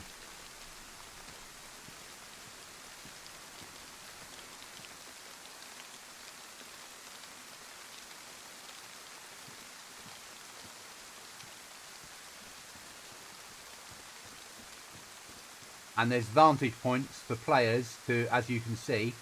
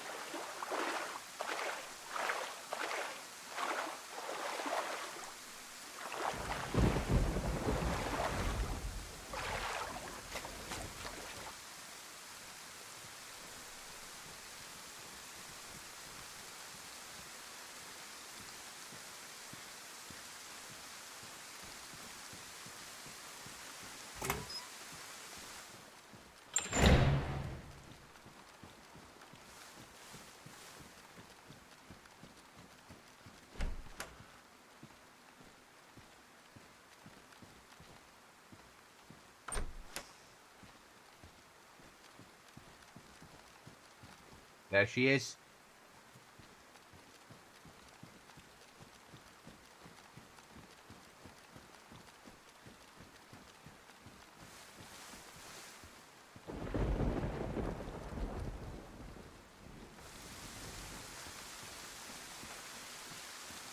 This is meant to be a black market trader.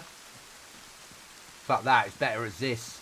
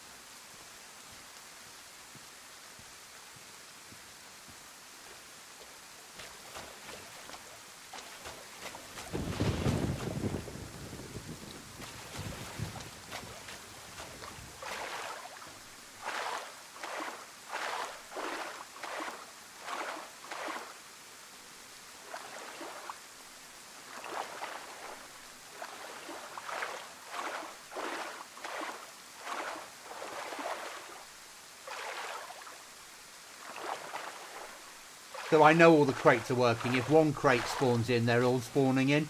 If one doesn't spawn it, if the Ultra didn't spawn, if the crates weren't working, none of them would spawn in. And I know their locations work. Oh. Swimming with all this weight.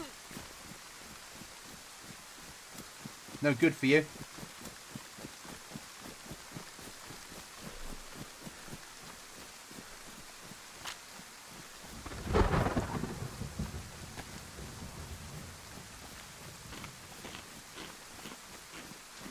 There is Amphet back in the game if you can get it. So you can take an injection and go fully awake.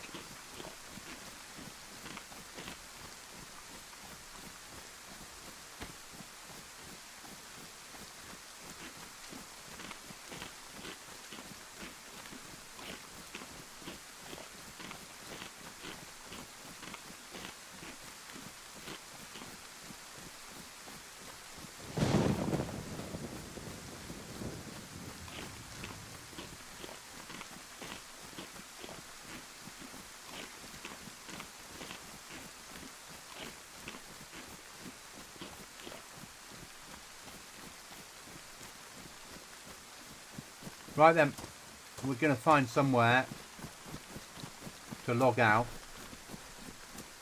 and we'll make that sleep a problem for tomorrow.